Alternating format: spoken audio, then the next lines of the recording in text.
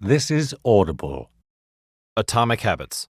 An easy and proven way to build good habits and break bad ones. Tiny changes, remarkable results. This is the author, James Clear. Atomic. 1. An extremely small amount of a thing, the single irreducible unit of a larger system. 2. The source of immense energy or power. Habit. 1. A routine or practice performed regularly, an automatic response to a specific situation. Introduction. My story. On the final day of my sophomore year of high school, I was hit in the face with a baseball bat. As my classmate took a full swing, the bat slipped out of his hands and came flying toward me before striking me directly between the eyes. I have no memory of the moment of impact. The bat smashed into my face with such force that it crushed my nose into a distorted U shape. The collision sent the soft tissue of my brain slamming into the inside of my skull. Immediately, a wave of swelling surged throughout my head. In a fraction of a second, I had a broken nose, multiple skull fractures, and 2 shattered eye sockets. When I opened my eyes, I saw people staring at me and running over to help. I looked down and noticed spots of red on my clothes. One of my classmates took the shirt off his back and handed it to me. I used it to plug the stream of blood rushing from my broken nose. Shocked and confused, I was unaware of how seriously I had been injured.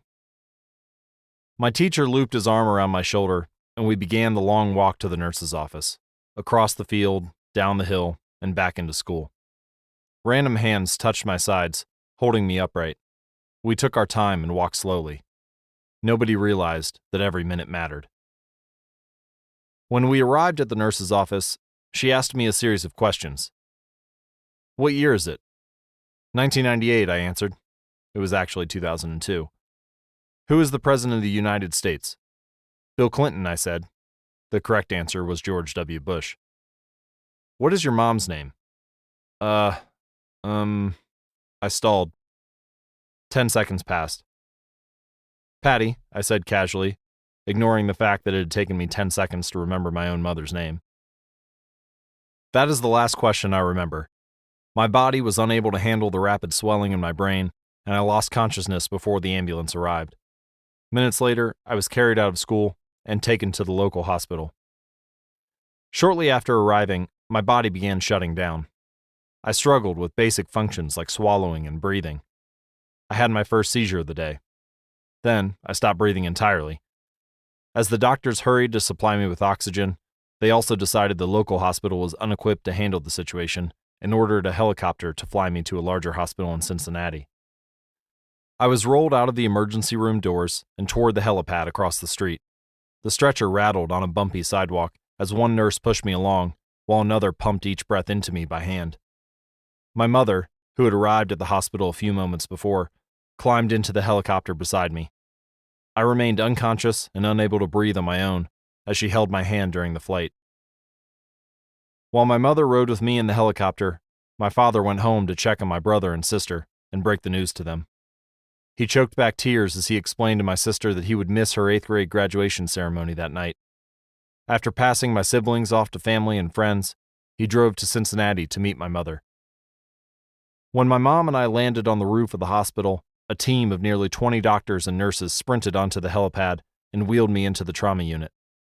By this time, the swelling in my brain had become so severe that I was having repeated post-traumatic seizures. My broken bones needed to be fixed, but I was in no condition to undergo surgery. After yet another seizure, my 3rd of the day, I was put into a medically induced coma and placed on a ventilator. My parents were no strangers to this hospital.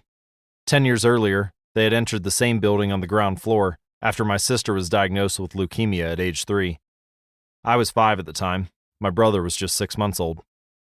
After 2.5 years of chemotherapy treatments, spinal taps, and bone marrow biopsies, my little sister finally walked out of the hospital, happy, healthy, and cancer-free.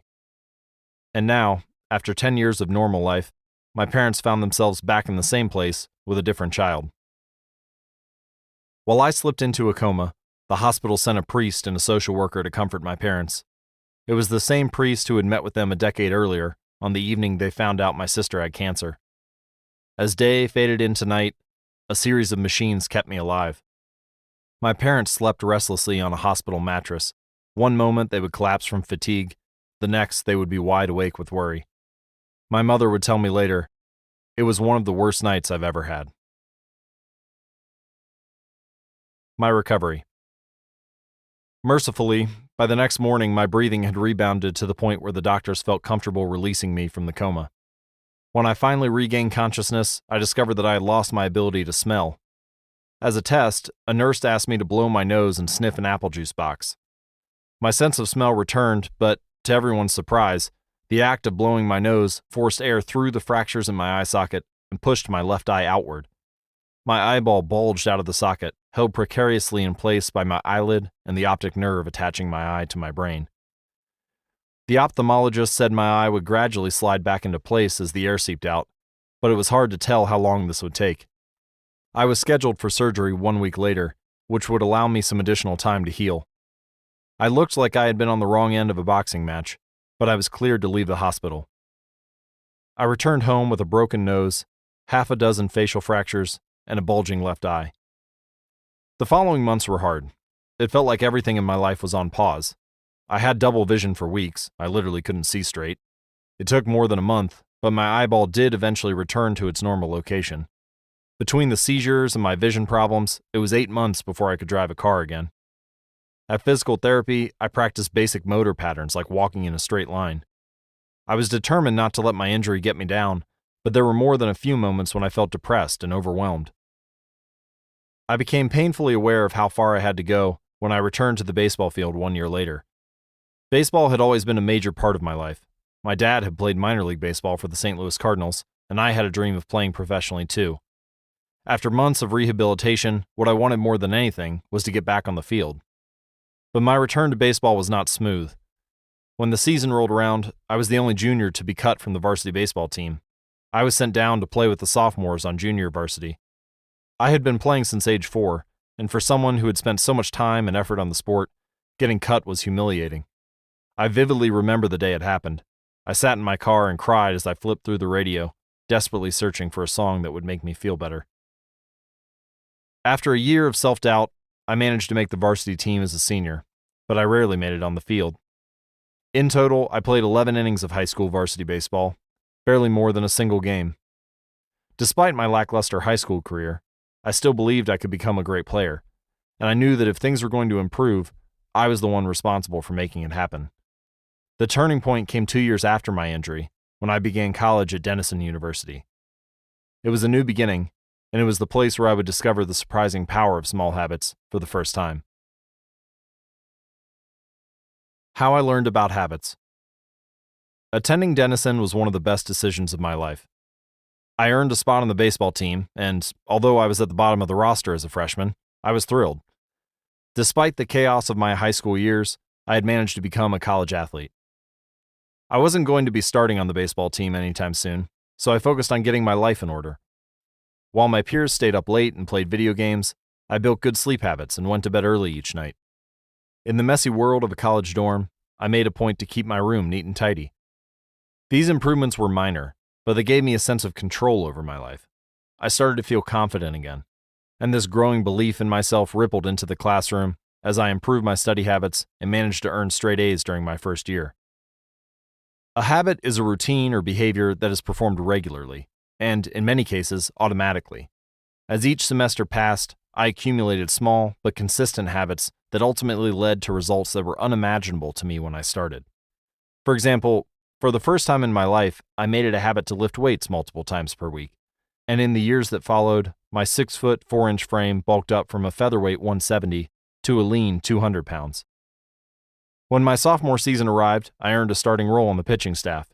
By my junior year, I was voted team captain, and at the end of the season, I was selected for the all-conference team. But it was not until my senior season that my sleep habits, study habits, and strength training habits really began to pay off. 6 years after I had been hit in the face with a baseball bat, flown to the hospital, and placed into a coma, I was selected as the top male athlete at Denison University and named to the ESPN Academic All-America team, an honor given to just 33 players across the country. By the time I graduated, I was listed in the school record books in 8 different categories. That same year, I was awarded the university's highest academic honor, the President's Medal. I hope you'll forgive me if this sounds boastful. To be honest, there was nothing legendary or historic about my athletic career. I never ended up playing professionally. However, looking back on those years, I believe I accomplished something just as rare. I fulfilled my potential. And I believe the concepts in this book can help you fulfill your potential as well. We all face challenges in life. This injury was one of mine, and the experience taught me a critical lesson. Changes that seem small and unimportant at first will compound into remarkable results if you're willing to stick with them for years. We all deal with setbacks, but in the long run, the quality of our lives often depends on the quality of our habits. With the same habits, you'll end up with the same results. But with better habits, anything is possible. Maybe there are people who can achieve incredible success overnight. I don't know any of them, and I'm certainly not one of them. There wasn't one defining moment in my journey from medically induced coma to academic All-American. There were many. It was a gradual evolution, a long series of small wins and tiny breakthroughs. The only way I made progress, the only choice I had, to be honest, was to start small. And I employed this same strategy a few years later when I started my own business and began working on this book. How and why I wrote this book. In November 2012, I began publishing articles at jamesclear.com. For years, I had been keeping notes about my personal experiments with habits, and I was finally ready to share some of them publicly. I began by publishing a new article every Monday and Thursday. Within a few months, this simple writing habit led to my first 1,000 email subscribers, and by the end of 2013, that number had grown to more than 30,000 people. In 2014, my email list expanded to over 100,000 subscribers, which made it one of the fastest-growing newsletters on the internet. I had felt like an imposter when I began writing 2 years earlier, but now I was becoming known as an expert on habits, a new label that excited me, but that also felt uncomfortable. I had never considered myself a master of the topic, but rather someone who was experimenting alongside my readers. In 2015, I reached 200,000 email subscribers and signed a book deal with Penguin Random House to begin writing the book you are listening to now. As my audience grew, so did my business opportunities. I was increasingly asked to speak at top companies about the science of habit formation, behavior change, and continuous improvement. I found myself delivering keynote speeches at conferences in the United States and Europe. In 2016, my articles began to appear regularly in major publications like Time, Entrepreneur, and Forbes. Incredibly, my writing was read by over 8 million people that year. Coaches in the NFL, NBA, and MLB began reading my work and sharing it with their teams. And at the start of 2017, I launched the Habits Academy, which became the premier training platform for organizations and individuals interested in building better habits in life and work. Fortune 500 companies and growing startups began to enroll their leaders and train their staff. In total, over 10,000 leaders, managers, coaches, and teachers have graduated from the Habits Academy, and my work with them has taught me an incredible amount about what it takes to make habits work in the real world. You can learn more by visiting habitsacademy.com. As I put the finishing touches on this book in 2018, jamesclear.com is receiving millions of visitors per month, and nearly 500,000 people subscribe to my weekly email newsletter, a number that is so far beyond my expectations when I began that I'm not even sure what to think of it. How this book will benefit you. The entrepreneur and investor Naval Ravikant has said, "To write a great book, you must first become the book." I originally learned about the ideas mentioned here because I had to live them. I had to rely on small habits to rebound from my injury, to get stronger in the gym, to perform at a high level in the field, to become a writer, to build a successful business, and simply to develop into a responsible adult. Small habits helped me fulfill my potential, and since you're listening to this book, I'm guessing you'd like to fulfill yours as well. In what follows, I will share a step-by-step plan for building better habits, not for days or weeks, but for a lifetime. While science supports everything I've written, this book is not meant to be an academic research paper. It's an operating manual. You'll find wisdom and practical advice front and center as I explain the science of how to create and change your habits in a way that is easy to understand and apply. The fields I draw on, biology, neuroscience, philosophy, psychology, and more, have been around for many years. What I offer you is a synthesis of the best ideas smart people figured out a long time ago, as well as the most compelling discoveries scientists have made recently. My contribution, I hope, is to find the ideas that matter most and connect them in a way that is highly actionable. Anything wise you hear, you should credit to the many experts who preceded me. Anything foolish, assume it is my error. The backbone of this book is my 4-step model of habits: cue, craving, response, and reward, and the 4 laws of behavior change that evolve out of these steps. Readers with a psychology background may recognize some of these terms from operant conditioning, which was first proposed as stimulus-response-reward by B.F. Skinner in the 1930s, and has been popularized more recently as cue, routine-reward, and the power of habit by Charles Duhigg. Behavioral scientists like Skinner realized that if you offered the right reward or punishment, you could get people to act in a certain way. But while Skinner's model did an excellent job of explaining how external stimuli influenced our habits, it lacked a good explanation for how our thoughts, feelings, and beliefs impact our behavior. Internal states, our moods and emotions, matter too. In recent decades, scientists have begun to determine the connection between our thoughts, feelings, and behavior. This research, too, will be covered here. In total, the framework I offer is an integrated model of the cognitive and behavioral sciences. I believe it is one of the first models of human behavior to accurately account for both the influence of external stimuli and internal emotions on our habits. While some of the language may be familiar, I'm confident that the details and the applications of the 4 laws of behavior change will offer a new way to think about your habits. Human behavior is always changing, situation to situation, moment to moment, second to second. But this book is about what doesn't change. It's about the fundamentals of human behavior, the lasting principles you can rely on year after year, the ideas you can build a business around, build a family around, build a life around. There is no one right way to create better habits, but this book describes the best way I know, an approach that will be effective regardless of where you start or what you're trying to change.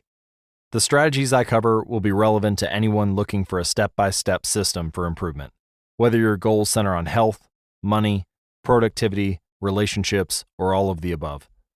As long as human behavior is involved, this book will be your guide. The Fundamentals: Why Tiny Changes Make a Big Difference. Chapter 1: The Surprising Power of Atomic Habits. The fate of British cycling changed one day in 2003. The organization, which was the governing body for professional cycling in Great Britain, had recently hired Dave Brailsford as its performance director. At the time, professional cyclists in Great Britain had endured nearly 100 years of mediocrity. Since 1908, British riders had won just a single gold medal at the Olympic Games, and they had fared even worse in cycling's biggest race, the Tour de France. In 110 years, no British cyclist had ever won the event.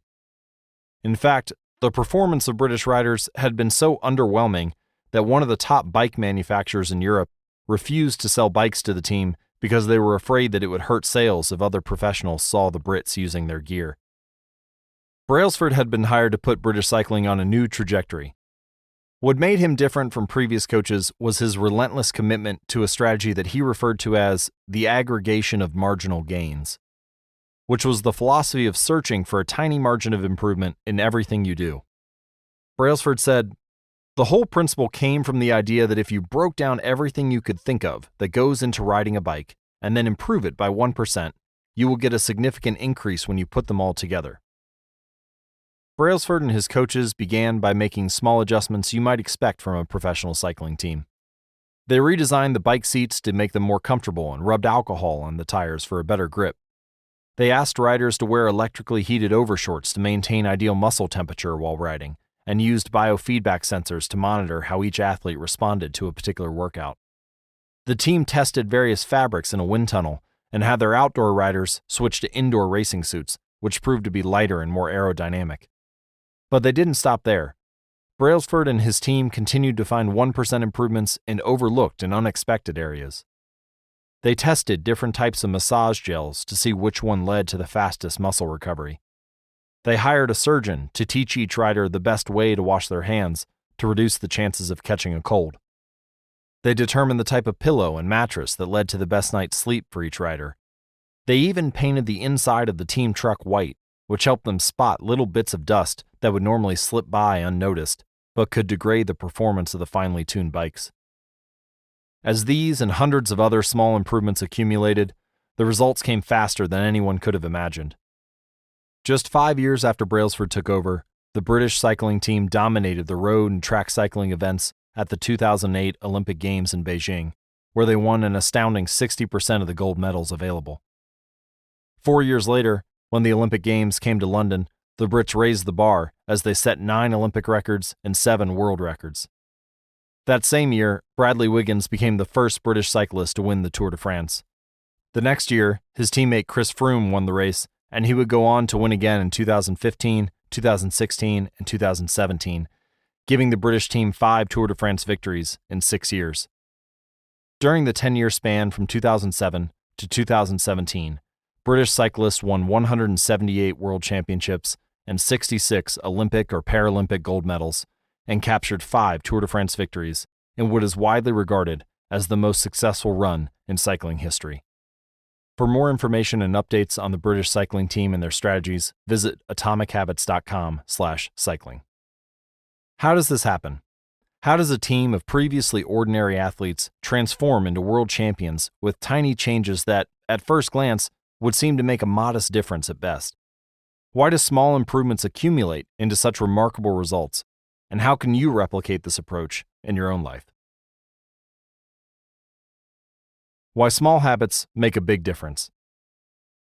It is so easy to overestimate the importance of one defining moment and underestimate the value of making small improvements on a daily basis. Too often, we convince ourselves that massive success requires massive action. Whether it is losing weight, building a business, writing a book, winning a championship, or achieving any other goal, we put pressure on ourselves to make some earth-shattering improvement that everyone will talk about. Meanwhile, improving by 1% isn't particularly notable, sometimes it isn't even noticeable, but it can be far more meaningful, especially in the long run. The difference a tiny improvement can make over time is astounding. Here's how the math works out. If you can get 1% better each day for 1 year, you'll end up 37 times better by the time you're done. Conversely, if you get 1% worse each day for 1 year, you'll decline nearly down to 0. What starts as a small win or a minor setback accumulates into something much more. You can see a graphical representation of this idea at atomichabits.com/media. This is also where you'll be able to access all of the pictures from this book. Again, that link is atomichabits.com/media. Habits are the compound interest of self-improvement. The same way that money multiplies through compound interest, the effects of your habits multiply as you repeat them. They seem to make little difference on any given day, and yet the impact they deliver over the months and years can be enormous. It is only when looking back, 2, 5, or perhaps 10 years later, that the value of good habits and the cost of bad ones becomes strikingly apparent. This can be a difficult concept to appreciate in daily life. We often dismiss small changes because they don't seem to matter very much in the moment. If you save a little money now, you're still not a millionaire. If you go to the gym 3 days in a row, you're still out of shape. If you study Mandarin for an hour tonight, you still haven't learned the language. We make a few changes, but the results never seem to come quickly, and so we slide back into our previous routines. Unfortunately, the slow pace of transformation also makes it easy to let a bad habit slide. If you eat an unhealthy meal today, the scale doesn't move much. If you work late and ignore your family, they will forgive you. If you procrastinate and put your project off until tomorrow, there will usually be time to finish it later. A single decision is easy to dismiss. But when we repeat 1% errors, day after day, by replicating poor decisions, duplicating tiny mistakes, and rationalizing little excuses, our small choices compound into toxic results. It's the accumulation of many missteps, a 1% decline here and there, that eventually leads to a problem. The impact created by a change in your habits is similar to the effect of shifting the route of an airplane by just a few degrees. Imagine you are flying from Los Angeles to New York City. If a pilot, leaving from LAX, adjusts the heading just 3.5 degrees south, you will land in Washington, D.C. instead of New York. Such a small change is barely noticeable at takeoff. The nose of the airplane moves just a few feet, But when magnified across the entire United States, you end up hundreds of miles apart. I geeked out and actually calculated this. Washington, D.C. is about 225 miles from New York City. Assuming you're flying on a 747 or an Airbus A380, changing the heading by 3.5 degrees as you leave Los Angeles likely causes the nose of the airplane to shift between 7.2 and 7.6 feet, or about 86 to 92 inches.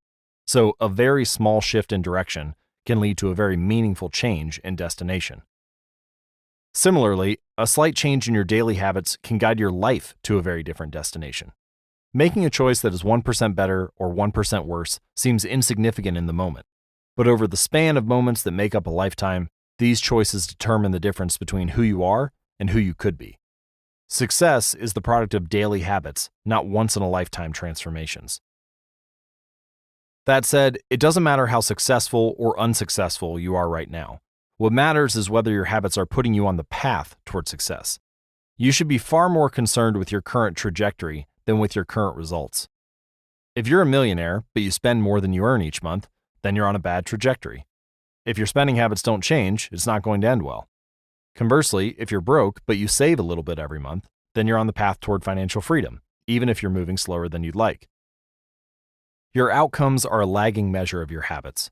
Your net worth is a lagging measure of your financial habits. Your weight is a lagging measure of your eating habits. Your knowledge is a lagging measure of your learning habits. Your clutter is a lagging measure of your cleaning habits. You get what you repeat. If you want to predict where you'll end up in life, all you have to do is follow the curve of tiny gains or tiny losses and see how your daily choices will compound 10 or 20 years down the line. Are you spending less than you earn each month? Are you making it into the gym each week? Are you reading books and learning something new each day? Tiny battles like these are the ones that will define your future self. Time magnifies the margin between success and failure. It will multiply whatever you feed it. Good habits make time your ally. Bad habits make time your enemy. Your habits can compound for you or against you. Here are some examples of positive compounding. Productivity compounds. Accomplishing one extra task is a small feat on any given day, but it counts for a lot over an entire career. The effect of automating an old task or mastering a new skill can be even greater. The more tasks you can handle without thinking, the more your brain is free to focus on other areas. Knowledge compounds. Learning one new idea won't make you a genius, but a commitment to lifelong learning can be transformative. Furthermore, each book you read not only teaches you something new, but also opens up different ways of thinking about old ideas. As Warren Buffett says, that's how knowledge works. It builds up like compound interest. Relationships compound. People reflect your behavior back to you. The more you help others, the more others want to help you. Being a little bit nicer in each interaction can result in a network of broad and strong connections over time. And here are some examples of negative compounding. Stress compounds. The frustration of a traffic jam, the weight of parenting responsibilities, the worry of making ends meet, the strain of slightly high blood pressure. By themselves, these common causes of stress are manageable, but when they persist for years, little stresses compound into serious health issues. Negative thoughts compound. The more you think of yourself as worthless or stupid or ugly, the more you condition yourself to interpret life that way. You get trapped in a thought loop. The same is true for how you think about others. Once you fall into the habit of seeing people as angry, unjust, or selfish, you see those kind of people everywhere. Outrage compounds. Riots, protests, and mass movements are rarely the result of a single event. Instead, a long series of microaggressions and daily aggravations slowly multiply until one event tips the scales and outrage spreads like wildfire. Habits are a double-edged sword. Bad habits can cut you down just as easily as good habits can build you up, which is why understanding the details is crucial. You need to know how habits work and how to design them to your liking so you can avoid the dangerous half of the blade. What progress is really like. Imagine that you have an ice cube sitting on the table in front of you. The room is cold and you can see your breath. It is currently 25 degrees. Ever so slowly, the room begins to heat up. 26 degrees, 27, 28. The ice cube is still sitting on the table in front of you. 29 degrees, 30, 31. Still, nothing has happened. Then, 32 degrees. The ice begins to melt. A 1 degree shift, seemingly no different from the temperature increases before it, has unlocked a huge change. Breakthrough moments are often the result of many previous actions, which build up the potential required to unleash a major change. This pattern shows up everywhere. Cancer spends 80% of its life undetectable and then takes over the body in months. Bamboo can barely be seen for the first 5 years as it builds extensive root systems underground before exploding 90 feet into the air within 6 weeks. Similarly, habits often appear to make no difference until you cross a critical threshold and unlock a new level of performance. In the early and middle stages of any quest, there is often a valley of disappointment. You expect to make progress in a linear fashion, and it's frustrating how ineffective changes can seem during the first days, weeks, and even months. It doesn't feel like you are going anywhere. It's a hallmark of any compounding process. The most powerful outcomes are delayed. This is one of the core reasons why it is so hard to build habits that last. People make a few small changes, fail to see a tangible result, and decide to stop. You think, I've been running every day for a month, so why can't I see any change in my body? Once this kind of thinking takes over, it's easy to let good habits fall by the wayside. But in order to make a meaningful difference, habits need to persist long enough to break through this plateau, what I call the plateau of latent potential. If you find yourself struggling to build a good habit or break a bad one, it is not because you have lost your ability to improve. It is often because you have not yet crossed the plateau of latent potential. Complaining about not achieving success despite working hard is like complaining about an ice cube not melting when you heated it from 25 to 31 degrees. Your work was not wasted, it is just being stored. All of the action happens at 32 degrees. When you finally break through the plateau of latent potential, people will call it an overnight success. The outside world only sees the most dramatic event, rather than all that preceded it. But you know that it's the work you did long ago, when it seemed that you weren't making any progress, that makes the jump today possible. It is the human equivalent of geological pressure. Two tectonic plates can grind against one another for millions of years, the tension slowly building all the while. Then, one day, they rub each other once again, in the same fashion as they have for ages. But this time, the tension is too great. An earthquake erupts. Change can take years before it happens all at once. For this reason, mastery requires patience. The San Antonio Spurs, one of the most successful teams in NBA history, have a quote from social reformer Jacob Riis hanging in their locker room. "When nothing seems to help, I go and look at the stonecutter, hammering away at his rock, perhaps 100 times without as much as a crack showing in it. Yet, at the 101st blow, it will split in two, and I know it was not the last blow that did it, but all that had gone before." All big things come from small beginnings. The seed of every habit is a single, tiny decision. But as that decision is repeated, a habit sprouts and grows stronger. Roots entrench themselves and branches grow. The task of breaking a bad habit is like uprooting a powerful oak within us. And the task of building a good habit is like cultivating a delicate flower, one day at a time. But what determines whether we stick with a habit long enough to survive the plateau of latent potential and break through to the other side? What is it that causes some people to slide into unwanted habits and enables others to enjoy the compounding effects of good ones? Forget about goals. Focus on systems instead. Prevailing wisdom claims that the best way to achieve what we want in life, getting into shape, building a successful business, relaxing more and worrying less, spending more time with friends and family, is to set specific, actionable goals. For many years, this was how I approached my habits too. Each one was a goal to be reached. I set goals for the grades I wanted to get in school, for the weights I wanted to lift in the gym, for the profits I wanted to earn in business. I succeeded at a few, but I failed at a lot of them. And eventually, I began to realize that my results had very little to do with the goals I set, and nearly everything to do with the systems I followed. What's the difference between systems and goals? It's a distinction I first learned from Scott Adams, the cartoonist behind the Dilbert comic. Goals are about the results you want to achieve. Systems are about the processes that lead to those results. If you're a coach, your goal might be to win a championship, but your system is the way you recruit players, manage your assistant coaches, and conduct practice. If you're an entrepreneur, your goal might be to build $1 million business. Your system is how you test product ideas, hire employees, and run marketing campaigns. If you're a musician, your goal might be to play a new piece. Your system is how often you practice, how you break down and tackle difficult measures, and your method for receiving feedback from your instructor. Now for the interesting question. If you completely ignored your goals and focused only on your system, would you still succeed? For example, if you were a basketball coach and you ignored your goal to win a championship and focused only on what your team does at practice each day, would you still get results? I think you would.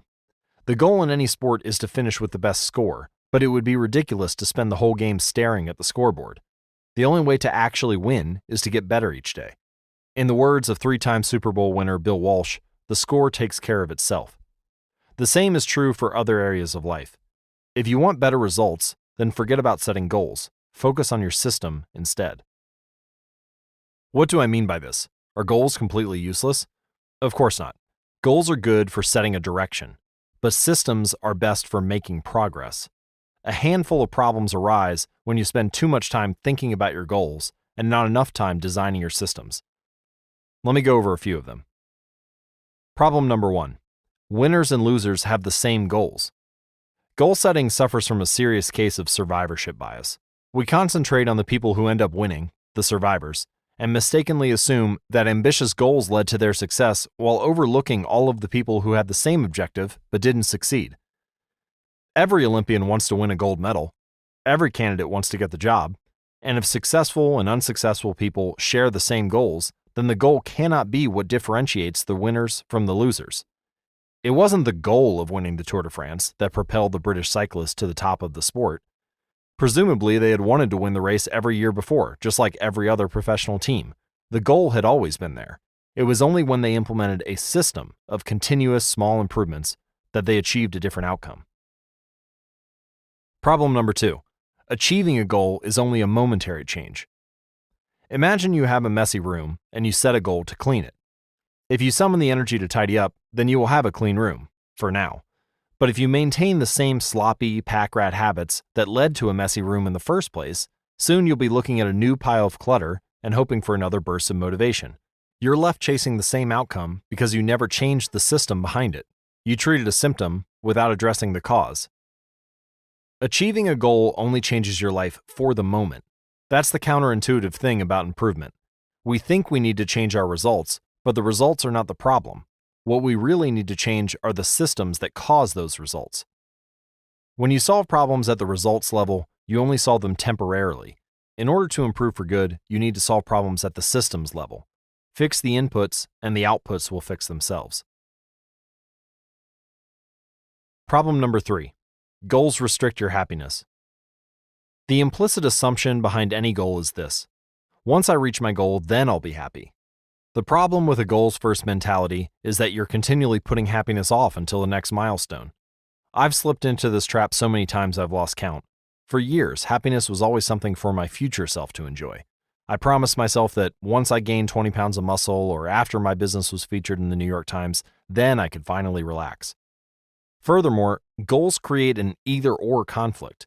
Either you achieve your goal and are successful, or you fail and you are a disappointment.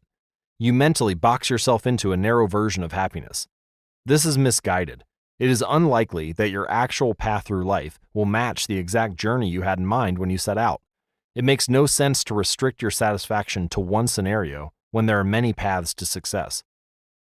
A systems-first mentality provides the antidote. When you fall in love with the process rather than the product, you don't have to wait to give yourself permission to be happy. You can be satisfied anytime your system is running. And a system can be successful in many different forms, not just the first one you envision. Problem number 4. Goals are at odds with long-term progress. Finally, a goal-oriented mindset can create a yo-yo effect. Many runners work hard for months, but as soon as they cross the finish line, they stop training. The race is no longer there to motivate them. When all of your hard work is focused on a particular goal, what is left to push you forward after you achieve it? This is why many people find themselves reverting to their old habits after accomplishing a goal. The purpose of setting goals is to win the game. The purpose of building systems is to continue playing the game. True long-term thinking is goalless thinking. It's not about any single accomplishment. It's about the cycle of endless refinement and continuous improvement. Ultimately, it is your commitment to the process that will determine your progress. A system of atomic habits. If you're having trouble changing your habits, the problem isn't you. The problem is your system. Bad habits repeat themselves again and again, not because you don't want to change, but because you have the wrong system for change. You do not rise to the level of your goals. You fall to the level of your systems.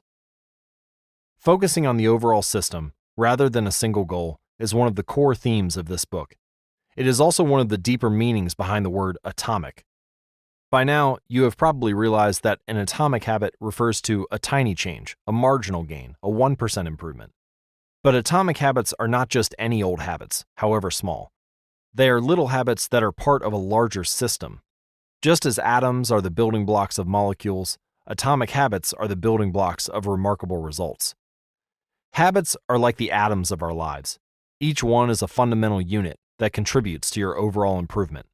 At first, these tiny routines seem insignificant, but soon they build on each other and fuel bigger wins that multiply to a degree that far outweighs the cost of their initial investment. They are both small and mighty. This is the meaning of the phrase atomic habits, a regular practice or routine that is not only small and easy to do, but also the source of incredible power, a component of the system of compound growth. Chapter Summary. Habits are the compound interest of self-improvement.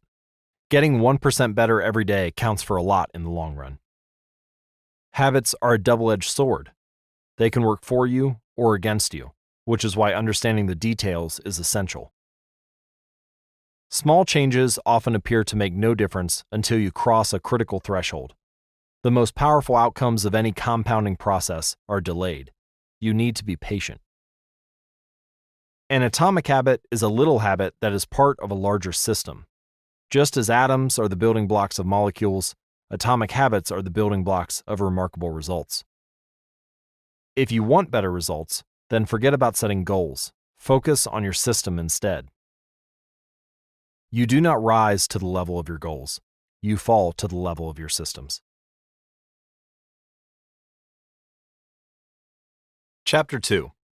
How your habits shape your identity, and vice versa. Why is it so easy to repeat bad habits and so hard to form good ones? Few things can have a more powerful impact on your life than improving your daily habits.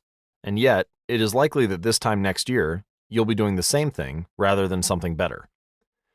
It often feels difficult to keep good habits going for more than a few days, even with sincere effort and the occasional burst of motivation. Habits like exercise, meditation, journaling, and cooking are reasonable for a day or two and then become a hassle. However, once your habits are established, they seem to stick around forever, especially the unwanted ones. Despite our best intentions, unhealthy habits like eating junk food, watching too much television, procrastinating, and smoking can feel impossible to break. Changing our habits is challenging for two reasons. 1, we try to change the wrong thing, and 2, we try to change our habits in the wrong way. In this chapter, I'll address the first point. In the chapters that follow, I'll answer the second. Our first mistake is that we try to change the wrong thing. To understand what I mean, consider that there are 3 levels at which change can occur. You can imagine them like the layers of an onion. An image and graphical representation of these layers is available at atomichabits.com/media. The first layer is changing your outcomes. This level is concerned with changing your results, losing weight, publishing a book, winning a championship. Most of the goals you set are associated with this level. The second layer is changing your process. This level is concerned with changing your habits and systems, implementing a new routine at the gym, decluttering your desk for better workflow, developing a meditation practice. Most of the habits you build are associated with this level. The third and deepest layer is changing your identity. This level is concerned with changing your beliefs, your worldview, your self-image, your judgments about yourself and others. Most of the beliefs, assumptions, and biases that you hold are associated with this level. Outcomes are about what you get, processes are about what you do, identity is about what you believe. When it comes to building habits that last, when it comes to building a system of 1% improvements, The problem is not that one level is better or worse than another. All levels of change are useful in their own way. The problem is the direction of change. Many people begin the process of changing their habits by focusing on what they want to achieve. This leads to outcome-based habits. The alternative is to build identity-based habits. With this approach, we start by focusing on who we wish to become. Again, an example of the difference between these two is available at atomichabits.com/media. Imagine two people resisting a cigarette. When offered a smoke, the first person says, "No thanks, I'm trying to quit." It sounds like a reasonable response, but this person still believes they are a smoker who is trying to be something else. They are hoping their behavior will change while carrying around the same beliefs. The second person declines by saying, "No thanks, I'm not a smoker." It's a small difference, but this statement signals a shift in identity. Smoking was part of their former life, not their current one. They no longer identify as someone who smokes. Most people don't even consider identity change when they set out to improve. They just think, I want to be skinny, outcome, and if I stick to this diet, then I'll be skinny, process. They set goals and determine the actions they should take to achieve those goals without considering the beliefs that drive their actions. They never shift the way they look at themselves, and they don't realize that their old identity can sabotage their new plans for change. Behind every system of actions are a system of beliefs. The system of democracy, for example, is founded on beliefs like freedom, majority rule, and social equality. The system of a dictatorship has a very different set of beliefs, like absolute authority and strict obedience. You can imagine many ways to try to get more people to vote in a democracy, but such behavior change would never get off the ground in a dictatorship. That's not the identity of the system. Voting is a behavior that is impossible under a certain set of beliefs. A similar pattern exists whether we are discussing individuals, organizations, or societies. There are a set of beliefs and assumptions that shape the system, an identity behind the habits. Behavior that is incongruent with the self will not last. You may want more money, but if your identity is someone who consumes rather than creates, then you'll continue to be pulled toward spending rather than earning. You may want better health, but if you continue to prioritize comfort over accomplishment, you'll be drawn to relaxing rather than training. It's hard to change your habits if you never change the underlying beliefs that led to your past behavior. You have a new goal and a new plan, but you haven't changed who you are. The story of Brian Clark, an entrepreneur from Boulder, Colorado, provides a good example. For as long as I can remember, I've chewed my fingernails, Clark told me. It started as a nervous habit when I was young, and then morphed into an undesirable grooming ritual. One day, I resolved to stop chewing my nails until they grew out a bit. Through mindful willpower alone, I managed to do it. Then, Clark did something surprising. I asked my wife to schedule my first ever manicure, he said. My thought was that if I started paying to maintain my nails, I wouldn't chew them. And it worked, but not for the monetary reason. What happened was the manicure made my fingers look really nice for the first time. The manicurist even said that, other than the chewing, I had really healthy, attractive nails. Suddenly, I was proud of my fingernails. And even though that's something I had never aspired to, it made all the difference. I've never chewed my nails since, not even a single close call, and it's because I now take pride in properly caring for them. The ultimate form of intrinsic motivation is when a habit becomes part of your identity.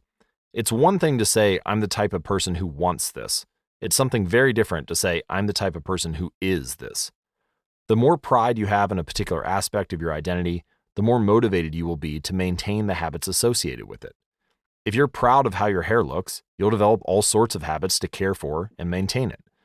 If you're proud of the size of your biceps, you'll make sure you never skip an upper body workout.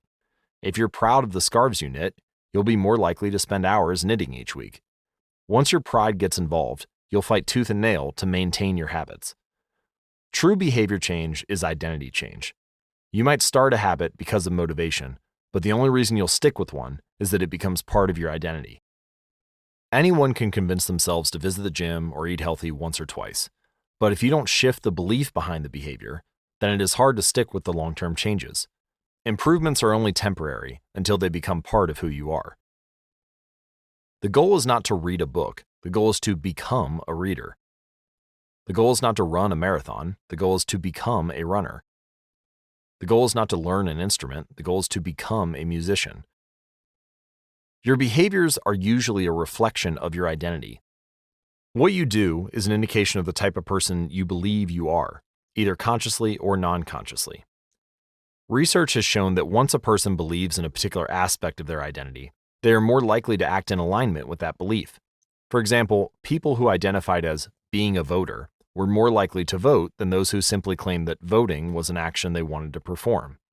Similarly, the person who incorporates exercise into their identity doesn't have to convince themselves to train. Doing the right thing is easy. After all, when your behavior and your identity are fully aligned, you are no longer pursuing behavior change. You are simply acting like the type of person you already believe yourself to be. Like all aspects of habit formation, this, too, is a double-edged sword. When working for you, identity change can be a powerful force for self-improvement. When working against you, though, identity change can be a curse. Once you have adopted an identity, it can be easy to let your allegiance to it impact your ability to change. Many people walk through life in a cognitive slumber, blindly following the norms attached to their identity. This includes beliefs like, I'm terrible with directions. I'm not a morning person. I'm bad at remembering people's names. I'm always late. I'm not good with technology. I'm horrible at math. And 1,000 other variations. When you have repeated a story to yourself for years, it is easy to slide into these mental grooves and accept them as a fact. In time, you begin to resist certain actions because that's not who I am.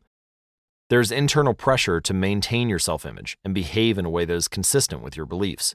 You find whatever way you can to avoid contradicting yourself. The more deeply a thought or action is tied to your identity, the more difficult it is to change. It can feel comfortable to believe what your culture believes, group identity, or to do what upholds your self-image, personal identity, even if it's wrong. The biggest barrier to positive change at any level, individual, team, society, is identity conflict. Good habits can make rational sense, but if they conflict with your identity, you will fail to put them into action. On any given day, you may struggle with your habits because you're too busy or too tired or too overwhelmed or hundreds of other reasons. Over the long run, however, the real reason you fail to stick with habits is that your self-image gets in the way. This is why you can't get too attached to one version of your identity. Progress requires unlearning. Becoming the best version of yourself requires you to continuously edit your beliefs and to upgrade and expand your identity. This brings us to an important question. If your beliefs and worldview play such an important role in your behavior, where do they come from in the first place? How, exactly, is your identity formed? And how can you emphasize new aspects of your identity that serve you and gradually erase the pieces that hinder you? The two-step process to changing your identity. Your identity emerges out of your habits. You are not born with preset beliefs. Every belief, including those about yourself, is learned and conditioned through experience.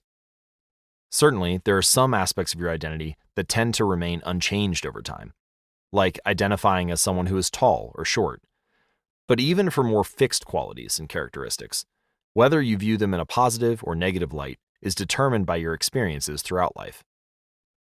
To put it more precisely, your habits are how you embody your identity. When you make your bed each day, you embody the identity of an organized person. When you write each day, you embody the identity of a creative person. When you train each day, you embody the identity of an athletic person. The more you repeat a behavior, the more you reinforce the identity associated with that behavior.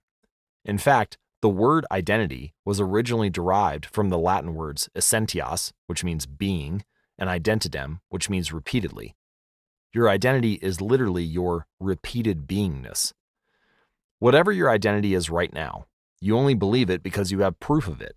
If you go to church every Sunday for 20 years, you have evidence that you are religious. If you study biology for 1 hour every night, you have evidence that you are studious. If you go to the gym, even when it's snowing, you have evidence that you are committed to fitness. The more evidence you have for a belief, the more strongly you will believe in it. For most of my early life, I didn't consider myself a writer. If you were to ask any of my high school teachers or college professors, they would tell you I was an average writer at best, certainly not a standout. When I began my writing career, I published a new article every Monday and Thursday for the first few years. As the evidence grew, so did my identity as a writer. I didn't start out as a writer, I became one through my habits. Of course, Your habits are not the only actions that influence your identity, but by virtue of their frequency, they are usually the most important ones. Each experience in life modifies your self-image, but it's unlikely you would consider yourself a soccer player because you kicked a ball once, or an artist because you scribbled a picture. As you repeat these actions, however, the evidence accumulates and your self-image begins to change. The effect of one-off experiences tends to fade away, while the effect of habits gets reinforced with time, which means your habits contribute most of the evidence that shapes your identity. In this way, the process of building habits is actually the process of becoming yourself. This is a gradual evolution. We do not change by snapping our fingers and deciding to become someone entirely new. We change bit by bit, day by day, habit by habit. We are continually undergoing micro-evolutions of the self. Each habit is like a suggestion. Hey, maybe this is who I am. If you finish a book, then perhaps you are the type of person who likes reading. If you go to the gym, then perhaps you are the type of person who likes exercise. If you practice playing the guitar, perhaps you are the type of person who likes music. Every action you take is a vote for the type of person you wish to become. No single instance will transform your beliefs, but as the votes build up, so does the evidence of your new identity. This is one reason why meaningful change does not require radical change. Small habits can make a meaningful difference by providing evidence of a new identity. And if a change is meaningful, it actually is big. That's the paradox of making small improvements. Putting this all together, you can see that habits are the path to changing your identity. The most practical way to change who you are is to change what you do. Each time you write a page, you are a writer. Each time you practice the violin, you are a musician. Each time you start a workout, you are an athlete. Each time you encourage your employees, you are a leader. Each habit not only gets results, but also teaches you something far more important: to trust yourself. You start to believe you can actually accomplish these things. When the votes mount up and the evidence begins to change, the story you tell yourself begins to change as well. Of course, it works the opposite way too. Every time you choose to perform a bad habit, it's a vote for that identity. The good news is, you don't need to be perfect. In any election, there are going to be votes for both sides. You don't need a unanimous vote to win the election. You just need a majority. It doesn't matter if you cast a few votes for a bad behavior or an unproductive habit. Your goal is simply to win the majority of the time. New identities require new evidence. If you keep casting the same votes you've always cast, you're going to keep getting the same results you've always had. If nothing changes, nothing is going to change. It is a simple two-step process. 1. Decide the type of person you want to be. 2. Prove it to yourself with small wins. First, decide who you want to be. This holds at any level: as an individual, as a team, as a community, as a nation. What do you want to stand for? What are your principles and values? Who do you wish to become? These are big questions, and many people aren't sure where to begin. But they do know what kind of results they want: to get six-pack abs, or to feel less anxious, or to double their salary. That's fine. Start there and work backward from the results you want to the type of person who could get those results. Ask yourself, who is the type of person that could get the outcome I want? Who is the type of person that could lose 40 pounds? Who is the type of person that could learn a new language? Who is the type of person that could run a successful startup? For example, who is the type of person who could write a book? Well, it's probably someone who is consistent and reliable. So now your focus shifts from writing a book, outcome-based, to being the type of person who is consistent and reliable, identity-based. This process can lead to beliefs like, I'm the kind of teacher who stands up for her students. I'm the kind of doctor who gives each patient the time and empathy they need. I'm the kind of manager who advocates for her employees. Once you have a handle on the type of person you want to be, you can begin taking small steps to reinforce your desired identity. I have a friend who lost over 100 pounds by asking herself, what would a healthy person do? All day long, she would use this question as a guide. Would a healthy person walk or take a cab? Would a healthy person order a burrito or a salad? She figured if she acted like a healthy person long enough, eventually she would become that person. She was right. The concept of identity-based habits is our first introduction to another key theme in this book: feedback loops. Your habits shape your identity, and then your identity shapes your habits. It's a two-way street. The formation of all habits is a feedback loop, a concept we will explore in depth in the next chapter. But it is important to let your values, principles, and identity drive the loop, rather than your results. The focus should always be on becoming that type of person, not getting a particular outcome. The real reason habits matter. Identity change is the North Star of habit change. The remainder of this book will provide you with step-by-step instructions on how to build better habits in yourself, your family, your team, your company, and anywhere else you wish. But the true question is, are you becoming the type of person you want to become? The first step is not what or how, but who. You need to know who you want to be. Otherwise, your quest for change is like a boat without a rudder. And that's why we're starting here. You have the power to change your beliefs about yourself. Your identity is not set in stone. You have a choice in every moment. You can choose the identity you want to reinforce today with the habits you choose today. And this brings us to the deeper purpose of this book and the real reason habits matter. Building better habits isn't about littering your day with life hacks. It's not about flossing one tooth each night or taking a cold shower each morning or wearing the same outfit each day. It's not about achieving external measures of success like earning more money, losing weight, or reducing stress. Certainly, habits can help you achieve all of these things. But fundamentally, they're not about having something. They're about becoming someone. Ultimately, your habits matter because they help you become the type of person you wish to be. They are the channel through which you develop your deepest beliefs about yourself. Quite literally, you become your habits. Chapter summary. There are 3 levels of change: outcome change, process change, and identity change. The most effective way to change your habits is to focus not on what you want to achieve, but on who you wish to become. Your identity emerges out of your habits. Every action is a vote for the type of person you wish to become. Becoming the best version of yourself requires you to continuously edit your beliefs and to upgrade and expand your identity. The real reason habits matter is not because they can get you better results, although they can do that, but because they can change your beliefs about yourself. Chapter 3. How to Build Better Habits in 4 Simple Steps. In 1898, a psychologist named Edward Thorndike conducted an experiment that would lay the foundation for our understanding of how habits form and the rules that guide our behavior.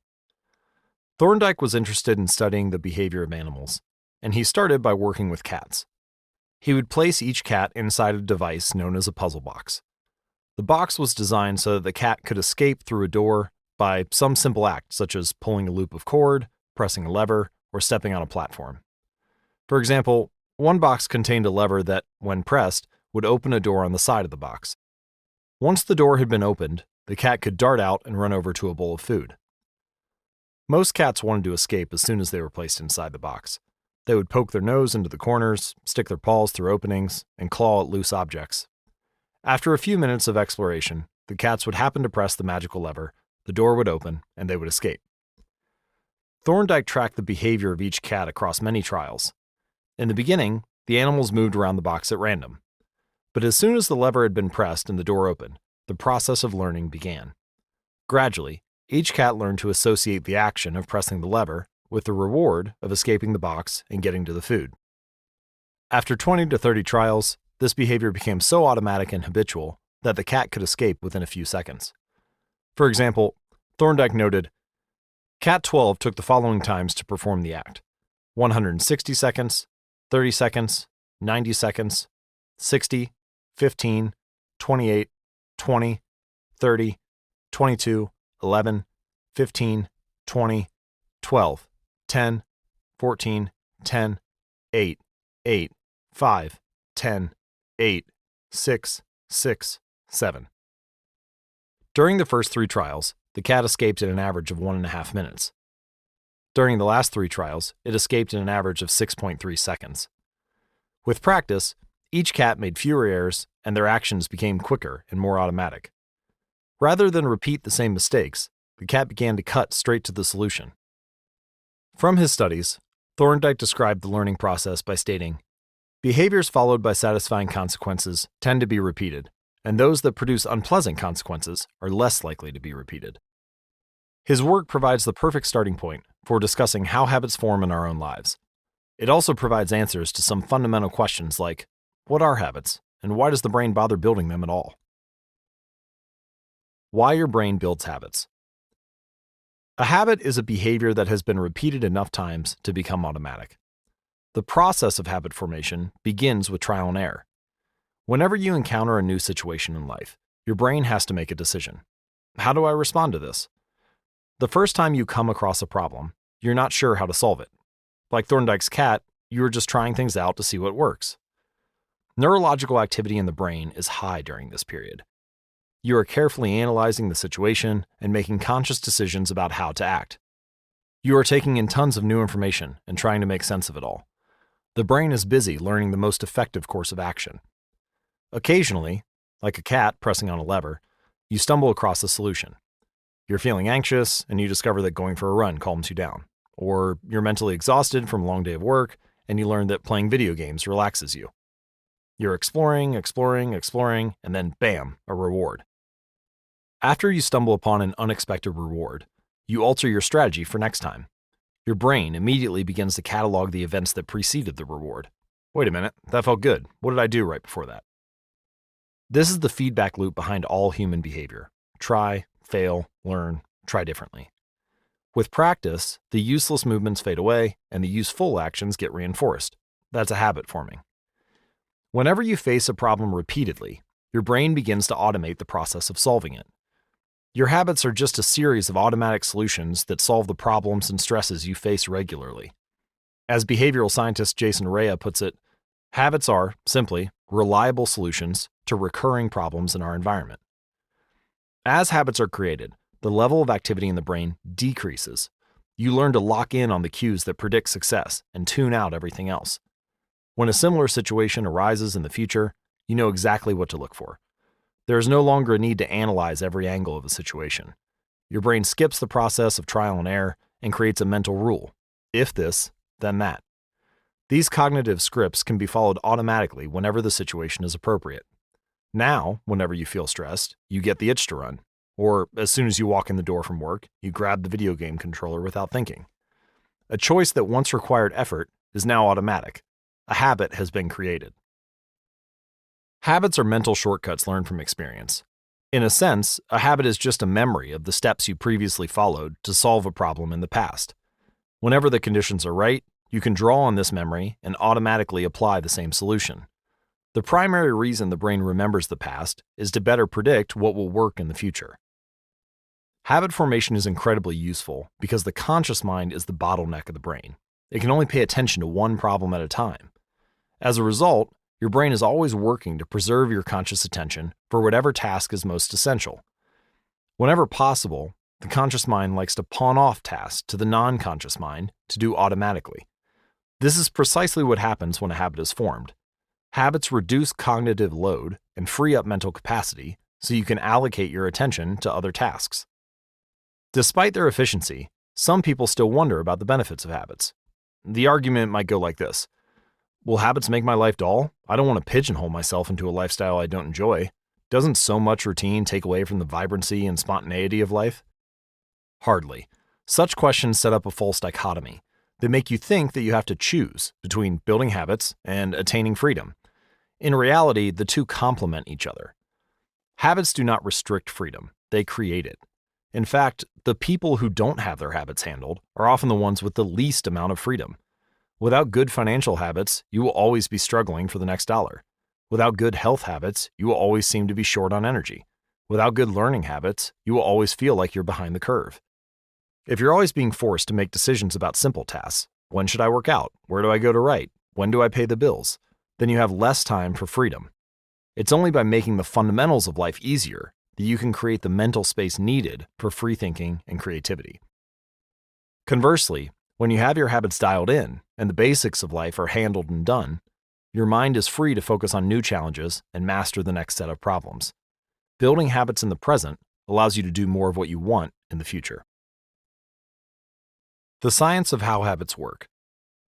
The process of building a habit can be divided into 4 simple steps: cue, craving, response, and reward. Readers of The Power of Habit by Charles Duhigg will recognize these terms. Duhigg wrote a great book, and my intention is to pick up where he left off by integrating these stages into 4 simple laws you can apply to build better habits in life and work. Breaking the process down into these fundamental parts can help us understand what a habit is, how it works, and how to improve it. This 4-step pattern is the backbone of every habit, and your brain runs through these steps in the same order each time. First, there's the cue. The cue triggers your brain to initiate a behavior. It is a bit of information that predicts a reward, something that catches your attention. Our prehistoric ancestors were paying attention to cues that signaled the location of primary rewards like food, water, and sex. Today, we spend most of our time learning cues that predict secondary rewards like money and fame, power and status, praise and approval, love and friendship, or a sense of personal satisfaction. Of course, these pursuits also indirectly improve our odds of survival and reproduction, which is the deeper motive behind everything we do. Your mind is continuously analyzing your internal and external environment for hints of where rewards are located. Because the cue is the first indication that we are close to a reward, it naturally leads to a craving.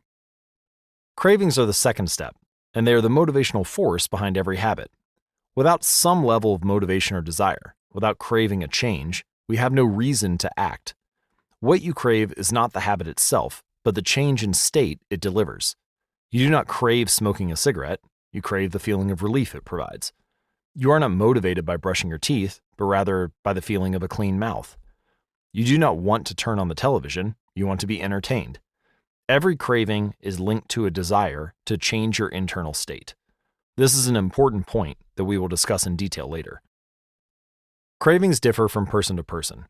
In theory, any piece of information could trigger a craving, but in practice, people are not motivated by the same cues. For a gambler, the sound of slot machines can be a potent trigger that sparks an intense wave of desire. For someone who rarely gambles, the jingles and chimes of the casino are just background noise. Cues are meaningless until they are interpreted. The thoughts, feelings, and emotions of the observer are what transform a cue into a craving. The third step is the response. The response is the actual habit you perform, which can take the form of a thought or an action. Whether a response occurs depends on how motivated you are and how much friction is associated with the behavior. If a particular action requires more physical or mental effort than you are willing to expend, then you won't do it. Your response also depends on your ability. It sounds simple, but a habit can only occur if you are capable of doing it. If you want to dunk a basketball, but can't jump high enough to reach the hoop, well, you're out of luck. Finally, the response delivers a reward. Rewards are the end goal of every habit. The cue is about noticing the reward, the craving is about wanting the reward, the response is about obtaining the reward. We chase rewards because they serve 2 purposes. 1, they satisfy us, and 2, they teach us. The first purpose of rewards is to satisfy your craving. Yes, rewards provide benefits on their own. Food and water deliver energy you need to survive. Getting a promotion brings more money and respect. Getting in shape improves your health and your dating prospects. But the more immediate benefit is that rewards satisfy your craving to eat or to gain status or to win approval. At least for a moment, rewards deliver contentment and relief from craving. Second, rewards teach us which actions are worth remembering in the future. Your brain is a reward detector. As you go about your life, your sensory nervous system is continuously monitoring which actions satisfy your desires and deliver pleasure. Feelings of pleasure and disappointment are part of the feedback mechanism that helps your brain distinguish useful actions from useless ones. Rewards close the feedback loop and complete the habit cycle. If a behavior is insufficient in any of these 4 stages, it will not become a habit. Eliminate the cue, and your habit will never start. Reduce the craving, and you won't experience enough motivation to act. Make the behavior difficult, and you won't be able to do it. And if the reward fails to satisfy your desire, then you'll have no reason to do it again in the future. Without the first 3 steps, a behavior will not occur. Without all 4, a behavior will not be repeated. We can refer to this cycle as the habit loop, and you can see a graphic image of it as well as a caption describing it in detail at atomichabits.com/media. In summary, the cue triggers a craving, which motivates a response, which provides a reward, which satisfies that craving, and ultimately becomes associated with the cue. Together, these 4 steps form a neurological feedback loop: cue, craving, response, reward. Cue, craving, response, reward. That ultimately allows you to create automatic habits. This cycle is known as the habit loop. This 4-step process is not something that happens occasionally, but rather is an endless feedback loop that is running and active during every moment you are alive, even now. The brain is continually scanning the environment, predicting what will happen next, trying out different responses, and learning from the results. The entire process is completed in a split second, and we use it again and again without realizing everything that has been packed into the previous moment. We can split these 4 steps into 2 phases: the problem phase and the solution phase. The problem phase includes the cue and the craving, and it is when you realize that something needs to change. The solution phase includes the response and the reward, and it is when you take action and achieve the change you desire. All behavior is driven by the desire to solve a problem. Sometimes the problem is that you notice something good and you want to obtain it. Sometimes the problem is that you are experiencing pain and you want to relieve it. Either way, the purpose of every habit is to solve the problems you face. Imagine walking into a dark room and flipping on the light switch. You have performed this simple habit so many times that it occurs without thinking. You proceed through all 4 stages in the fraction of a second. The urge to act strikes you without thinking. Here are some examples. Cue. Your phone buzzes with a new text message. Craving. You want to learn the contents of the message. Response. You grab your phone and read the text. Reward. You satisfy your craving to read the message, and grabbing your phone becomes associated with your phone buzzing. Cue. You are answering emails. Craving. You begin to feel stressed and overwhelmed by work. You want to feel in control. Response. You bite your nails. Reward. You satisfy your craving to reduce stress. Biting your nails becomes associated with answering email. Cue. You wake up. Craving. You want to feel alert. Response. You drink a cup of coffee. Reward. You satisfy your craving to feel alert. Drinking coffee becomes associated with waking up. And finally, cue. You smell a donut shop as you walk down the street near your office. Craving. You begin to crave a donut. Response. You buy a donut and eat it. Reward. You satisfy your craving to eat a donut. Buying a donut becomes associated with walking down the street near your office. By the time we become adults, we rarely notice the habits that are running our lives. Most of us never give a second thought to the fact that we tie the same shoe first each morning, or unplug the toaster after each use, or always change into comfortable clothes after getting home from work. After decades of mental programming, we automatically slip into these patterns of thinking and acting. The 4 laws of behavior change. In the following chapters, we will see time and again how the 4 stages of cue, craving, response, and reward influence nearly everything we do each day. But before we do that, we need to transform these 4 steps into a practical framework that we can use to design good habits and eliminate bad ones. I refer to this framework as the 4 laws of behavior change, and it provides a simple set of rules for creating good habits and breaking bad ones. You can think of each law as a lever that influences human behavior. When the levers are in the right positions, creating good habits is effortless. When they are in the wrong positions, it is nearly impossible. Here's how you can use the 4 laws to create a good habit. Cue, the first law, make it obvious. Craving, the second law, make it attractive. Response, the third law, make it easy. Reward, the fourth law, make it satisfying. And we can invert these laws to learn how to break a bad habit. Cue, inversion of the first law, make it invisible. Craving, inversion of the second law, make it unattractive. Response, inversion of the third law, make it difficult. Reward, inversion of the fourth law, make it unsatisfying. It would be irresponsible for me to claim that these 4 laws are an exhaustive framework for changing any human behavior, but I think they're close. As you will see, the 4 laws of behavior change apply to nearly every field, from sports to politics, art to medicine, comedy to management. These laws can be used no matter what challenge you are facing. There is no need for completely different strategies for each habit. Whenever you want to change your behavior, you can simply ask yourself, 1. How can I make it obvious? 2. How can I make it attractive? 3. How can I make it easy? 4. How can I make it satisfying? If you have ever wondered, Why don't I do what I say I'm going to do? Why don't I lose the weight or stop smoking or save for retirement or start that side business? Why do I say something is important to me, but never seem to make time for it?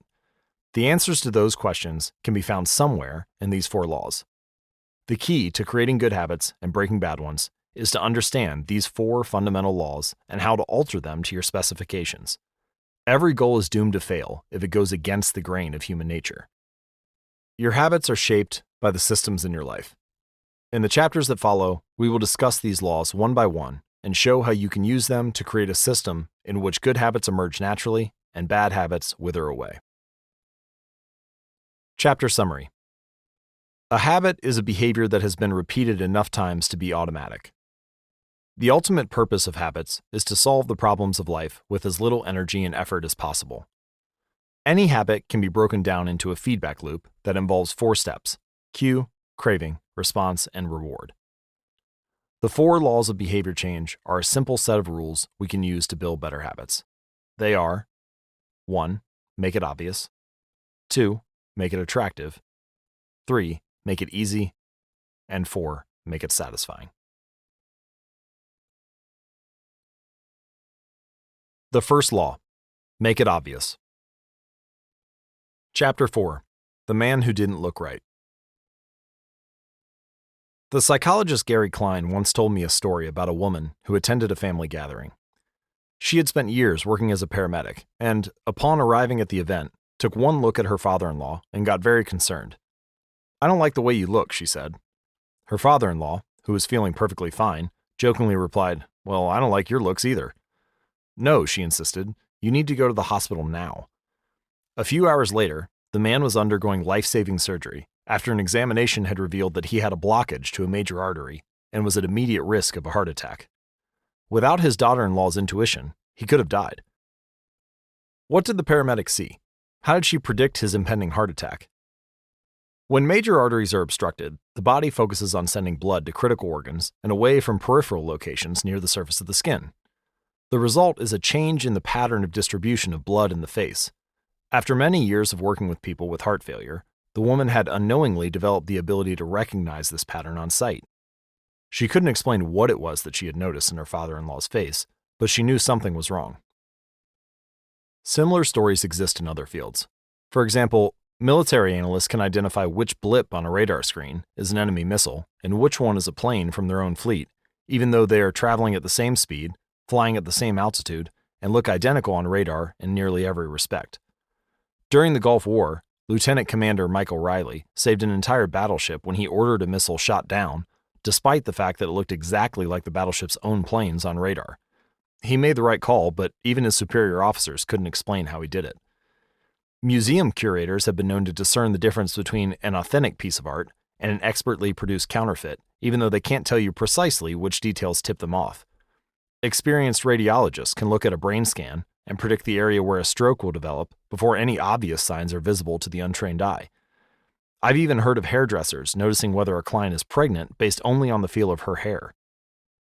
The human brain is a prediction machine. It is continuously taking in your surroundings and analyzing the information it comes across.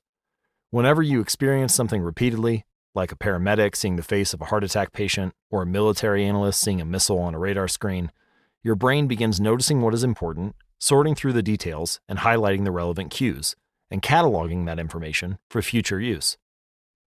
With enough practice, you can pick up on the cues that predict certain outcomes without consciously thinking about it. Automatically, your brain encodes the lessons learned through experience.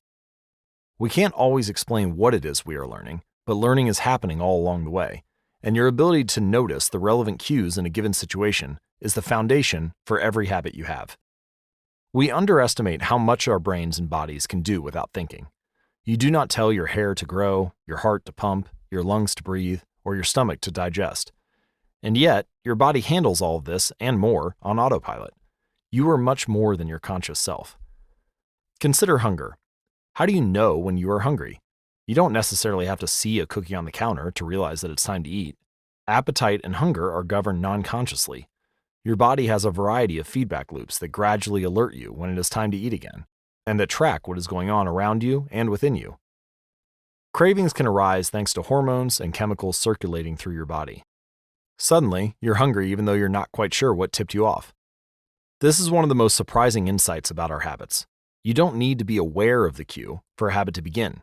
You can notice an opportunity and take action without dedicating conscious attention to it. This is what makes a habit useful, but it's also what makes them dangerous. As habits form, your actions come under the direction of your automatic and non-conscious mind. You fall into old patterns before you realize what's happening. Unless someone points it out, you may not notice that you cover your mouth with your hand whenever you laugh, or that you apologize before asking a question, or that you have a habit of finishing other people's sentences. And the more you repeat these patterns, the less likely you become to question what you're doing and why you're doing it. I once heard of a retail clerk who was instructed to cut up empty gift cards after customers had used up the balance on the card. One day, the clerk cashed out a few customers in a row who purchased with gift cards. When the next person walked up, the clerk swiped the customer's actual credit card, picked up the scissors, and then cut it in half, entirely on autopilot, before looking up at the stunned customer and realizing what had just happened. Another woman I came across in my research was a former preschool teacher who had switched to a corporate job.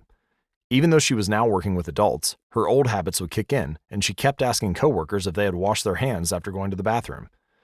I also found the story of a man who had spent years working as a lifeguard and would occasionally yell, "Walk," whenever he saw a child running. Over time, the cues that spark our habits can become so common that they are essentially invisible. The treats on the kitchen counter, the remote control next to the couch, the phone in our pocket. Our responses to these cues are so deeply encoded that it may feel like the urge to act comes from nowhere. For this reason, we must begin the process of behavior change with awareness. Before we can effectively build new habits, we need to get a handle on our current ones. This can be more challenging than it sounds because once a habit is firmly rooted in your life, it is mostly non-conscious and automatic. If a habit remains mindless, you can't expect to improve it. As the psychologist Carl Jung said, "Until you make the unconscious conscious, it will direct your life and you will call it fate." The Habit Scorecard. The Japanese railway system is regarded as one of the best in the world. If you ever find yourself riding a train in Tokyo, you'll notice that the conductors have a peculiar habit. As each operator runs the train, they proceed through a ritual of pointing at different objects and calling out commands. When the train approaches a signal, the operator will point at it and say, "Signal is green." As the train pulls into and out of each station, the operator will point at the speedometer and call out the exact speed. When it's time to leave, the operator will point at the timetable and state the time. Out on the platform, other employees are performing similar actions. Before each train departs, staff members will point along the edge of the platform and declare, "All clear." Every detail is identified, pointed at, and named aloud. This process, known as pointing and calling, is a safety system designed to reduce mistakes. It seems silly, but it works incredibly well. Pointing and calling reduces errors by up to 85% and cuts accidents by 30%. The MTA subway system in New York City adopted a modified version that is point only, and within 2 years of implementation, incidents of incorrectly berthed subways fell 57%. When I visited Japan, I saw this strategy save a woman's life. Her young son stepped onto the Shinkansen, one of Japan's famous bullet trains that travel at over 200 miles per hour, just as the doors were closing. She was left outside on the platform and jammed her arm through the door to grab him. With her arm stuck in the door, the train was about to take off, but right before it pulled away, an employee performed a safety check by pointing and calling up and down the platform. In less than 5 seconds, he noticed the woman and managed to stop the train from leaving. The door opened, and the woman, now in tears, ran to her son, and a minute later, the train departed safely. Pointing and calling is so effective because it raises the level of awareness from a non-conscious habit to a more conscious level. Because the train operators must use their eyes, hands, mouth, and ears, they are more likely to notice problems before something goes wrong. My wife does something similar. Whenever we are preparing to walk out the door for a trip, she verbally calls out the most essential items in her packing list. "I've got my keys, I've got my wallet, I've got my glasses, I've got my husband." The more automatic a behavior becomes, the less likely we are to consciously think about it. And when we've done something 1,000 times before, we begin to overlook things. We assume that the next time will be just like the last. We're so used to doing what we've always done that we don't stop to question whether it is the right thing to do at all. Many of our failures in performance are largely attributable to a lack of self-awareness. One of our great challenges in changing habits is maintaining awareness of what we're actually doing. This helps explain why the consequences of bad habits can sneak up on us. We need a point-and-call system for our own lives. That's the origin of the habit scorecard, which is a simple exercise you can use to become more aware of your behavior. To create your own, make a list of your daily habits. Here's a sample of where you might start. Wake up, turn off the alarm, check my phone, go to the bathroom, weigh myself, take a shower, and so on. Once you have a full list, look at each behavior and ask yourself, is this a good habit, a bad habit, or a neutral habit? If it's a good habit, write a plus sign next to it. If it is a bad habit, write a minus sign next to it. And if it's neutral, write an equal sign. For example, the list I just mentioned might look like this. Wake up, neutral habit. Turn off alarm, neutral. Check my phone. Probably shouldn't do that before I get out of bed. That's negative. Go to the bathroom, neutral. Weigh myself, positive. Take a shower, positive, and so on. The marks you give to a particular habit will depend on your situation and your goals. For someone who is trying to lose weight, eating a bagel with peanut butter every morning might be a bad habit. For someone who's trying to bulk up and add muscle, the same behavior might be a good habit. It all depends on what you're working toward. If you're interested, you can get a template to create your own habit scorecard at atomichabits.com/scorecard. It's worth noting that scoring your habits can be a little more complex for another reason. The labels good habit and bad habit are slightly inaccurate. There aren't really any good habits or bad habits. There are only effective habits. That is, effective at solving problems. All habits serve you in some way, even the bad ones, which is why you repeat them. For this exercise, categorize your habits based on how they will benefit you or hurt you in the long run. Generally speaking, good habits will have net positive outcomes. Bad habits will have net negative outcomes. Smoking a cigarette may reduce stress right now, that's how it's serving you, but it's not a healthy long-term behavior. If you're still having trouble determining how to rate a particular habit on your habit scorecard, here's a question I like to use. Does this behavior help me become the type of person I wish to be? Does this habit cast a vote for or against my desired identity?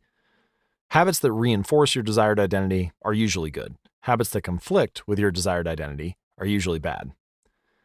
As you create your habit scorecard, there is no need to change anything at first.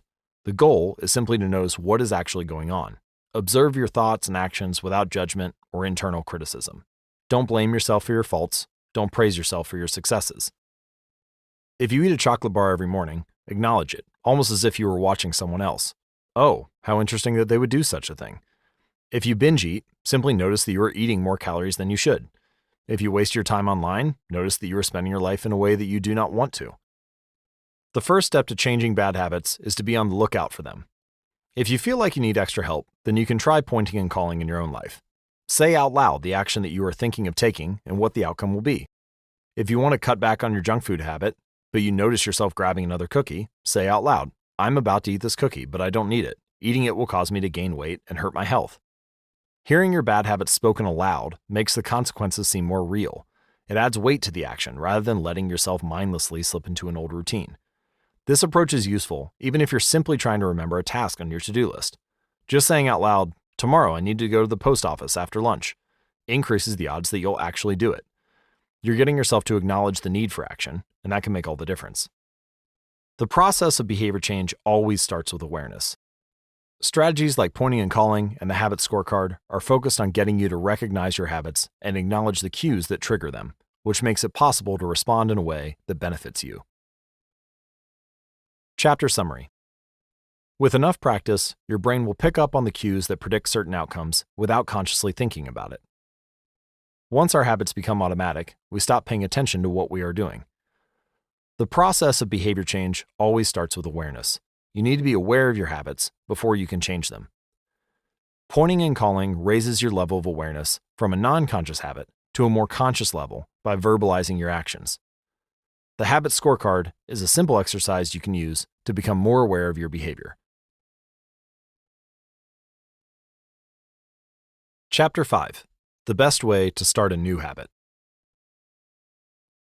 In 2001, researchers in Great Britain began working with 248 people to build better exercise habits over the course of 2 weeks. The subjects were divided into 3 groups. The first group was the control group. They were simply asked to track how often they exercised. The second group was the motivation group. They were asked not only to track their workouts, but also to read some material on the benefits of exercise. The researchers also explained to the group how exercise could reduce the risk of coronary heart disease and improve heart health. Finally, there was the third group. These subjects received the same presentation as the second group, which ensured that they had equal levels of motivation. However, they were also asked to formulate a plan for when and where they would exercise over the following weeks. Specifically, each member of the third group completed the following sentence: "During the next week, I will partake in at least 20 minutes of vigorous exercise on this day, at this time, in this place." In the first and second groups, 35 to 38% of people exercised at least once per week. Interestingly, the motivational presentation given to the second group seemed to have no meaningful impact on the behavior of participants as soon as they left the researchers. But 91% of the third group exercised at least once per week, more than double the normal rate. The sentence that they had filled out is what researchers refer to as an implementation intention, which is a plan you make beforehand about when and where to act. That is, how you intend to implement a particular habit. The cues that can trigger a habit come in a wide range of forms. The feel of your phone buzzing in your pocket, the smell of chocolate chip cookies, the sound of ambulance sirens. But the two most common cues are time and location. Implementation intentions leverage both of these cues. Broadly speaking, the format for creating an implementation intention is: when situation X arises, I will perform response Y. Hundreds of studies have shown that implementation intentions are effective for sticking to our goals. Whether it's writing down the exact time and date of when you will get a flu shot, or recording the time of your colonoscopy appointment, they increase the odds that people will stick with habits like recycling, studying, going to sleep early, and stopping smoking. Researchers have even found that voter turnout increases when people are forced to create implementation intentions by answering questions like, what route are you taking to the polling station? At what time are you planning to go? What bus will get you there? Other successful government programs have prompted citizens to make a clear plan to send taxes in on time or provided directions on when and where to pay late traffic bills. The punchline is clear. People who make a specific plan for when and where they will perform a new habit are more likely to follow through. Too many people try to change their habits without these basic details figured out.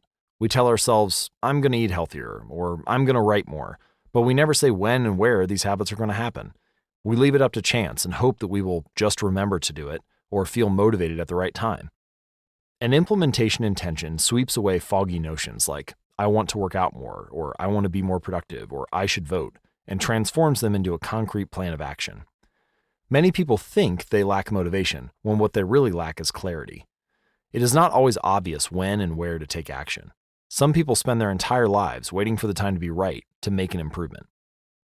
Once an implementation intention has been set, you don't have to wait for inspiration to strike. Do I write a chapter today or not? Do I meditate this morning or at lunch? When the moment of action occurs, there is no need to make a decision. Simply follow your predetermined plan. The simple way to apply this strategy to your habits is to fill out this sentence. I will, behavior, at, time, in, location. For example, meditation. I will meditate for 1 minute at 7 a.m. in my kitchen. Or studying. I will study Spanish for 20 minutes at 6 p.m. in my bedroom. Or exercise. I will exercise for 1 hour at 5 p.m. in my local gym. Marriage. I will make my partner a cup of tea at 8 a.m. in the kitchen. If you aren't sure where to start your habit, try the first day of the week, month, or year. People are more likely to take action at those times because hope is usually higher. If we have hope, we have a reason to take action. A fresh start feels motivating. There's another benefit to implementation intentions. Being specific about what you want and how you will achieve it helps you say no to things that can derail your progress, distract your attention, and pull you off course. We often say yes to little requests because we are not clear about what we need to be doing instead. When your dreams are vague, it's easy to rationalize little exceptions all day long and never get around to the specific things you need to do to succeed. Give your habits a time and a space to live in the world. The goal is to make the time and location so obvious that with enough repetition, you get the urge to do the right thing at the right time, even if you can't say why. As the writer Jason Zweig noted, obviously you're never going to just work out without conscious thought. But like a dog salivating at a bell, maybe you start to get antsy around the time of day you normally work out. There are many ways to use implementation intentions in your life and work. My favorite approach is one I learned from Stanford professor B.J. Fogg, who calls it the tiny habits recipe, but it is a strategy that I will refer to as habit stacking. Habit stacking, a simple plan to overhaul your habits. The French philosopher Denis Diderot lived nearly his entire life in poverty, but that all changed one day in 1765. Diderot's daughter was about to be married, and he could not afford to pay for the wedding. Despite his lack of wealth, Diderot was well known for his role as the co-founder and writer of Encyclopédie, one of the most comprehensive encyclopedias of the time. When Catherine the Great, the Empress of Russia, heard of Diderot's financial troubles, her heart went out to him. She was a book lover and greatly enjoyed his encyclopedia. She offered to buy Diderot's personal library for £1,000, which is a sum equal to more than $150,000 today. Suddenly, Diderot had money to spare. With his new wealth, he not only paid for the wedding, but also acquired a scarlet robe for himself. Diderot's scarlet robe was beautiful. So beautiful, in fact, that he immediately noticed how out of place it seemed when surrounded by his more common possessions. He wrote that there was no more coordination, no more unity, no more beauty between his elegant robe and the rest of his stuff. Diderot soon felt the urge to upgrade his possessions. He replaced his rug with one from Damascus. He decorated his home with expensive sculptures. He bought a mirror to place above the mantel and a better kitchen table. He tossed aside his old straw chair for a leather one. Like falling dominoes, one purchase led to the next. Diderot's behavior is not uncommon. In fact, the tendency for one purchase to lead to another has a name: the Diderot effect. The Diderot effect states that obtaining a new possession often creates a spiral of consumption that leads to additional purchases. You can spot this pattern everywhere. You buy a dress and have to get shoes and earrings to match. You buy a couch and suddenly question the layout of your entire living room. You buy a toy for your child and soon find yourself purchasing all of the accessories that go with it. It is a chain reaction of purchases. Many human behaviors follow this cycle. You often decide what to do next based on what you have just finished doing. Going to the bathroom leads to washing and drying your hands, which reminds you that you need to put dirty towels in the laundry, and so you add laundry detergent to the shopping list, and so on.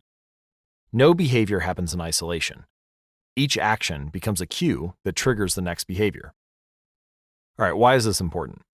Well, when it comes to building new habits, you can use the connectedness of behavior to your advantage.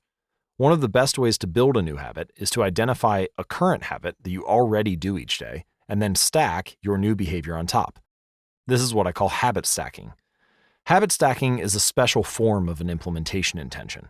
Rather than pairing your new habit with a particular time and location, you pair it with a current habit. This method, which again was created by B.J. Fogg as part of his Tiny Habits program, can be used to design an obvious cue for nearly any habit. So the habit stacking formula is: after current habit, I will new habit. For example, meditation. After I pour my cup of coffee each morning, I will meditate for 1 minute. Exercise. After I take off my work shoes, I will immediately change into my workout clothes. Gratitude. After I sit down to dinner, I will say one thing I'm grateful for that happened today. Marriage. After I get into bed at night, I will give my partner a kiss. Safety. After I put on my running shoes, I will text a friend or family member where I am running and how long it will take. The key is to tie your desired behavior into something you already do each day. Once you have mastered this basic structure, you can begin to create larger stacks by chaining small habits together. This allows you to take advantage of the natural momentum that comes from one behavior leading into the next, like a positive version of the Diderot effect. So, for example, your morning routine habit stack might look like this. 1. After I pour in my morning cup of coffee, I will meditate for 60 seconds. 2. After I meditate for 60 seconds, I will write my to-do list for the day. 3. After I write my to-do list for the day, I will immediately begin my first task. Or you could consider a habit stack like this in the evening. 1. After I finish eating dinner, I will put my plate directly into the dishwasher. 2. After I put my dishes away, I will immediately wipe down the counter. 3. After I wipe down the counter, I will set out my coffee mug for tomorrow morning. You can also insert new behaviors into the middle of your current routines. For example, you may already have a morning routine that looks something like this: wake up, make my bed, take a shower. Let's say you want to develop the habit of reading more each night. Well, you can expand your habit stack and try something like this. Wake up, make my bed, place a book on my pillow, take a shower. Now, when you climb into bed each night, a book will be sitting there waiting for you to enjoy.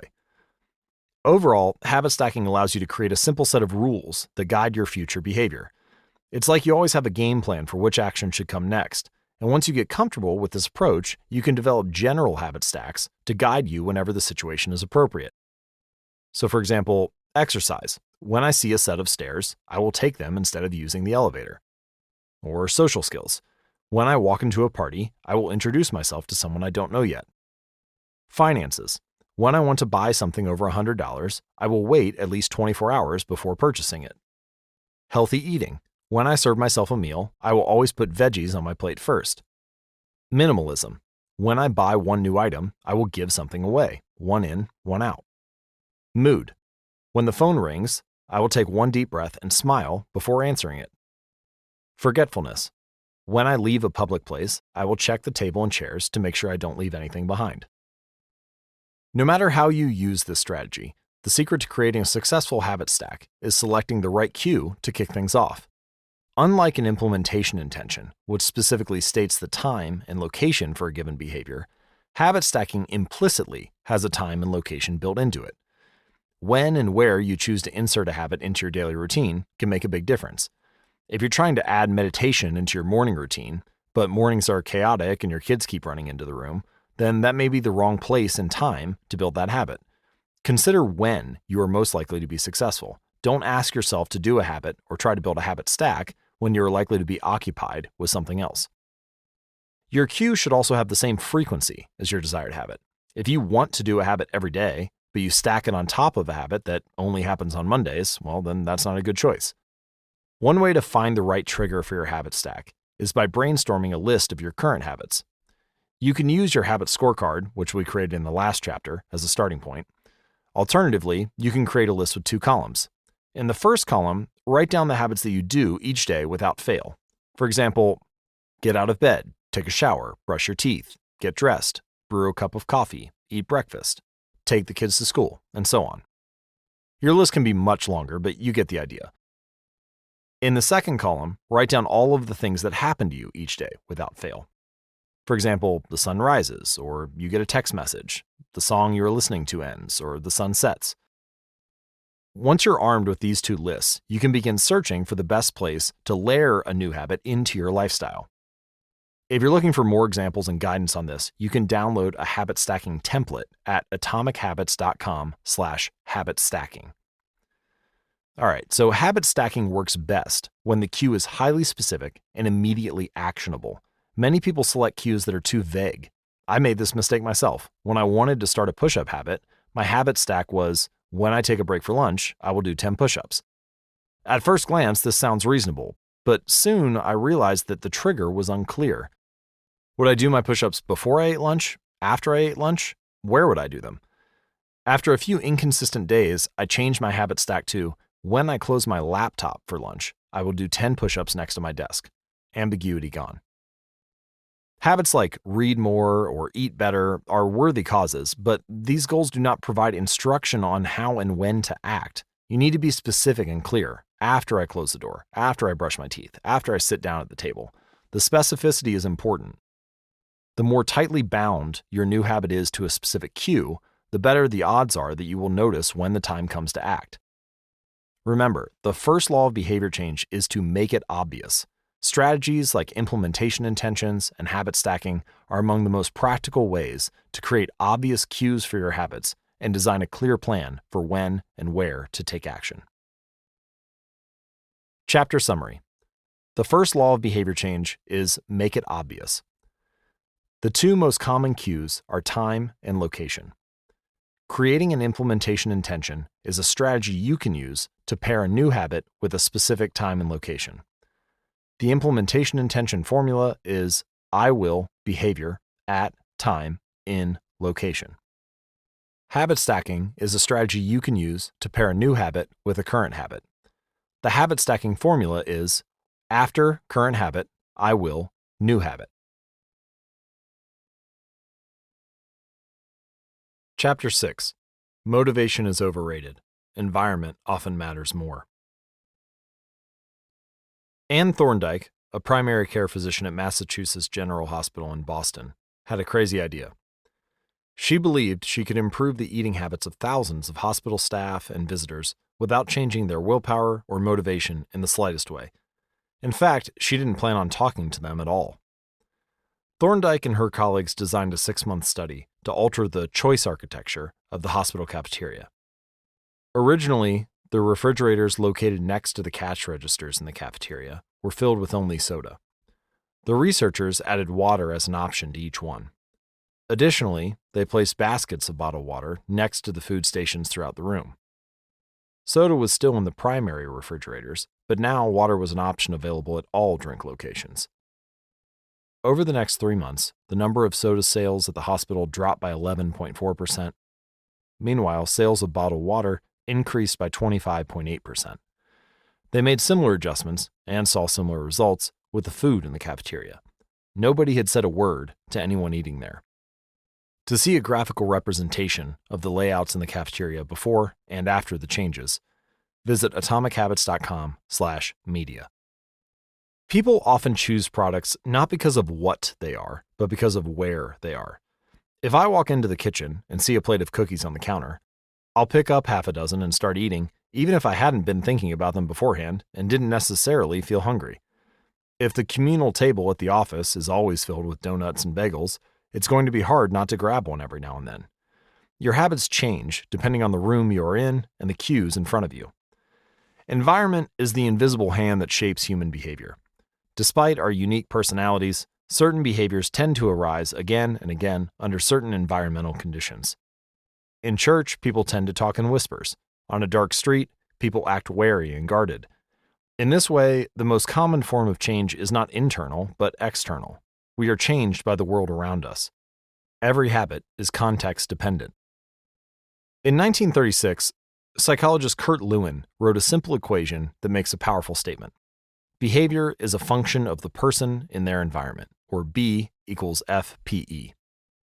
It didn't take long for Lewin's equation to be tested in business.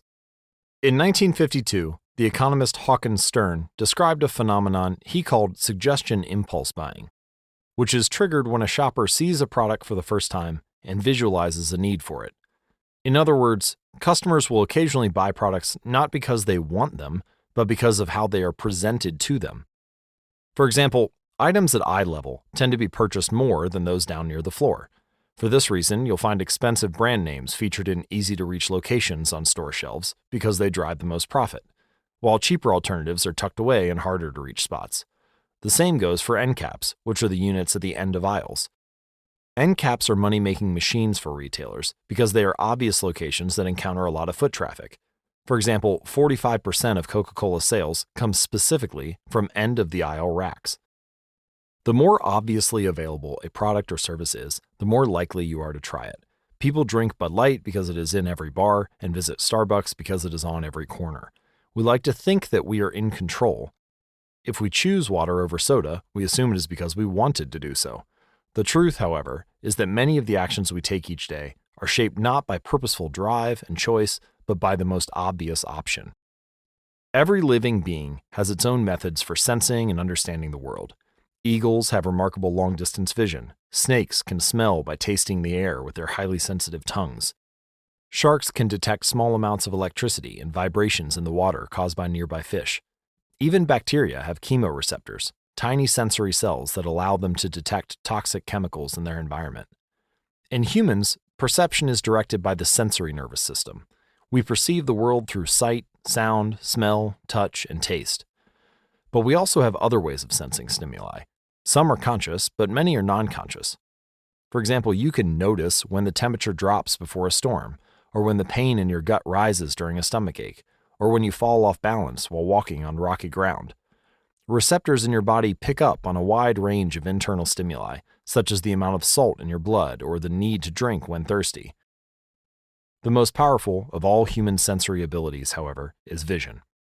The human body has about 11 million sensory receptors. Approximately 10 million of those are dedicated to sight. Some experts estimate that half of the brain's resources are used on vision. Given that we are more dependent on vision than on any other sense, it should come as no surprise that visual cues are the greatest catalyst of our behavior. For this reason, a small change in what you see can lead to a big shift in what you do. As a result, you can imagine how important it is to live and work in environments that are filled with productive cues and devoid of unproductive ones. Thankfully, there is good news in this respect. You don't have to be the victim of your environment. You can also be the architect of it.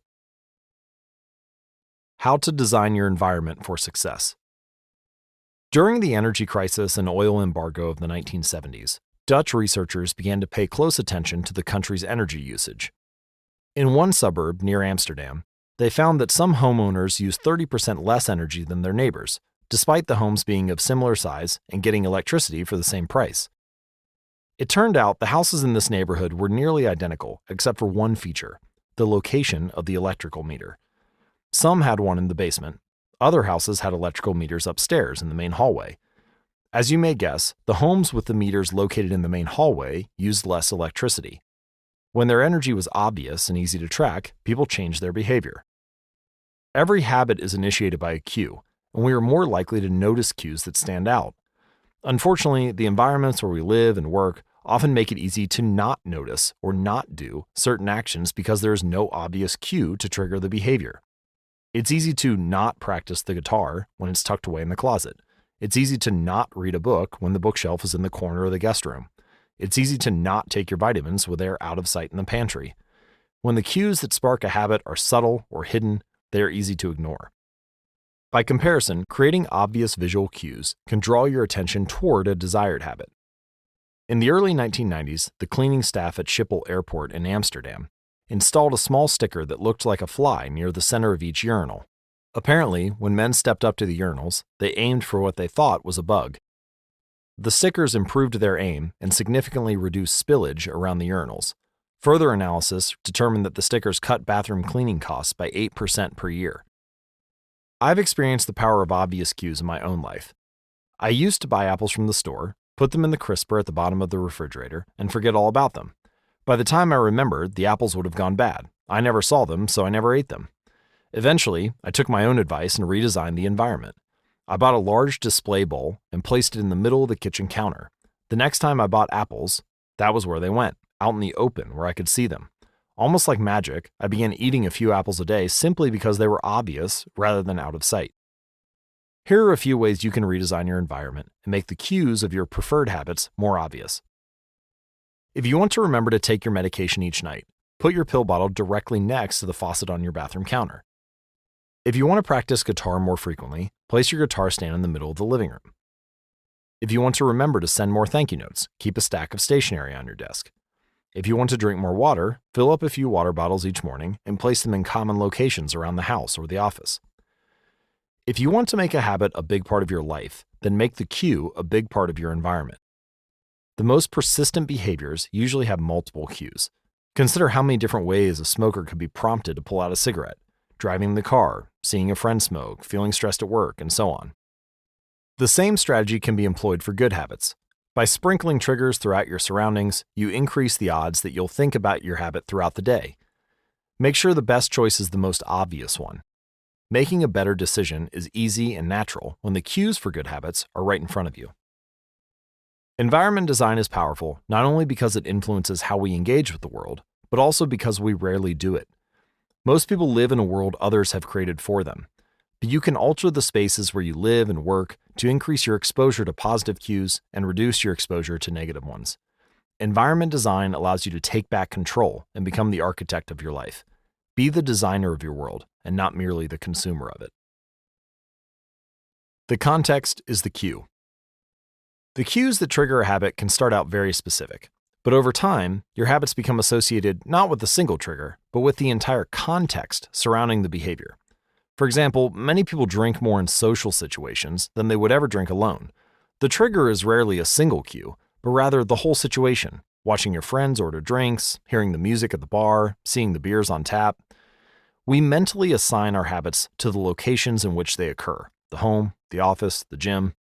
Each location develops a connection to certain habits and routines. You establish a particular relationship with the objects on your desk or the items on your kitchen counter or the things in your bedroom. Our behavior is not defined by the objects in our environment, but by our relationship to them. In fact, this is a useful way to think about the influence of environment on your behavior. Stop thinking about your environment as filled with objects. Start thinking about it as filled with relationships. Think in terms of how you interact with the spaces around you. For one person, her couch is the place where she reads for an hour each night. For someone else, the couch is where he watches television and eats a bowl of ice cream after work. Different people can have different memories and thus different habits associated with the same place. The good news is, you can train yourself to link a particular habit with a particular context. In one study, scientists instructed insomniacs to get into bed only when they felt tired. If they couldn't fall asleep, they were told to sit in a different room until they became sleepy. Over time, the subjects began to associate the context of their bed with the action of sleeping, and it became easier to quickly fall asleep when they climbed in bed.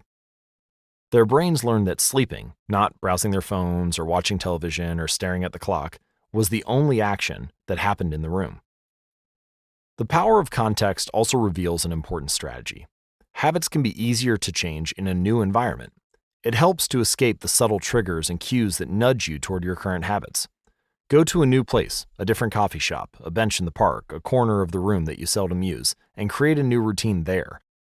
It is easier to associate a new habit with a new context than to build a new habit in the face of competing cues. It can be difficult to go to bed early if you watch television in your bedroom each night. It can be hard to study in the living room without getting distracted if that's where you always play video games. But when you step outside your normal environment, you leave your behavioral biases behind. You aren't battling old environmental cues, which allows new habits to form without interruption. Want to think more creatively? Move to a bigger room, a rooftop patio, or a building with expansive architecture. Take a break from the space where you do your daily work, which is also linked to your current thought patterns. Trying to eat healthier? It is likely that you shop on autopilot at your regular supermarket. Try a new grocery store. You may find it easier to avoid unhealthy food when your brain doesn't automatically know where it is located in the store. When you can't manage to get to an entirely new environment, redefine or rearrange your current one. Create a separate space for work, study, exercise, entertainment, and cooking. The mantra I find useful is one space, one use. When I started my career as an entrepreneur, I would often work from my couch or at the kitchen table. In the evenings, I found it very difficult to stop working. There was no clear division between the end of work time and the beginning of personal time. Was the kitchen table my office or the space where I ate meals? Was the couch where I relaxed or where I sent emails? Everything happened in the same place. A few years later, I could finally afford to move to a home with a separate room for my office. Suddenly, work was something that happened in here, and personal life was something that happened out there. It was easier for me to turn off the professional side of my brain when there was a clear dividing line between work life and home life. Each room had one primary use. The kitchen was for cooking. The office was for working. Whenever possible, avoid mixing the context of one habit with another. When you start mixing contexts, you'll start mixing habits, and the easier ones will usually win out. This is one reason why the versatility of modern technology is both a strength and a weakness. You can use your phone for all sorts of tasks, which makes it a powerful device. But when you can use your phone to do nearly anything, it becomes hard to associate it with one task. You want to be productive, but you're also conditioned to browse social media, check email, and play video games whenever you open your phone. It's a mishmash of cues. You may be thinking, look, you don't understand, I live in New York City, my apartment is the size of a smartphone, I need to have a room that can play multiple roles. Fair enough. If your space is limited, divide your room into activity zones, a chair for reading, a desk for writing, a table for eating. You can do the same with your digital spaces. I know a writer who uses his computer only for writing, his tablet only for reading, and his phone only for social media and texting. Every habit should have a home. If you can manage to stick with this strategy, each context will become associated with a particular habit and mode of thought. Habits thrive under predictable circumstances like these. Focus comes automatically when you are sitting at your work desk. Relaxation is easier when you're in a space designed for that purpose. Sleep comes quickly when it is the only thing that happens in your bedroom. If you want behaviors that are stable and predictable, you need an environment that is stable and predictable. A stable environment where everything has a place and a purpose is an environment where habits can easily form. Chapter summary. Small changes in context can lead to large changes in behavior over time. Every habit is initiated by a cue. We are more likely to notice cues that stand out. Make the cues of good habits obvious in your environment. Gradually, your habits become associated not with a single trigger, but with the entire context surrounding the behavior. The context becomes the cue. It is easier to build new habits in a new environment because you are not fighting old cues. Chapter 7. The Secret to Self-Control. In 1971, as the Vietnam War was heading into its 16th year, Congressman Robert Steele from Connecticut and Morgan Murphy from Illinois made a discovery that stunned the American public. While visiting the troops, they had learned that over 15% of U.S. soldiers stationed in Vietnam were heroin addicts. Follow-up research revealed that 35% of service members in Vietnam had tried heroin and as many as 20% were addicted. The problem was even worse than they had initially thought. The discovery led to a flurry of activity in Washington, including the creation of the Special Action Office of Drug Abuse Prevention under President Nixon to promote prevention and rehabilitation and to track addicted service members when they returned home. Lee Robbins was one of the researchers in charge. In a finding that completely upended the accepted beliefs about addiction, Robbins found that when soldiers who had been heroin users returned home, only 5% of them became re-addicted within 1 year, and just 12% relapsed within 3 years. In other words, approximately 9 out of 10 soldiers who used heroin in Vietnam eliminated their addiction nearly overnight. This finding contradicted the prevailing view at the time, which considered heroin addiction to be a permanent and irreversible condition. Instead, Robbins revealed that addictions could spontaneously dissolve if there was a radical change in the environment. In Vietnam, soldiers spent all day surrounded by cues triggering heroin use. It was easy to access, they were engulfed by the constant stress of war, they built friendships with fellow soldiers who were also heroin users, and they were thousands of miles from home. Once a soldier returned to the United States, though, he found himself in an environment devoid of those triggers. When the context changed, so did the habit. Compare this situation to that of a typical drug user. Someone becomes addicted at home or with friends and goes to a clinic to get clean, which is devoid of all the environmental stimuli that prompt their habit, and then returns to their old neighborhood with all the previous cues that caused them to get addicted in the first place. It's no wonder that usually you see numbers that are the exact opposite of those in the Vietnam study. Typically, 90% of heroin users become re-addicted once they return home from rehab.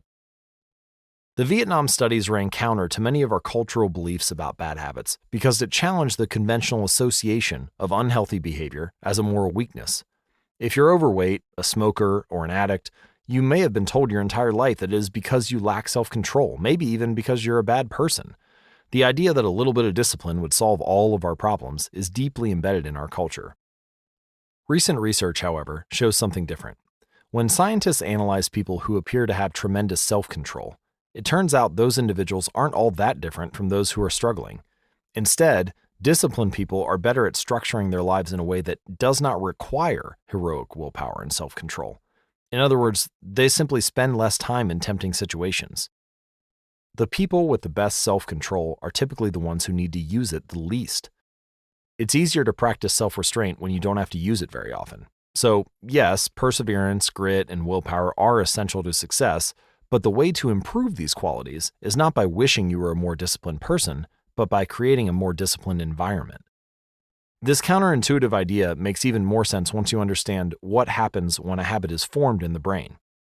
A habit that has been encoded in the mind is ready to be used whenever the relevant situation arises. When Patty Olwell, a therapist from Austin, Texas, started smoking, she would often light up while riding horses with a friend. Eventually, she quit smoking and avoided it for years. She had also stopped riding. Decades later, she hopped on a horse again and found herself craving a cigarette for the first time in forever. The cues were still internalized, she just hadn't been exposed to them in a long time. Once a habit has been encoded, the urge to act follows whenever the environmental cues reappear. This is one reason behavior change techniques can backfire. Shaming obese people with weight loss presentations can make them feel stressed, and as a result, many people return to their favorite coping strategy, which is overeating. Showing pictures of blackened lungs to smokers leads to higher levels of anxiety, which drives many people to reach for a cigarette. If you're not careful about cues, you can cause the very behavior you want to stop. In this sense, bad habits are autocatalytic. The process feeds itself. They foster the feelings they are trying to numb. You feel bad, so you eat junk food. Because you eat junk food, you feel bad. Watching television makes you feel sluggish, so you watch more television because you don't have the energy to do anything else. Worrying about your health makes you feel anxious, which causes you to smoke to ease your anxiety, which makes your health even worse, and so now you're feeling even more anxious. It's a downward spiral, a runaway train of bad habits.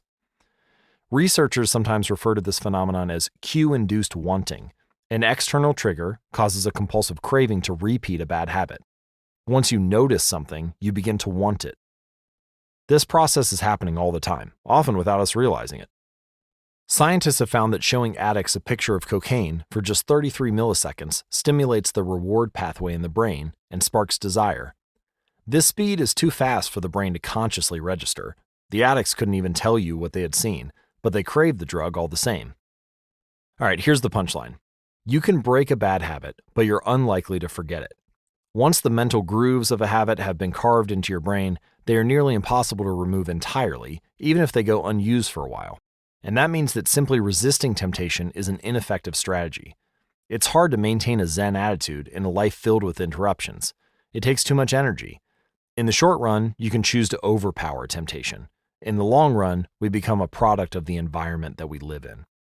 To put it bluntly, I have never seen someone consistently stick to positive habits in a negative environment. A more reliable approach is to cut bad habits off at the source. One of the most practical ways to eliminate a bad habit is to reduce exposure to the cue that causes it. If you can't seem to get any work done, leave your phone in another room for a few hours. If you're continually feeling like you're not enough, stop following social media accounts that trigger jealousy and envy. If you're wasting too much time watching television, move the TV out of the bedroom. If you're spending too much money on electronics, stop reading reviews of the latest tech gear. If you're playing too many video games, unplug the console and put it in a closet after each use. This practice is an inversion of the first law of behavior change. Rather than make it obvious, you can make it invisible. I'm often surprised by how effective simple changes like these can be. Remove a single cue, and the entire habit often fades away. Self-control is a short-term strategy, not a long-term one. You may be able to resist temptation once or twice, but it's unlikely you can muster the willpower to override your desires every time. Instead of summoning a new dose of willpower whenever you want to do the right thing, your energy would be better spent optimizing your environment. This is the secret of self-control. Make the cues of your good habits obvious and the cues of your bad habits invisible. Chapter summary.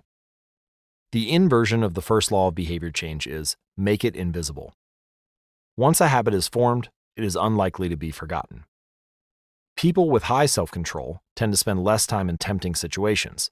It's easier to avoid temptation than resist it. One of the most practical ways to eliminate a bad habit is to reduce exposure to the cue that causes it. Self-control is a short-term strategy, not a long-term one. Okay, let's summarize the first law of behavior change. First, how to create a good habit. The first law is to make it obvious. Application 1.1, fill out the habit scorecard and write down your current habits to become more aware of them. Application 1.2, use implementation intentions. I will, behavior, at, time, in, location. Application 1.3, use habit stacking. After, current habit, I will, new habit. Application 1.4, design your environment. Make the cues of good habits obvious and visible. And then, the inversion of the first law. Make it invisible. Application 1.5, reduce exposure. Remove the cues of your bad habits from your environment. I've collected these applications and compiled them into a single cheat sheet, which we will be returning to at the end of each law. You can download a printable version of the Habits cheat sheet at atomichabits.com/cheat sheet. The second law, make it attractive. Chapter 8, how to make a habit irresistible. In the 1940s, a Dutch scientist named Nico Tinbergen performed a series of experiments that transformed our understanding of what motivates us. Tinbergen, who eventually won a Nobel Prize for his work, was investigating herring gulls, the gray and white birds often seen flying along the seashores of North America. Adult herring gulls have a small red dot on their beak, and Tinbergen noticed that newly hatched chicks would peck at this spot whenever they wanted food. To begin one experiment, he created a collection of fake cardboard beaks, just a head without a body. When the parents had flown away, he went over to the nest and offered these dummy beaks to the chicks. The beaks were obvious fakes, and he assumed the baby birds would reject them altogether. However, when the tiny gulls saw the red spot on the cardboard beaks, they pecked away just as if it were attached to their own mother. They had a clear preference for those red spots, as if they had been genetically programmed at birth. Soon, Tinbergen discovered that the bigger the red spot, the faster the chicks pecked. Eventually, he created a beak with 3 large red dots on it. When he placed it over the nest, the baby birds went crazy with delight. They pecked at the little red patches as if it was the greatest beak they had ever seen. Tinbergen and his colleagues discovered similar behavior in other animals. For example, the gray-lag goose is a ground-nesting bird. Occasionally, as the mother moves around on the nest, one of the eggs will roll out and settle on the grass nearby. Whenever this happens, the goose will waddle over to the egg and use its beak and neck to pull it back into the nest. Tinbergen discovered that the goose will pull any nearby round object, such as a billiard ball or a light bulb, back into the nest. The bigger the object, the greater their response. One goose even made a tremendous effort to roll a volleyball back and sit on top. Like the baby gulls automatically pecking at red dots, the gray-lag goose was following an instinctive rule. When I see a round object nearby, I must roll it back into the nest. The bigger the round object, the harder I should try to get it. It's like the brain of each animal is preloaded with certain rules for behavior, and when it comes across an exaggerated version of that rule, it lights up like a Christmas tree. Scientists refer to these exaggerated cues as supernormal stimuli. A supernormal stimulus is a heightened version of reality, like a beak with 3 red dots or an egg the size of a volleyball, and it elicits a stronger response than usual. Humans are also prone to fall for exaggerated versions of reality. Junk food, for example, drives our reward systems into a frenzy. After spending hundreds of thousands of years hunting and foraging for food in the wild, the human brain has evolved to place a high value on salt, sugar, and fat. Such foods are often calorie-dense, and they were quite rare when our ancient ancestors were roaming the savannah. When you don't know where your next meal is coming from, eating as much as possible is an excellent strategy for survival. Today, however, we live in a calorie-rich environment. Food is abundant, but your brain continues to crave it like it is scarce. Placing a high value on salt, sugar, and fat is no longer advantageous to our health, but the craving persists because the brain's reward centers have not changed for approximately 50,000 years. The modern food industry relies on stretching our Paleolithic instincts beyond their evolutionary purpose. A primary goal of food science is to create products that are more attractive to consumers. Nearly every food in a bag, box, or jar has been enhanced in some way, if only with additional flavoring. Companies spend millions of dollars to discover the most satisfying level of crunch in a potato chip, or the perfect amount of fizz in a soda. Entire departments are dedicated to optimizing how a product feels in your mouth, a quality known as orosensation. French fries, for example, are a potent combination, golden brown and crunchy on the outside, light and smooth on the inside. Other processed foods enhance dynamic contrast, which refers to items with a combination of sensations, like crunchy and creamy. Imagine the gooiness of melted cheese on top of a crispy pizza crust, or the crunch of an Oreo cookie combined with its smooth center. With natural, unprocessed foods, you tend to experience the same sensations over and over. How's that 17th bite of kale taste? After a few minutes, your brain loses interest, and you begin to feel full. But foods that are high in dynamic contrast keep the experience novel and interesting, encouraging you to eat more. Ultimately, such strategies enable food scientists to find the bliss point for each product, which is the precise combination of salt, sugar, and fat that excites your brain and keeps you coming back for more. The result, of course, is that you overeat because hyperpalatable foods are more attractive to the human brain.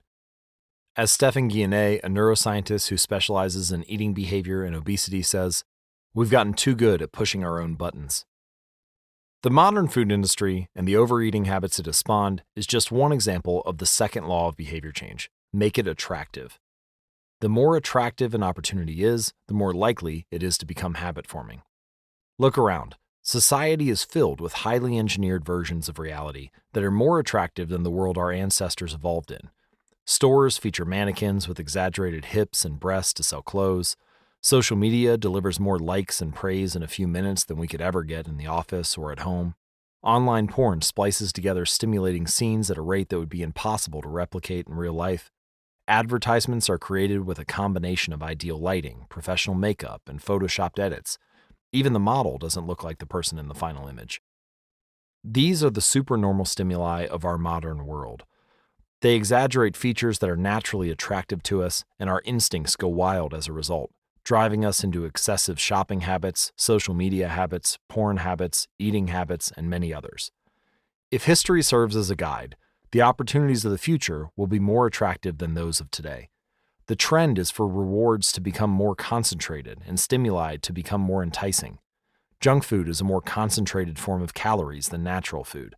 Hard liquor is a more concentrated form of alcohol than beer. Video games are a more concentrated form of play than board games.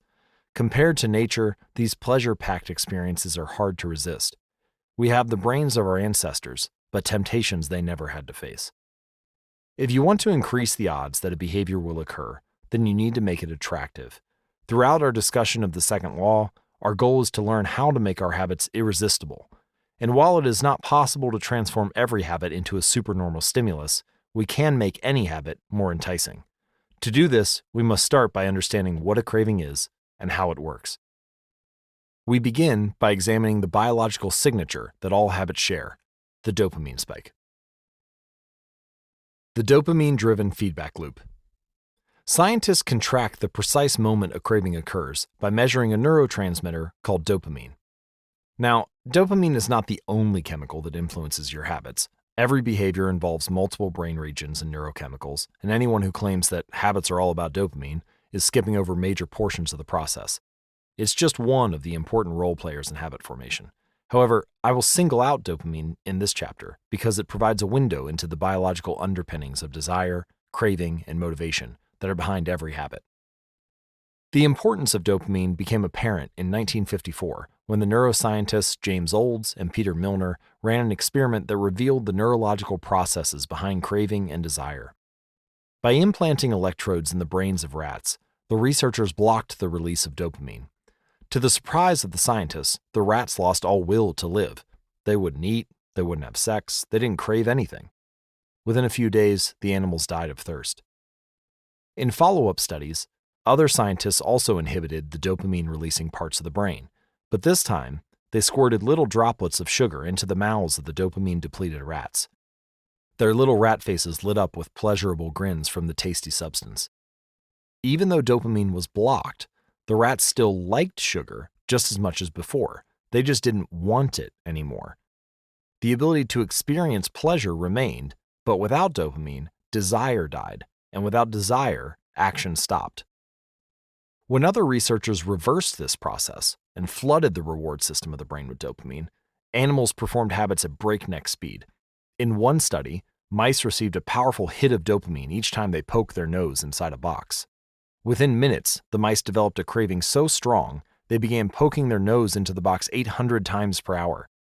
Humans are not so different. The average slot machine player will spin the wheel 600 times per hour.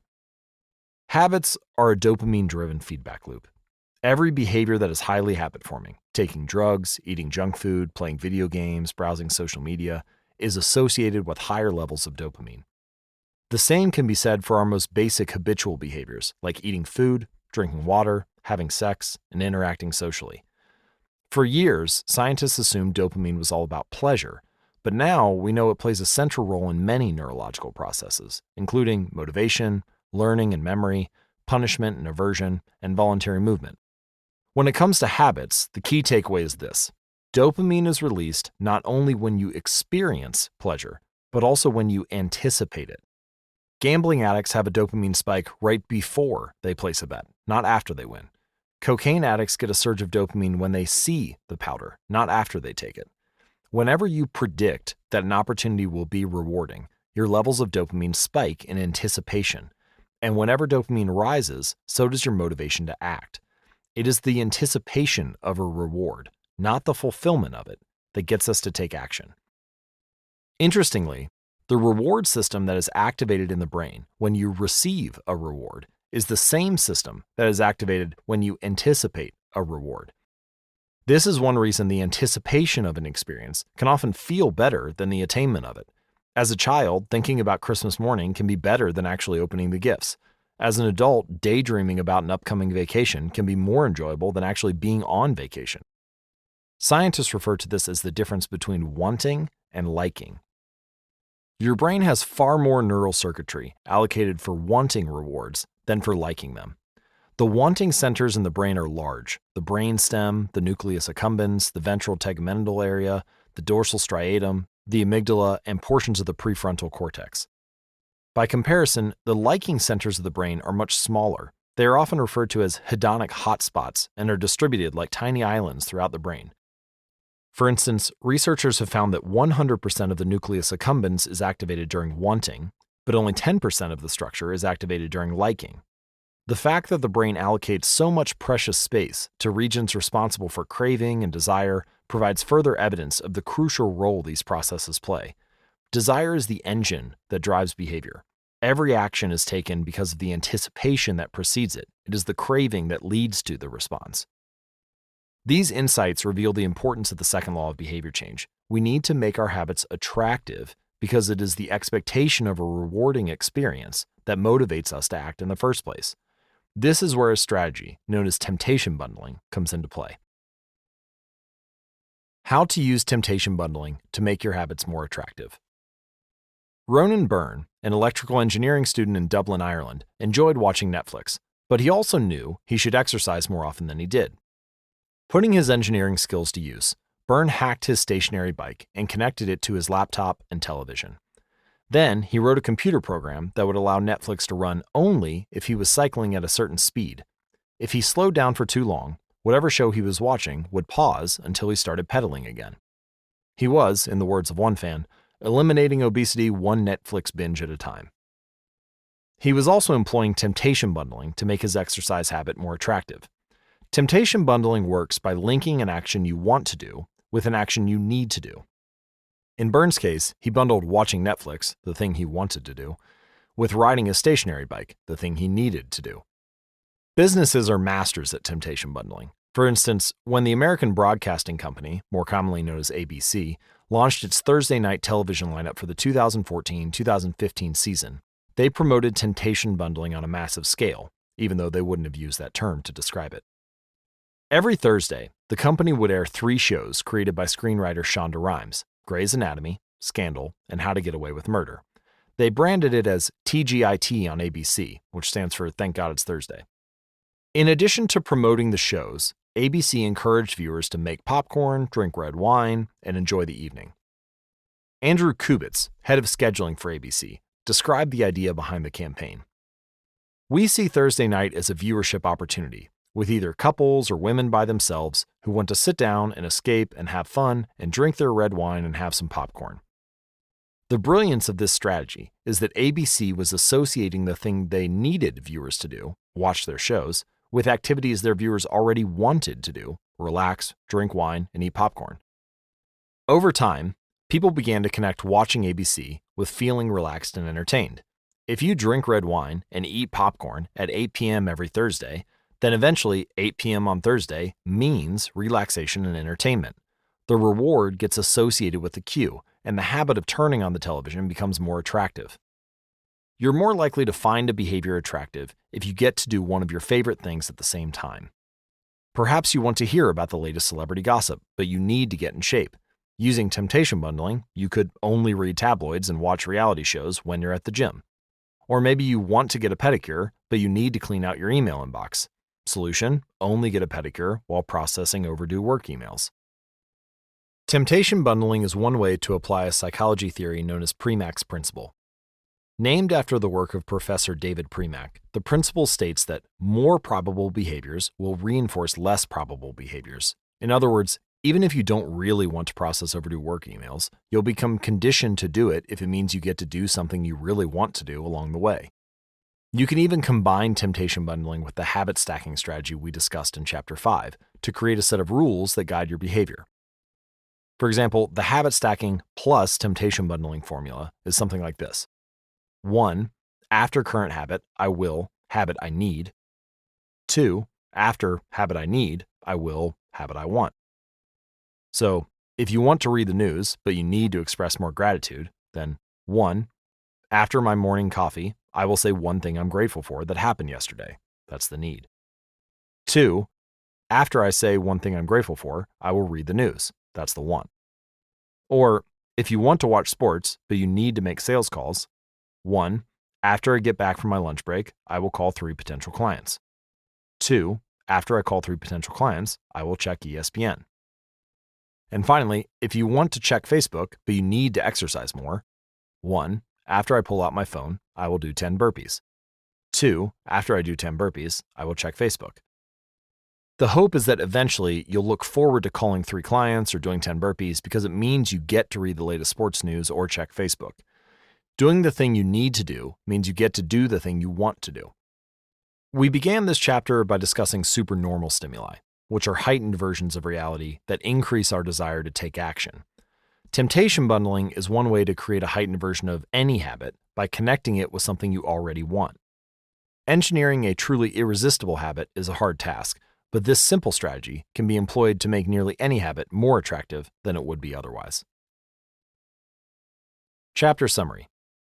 The second law of behavior change is make it attractive. The more attractive an opportunity is, the more likely it is to become habit-forming.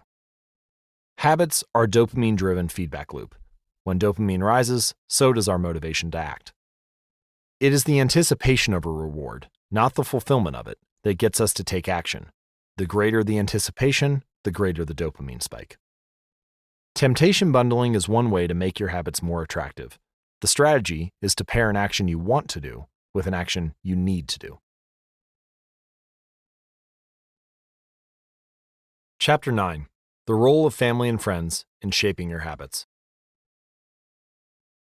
In 1965, a Hungarian man named Laszlo Polgar wrote a series of strange letters to a woman named Clara. Laszlo was a firm believer in hard work. In fact, it was all he believed in. He completely rejected the idea of innate talent. He claimed that with deliberate practice and the development of good habits, a child could become a genius in any field. His mantra was, "A genius is not born, but is educated and trained." Laszlo believed in this idea so strongly that he wanted to test it out with his own children, and he was writing to Clara because he needed a wife willing to jump on board.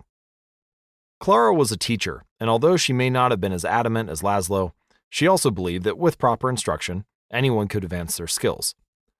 Laszlo decided chess would be a suitable field for the experiment, and he laid out a plan to raise his children to become chess prodigies. The kids would be homeschooled, a rarity in Hungary at the time. The house would be filled with chess books and pictures of famous chess players. The children would play against each other constantly and compete in the best tournaments they could find. The family would keep a meticulous file system of the tournament history of every competitor the children faced. Their lives would be dedicated to chess. Laszlo successfully courted Clara, and within a few years, the Polgars were parents to 3 young girls, Susan, Sophia, and Judith. Susan, the oldest, began playing chess when she was 4 years old. Within 6 months, she was defeating adults. Sophia, the middle child, did even better. By 14, she was a world champion, and a few years later, she became a grandmaster. Judith, the youngest, was the best of all. By age 5, she could beat her father. At 12, she was the youngest player ever listed among the top 100 chess players in the world. At 15 years and 4 months old, she became the youngest grandmaster of all time, younger even than Bobby Fischer, the previous record holder. For 27 years, she was the #1 ranked female chess player in the world. The childhood of the Polgar sisters was atypical, to say the least. And yet, if you ask them about it, they claim their lifestyle was attractive, even enjoyable. In interviews, the sisters talk about their childhood as entertaining rather than grueling. They loved playing chess. They couldn't get enough of it. Once, Laszlo reportedly found Sophia playing chess in the bathroom in the middle of the night. Encouraging her to go back to sleep, he said, "Sophia, leave the pieces alone." To which she replied, "Daddy, they won't leave me alone." The Polgar sisters grew up in a culture that prioritized chess above all else, praised them for it, rewarded them for it. In their world, an obsession with chess was normal. And as we are about to see, whatever habits are normal in your culture are among the most attractive behaviors you will find. The seductive pull of social norms. Humans are herd animals. We want to fit in, to bond with others, and to earn the respect and approval of our peers. Such inclinations are essential to our survival. For most of our evolutionary history, our ancestors lived in tribes. Becoming separated from the tribe, or worse, being cast out, was a death sentence. The lone wolf dies, but the pack survives. Meanwhile, those who collaborated and bonded with others enjoyed increased safety, mating opportunities, and access to resources.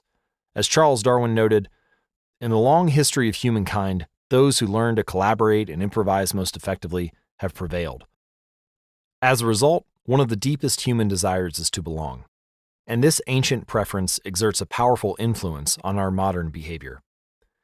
We don't choose our earliest habits, we imitate them. We follow the script handed down from our friends and family, our church or school, our local community, and society at large. Each of these cultures and groups comes with its own set of expectations and standards: when and whether to get married, how many children to have, which holidays to celebrate, how much money to spend on your child's birthday party. In many ways, these social norms are the invisible rules that guide your behavior each day. You are always keeping them in mind, even if they are not top of your mind. Often, you follow the habits of your culture without thinking, without questioning, and sometimes without remembering. As the French philosopher Michel de Montaigne wrote, "The customs and practices of life and society sweep us along." Most of the time, going along with the group does not feel like a burden. Everyone wants to belong. If you grow up in a family that rewards you for your chess skills, then playing chess will seem like a very attractive thing to do. If you work in a job where everyone wears expensive suits, then you'll be inclined to splurge on one as well. If all of your friends are sharing an inside joke or using a new phrase, you'll want to do it too so that they know that you get it. Behaviors are attractive when they help us fit in. In particular, we imitate the habits of three groups: 1, the close; 2, the many; 3, the powerful. Each group offers an opportunity to leverage the second law of behavior change and make our habits more attractive. 1. Imitating the close. Proximity has a powerful effect on our behavior. This is true of the physical environment, as we discussed in Chapter 6, but it is also true of the social environment. We pick up habits from the people around us. We copy the way our parents handle arguments, the way our peers flirt with one another, the way our coworkers get results. When your friends smoke pot, you give it a try too. When your wife has a habit of double-checking that the door is locked before going to bed, you pick it up as well. I find that I often imitate the behavior of those around me without realizing it. In conversation, I'll automatically assume the body posture of the other person. In college, I began to talk like my roommates. When traveling to other countries, I'll non-consciously imitate the local accent, despite reminding myself to stop. As a general rule, the closer we are to someone, the more likely we are to imitate some of their habits. One groundbreaking study tracked 12,000 people for 32 years and found that a person's chances of becoming obese increased by 57% if he or she had a friend who became obese. And it works the other way too. Another study found that if one person in a relationship lost weight, the other partner would also slim down about 1/3 of the time. Our friends and family provide a sort of invisible peer pressure that pulls us in their direction. Of course, peer pressure is only bad when you're surrounded by bad influences. When astronaut Mike Massimino was a graduate student at MIT, he took a small robotics class. Of the 10 people in the class, 4 became astronauts. If your goal was to make it into space, then that room was about the best culture you could ask for. Similarly, one study found that the higher your friend's IQ at age 11 or 12, the higher your IQ would be at age 15, even after controlling for natural levels of intelligence. We soak up the qualities and practices of those around us. One of the most effective things you can do to build better habits is join a culture where your desired behavior is the normal behavior. New habits seem achievable when you see others doing them every day. If you are surrounded by fit people, you're more likely to consider working out to be a common habit. If you're surrounded by jazz lovers, you're more likely to believe it's reasonable to play jazz every day. Your culture sets your expectation for what is normal. Surround yourself with people who have the habits you want to have yourself. You'll rise together. To make your habits more attractive, you can take this strategy one step further. Join a culture where 1. Your desired behavior is the normal behavior, and 2. You already have something in common with the group. Steve Kamb, an entrepreneur in New York City, runs a company called Nerd Fitness. According to their motto, they help nerds, misfits, and mutants lose weight, get strong, and get healthy. His clients include video game lovers, movie fanatics, and average Joes who want to get in shape. Many people feel out of place the first time they go to the gym or try to change their diet. But if you are already similar to the other members of the group in some way, say your mutual love of Star Wars, change becomes more appealing because it feels like something people like you already do. Nothing sustains motivation better than belonging to the tribe. It transforms a personal quest into a shared one. Previously, you were on your own. Your identity was singular. You are a reader. You are a musician. You are an athlete. But when you join a book club or a band or a cycling group, your identity becomes linked to those around you. Growth and change is no longer an individual pursuit. We are readers. We are musicians. We are cyclists. The shared identity begins to reinforce your personal identity. This is why remaining part of a group after achieving a goal is crucial for maintaining your habits. It's friendship and community that embed a new identity and help behaviors last over the long run. 2. Imitating the many. In the 1950s, the psychologist Solomon Asch conducted a series of experiments that are now taught to legions of undergrads each year. To begin each experiment, the subject entered the room with a group of strangers. Unbeknownst to the subject, the other participants were actors planted by the researcher and instructed to deliver scripted answers to certain questions. The group would be shown one card with a line on it, and then a second card with a series of lines. Each person was asked to select the line on the second card that was similar in length to the line on the first card. It was a very simple task. You were just matching lines of two similar lengths. To see an example of the cards used in the experiment, visit atomichabits.com/media. The experiment always began the same. First, there would be some easy trials where everyone agreed on the correct line.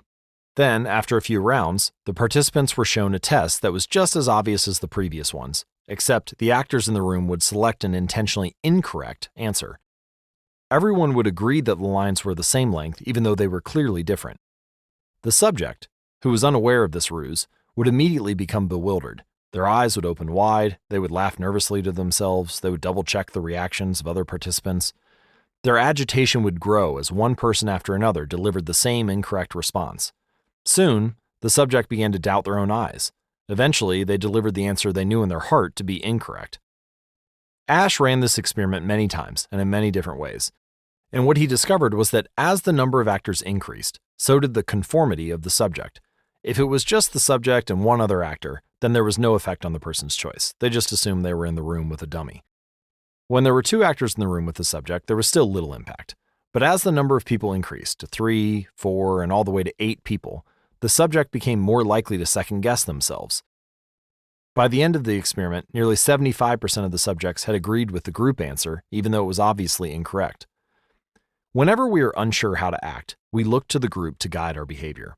We are constantly scanning our environment and wondering, what is everyone else doing?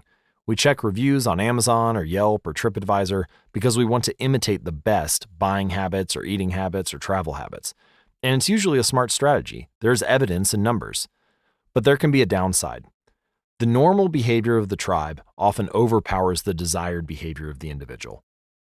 For example, one study found that when a chimpanzee learns an effective way to crack nuts open as the member of one group, and then switches to a new group that uses a less effective strategy, it will avoid using the superior nut-cracking method just to blend in with the rest of the chimps. Humans are similar. There's a tremendous internal pressure to comply with the norms of the group. The reward of being accepted is often greater than the reward of winning an argument or looking smart or finding truth. Most days, we'd rather be wrong with the crowd than be right by ourselves. The human mind knows how to get along with others. It wants to get along with others. This is our natural mode. You can override it, you can choose to ignore the group or stop caring what other people think, but it takes work, and running against the grain of your culture requires extra effort. When changing your habits means challenging the tribe, change is unattractive. When changing your habits means fitting in with the tribe, change is very attractive. 3. Imitating the powerful. Humans everywhere pursue power, prestige, and status. We want pins and medallions on our jackets. We want president or partner in our titles. We want to be acknowledged, recognized, and praised. This tendency can seem vain, but overall it's a smart move. Historically, a person with greater power and status has access to more resources, worries less about survival, and proves to be a more attractive mate. We are drawn to behaviors that earn us respect, approval, admiration, and status. We want to be the one in the gym who can do muscle-ups, or the musician who can play the hardest chord progressions, or the parent with the most accomplished children, because these things separate us from the crowd. Once we fit in, we start looking for ways to stand out. This is one reason we care so much about the habits of highly effective people. We try to copy the behavior of successful people because we desire success ourselves. Many of our daily habits are imitations of the people we admire. You replicate the marketing strategies of the most successful firms in your industry. You make a recipe from your favorite baker. You borrow the storytelling strategies of your favorite writer. You mimic the communication style of your boss. We imitate the people we envy. High-status people enjoy the approval, respect, and praise of others. And that means if a behavior can get us approval, respect, and praise, we find it attractive. We are also motivated to avoid behaviors that would lower our status. We trim our hedges and mow our lawn because we don't want to be the slob in the neighborhood. When our mother comes to visit, we clean up the house because we don't want to be judged. We are continually wondering, what will others think of me, and altering our behavior based on the answer. The Polgar sisters, the chess prodigies mentioned at the beginning of this chapter, are evidence of the powerful and lasting impact social influences can have on our behavior. The sisters practiced chess for many hours each day and continued this remarkable effort for decades. But these habits and behaviors maintained their attractiveness in part because they were valued by their culture. From the praise of their parents to the achievement of different status markers like becoming a grandmaster, they had many reasons to continue their effort. Chapter summary. The culture we live in determines which behaviors are attractive to us. We tend to adopt habits that are praised and approved of by our culture because we have a strong desire to fit in and belong to the tribe. We tend to imitate the habits of three social groups: the close, family and friends, the many, the tribe, and the powerful, those with status and prestige. One of the most effective things you can do to build better habits is to join a culture where 1. Your desired behavior is the normal behavior, and 2. You already have something in common with the group. The normal behavior of the tribe often overpowers the desired behavior of the individual. Most days, we'd rather be wrong with the crowd than be right by ourselves. If a behavior can get us approval, respect, and praise, we will find it attractive. Chapter 10. How to find and fix the causes of your bad habits. In late 2012, I was sitting in an old apartment just a few blocks from Istanbul's most famous street, Istiklal Caddesi. I was in the middle of a 4-day trip to Turkey, and my guide, Mike, was relaxing in a worn-out armchair a few feet away. Mike wasn't really a guide. He was just a guy from Maine who had been living in Turkey for 5 years. But he offered to show me around while I was visiting the country, and I took him up on it. On this particular night, I had been invited to dinner with him and a handful of his Turkish friends. There were 7 of us, and I was the only one who hadn't, at some point, smoked at least 1 pack of cigarettes per day. I asked one of the Turks how he got started. "Friends," he said. "It always starts with your friends. One friend smokes, and then you try it." What was truly fascinating was that half of the people in the room had managed to quit smoking. Mike had been smoke-free for a few years at that point, and he swore up and down that he broke the habit because of a book called Alan Carr's Easy Way to Stop Smoking. "It frees you from the mental burden of smoking," he said. "It tells you, stop lying to yourself. You know you don't actually want to smoke. You know you don't really enjoy this. It helps you feel like you're not the victim anymore. You start to realize that you don't need to smoke." Now, I had never tried a cigarette, but I took a look at the book afterward out of curiosity. The author employs an interesting strategy to help smokers eliminate their cravings. He systematically reframes each cue associated with smoking and gives it a new meaning. He says things like, "You think you're quitting smoking, but you're not quitting anything because cigarettes do nothing for you." Or, "You think smoking is something you need to do to be social, but it's not. You can be social without smoking at all. You think smoking is about relieving stress, but it's not. Smoking does not relieve your nerves, it destroys them." Over and over, he repeats these phrases and others like them. "Get it clearly into your mind," he says. You are losing nothing, and you are making marvelous, positive gains not only in health, energy, and money, but also in confidence, self-respect, freedom, and most important of all, in the length and quality of your future life. By the time you get to the end of the book, smoking seems like the most ridiculous thing in the world to do. And if you no longer expect smoking to bring you any benefits, you have no reason to smoke. It is an inversion of the second law of behavior change. Make it unattractive. Now, I know this idea might sound overly simplistic. Just change your mind and you can quit smoking, but stick with me for a minute. Where cravings come from. Every behavior has a surface-level craving and a deeper, underlying motive. I often have a craving that goes something like this. I want to eat tacos. If you were to ask me why I want to eat tacos, I wouldn't say, because I need food to survive. But the truth is, somewhere deep down, I am motivated to eat tacos because I have to eat to survive.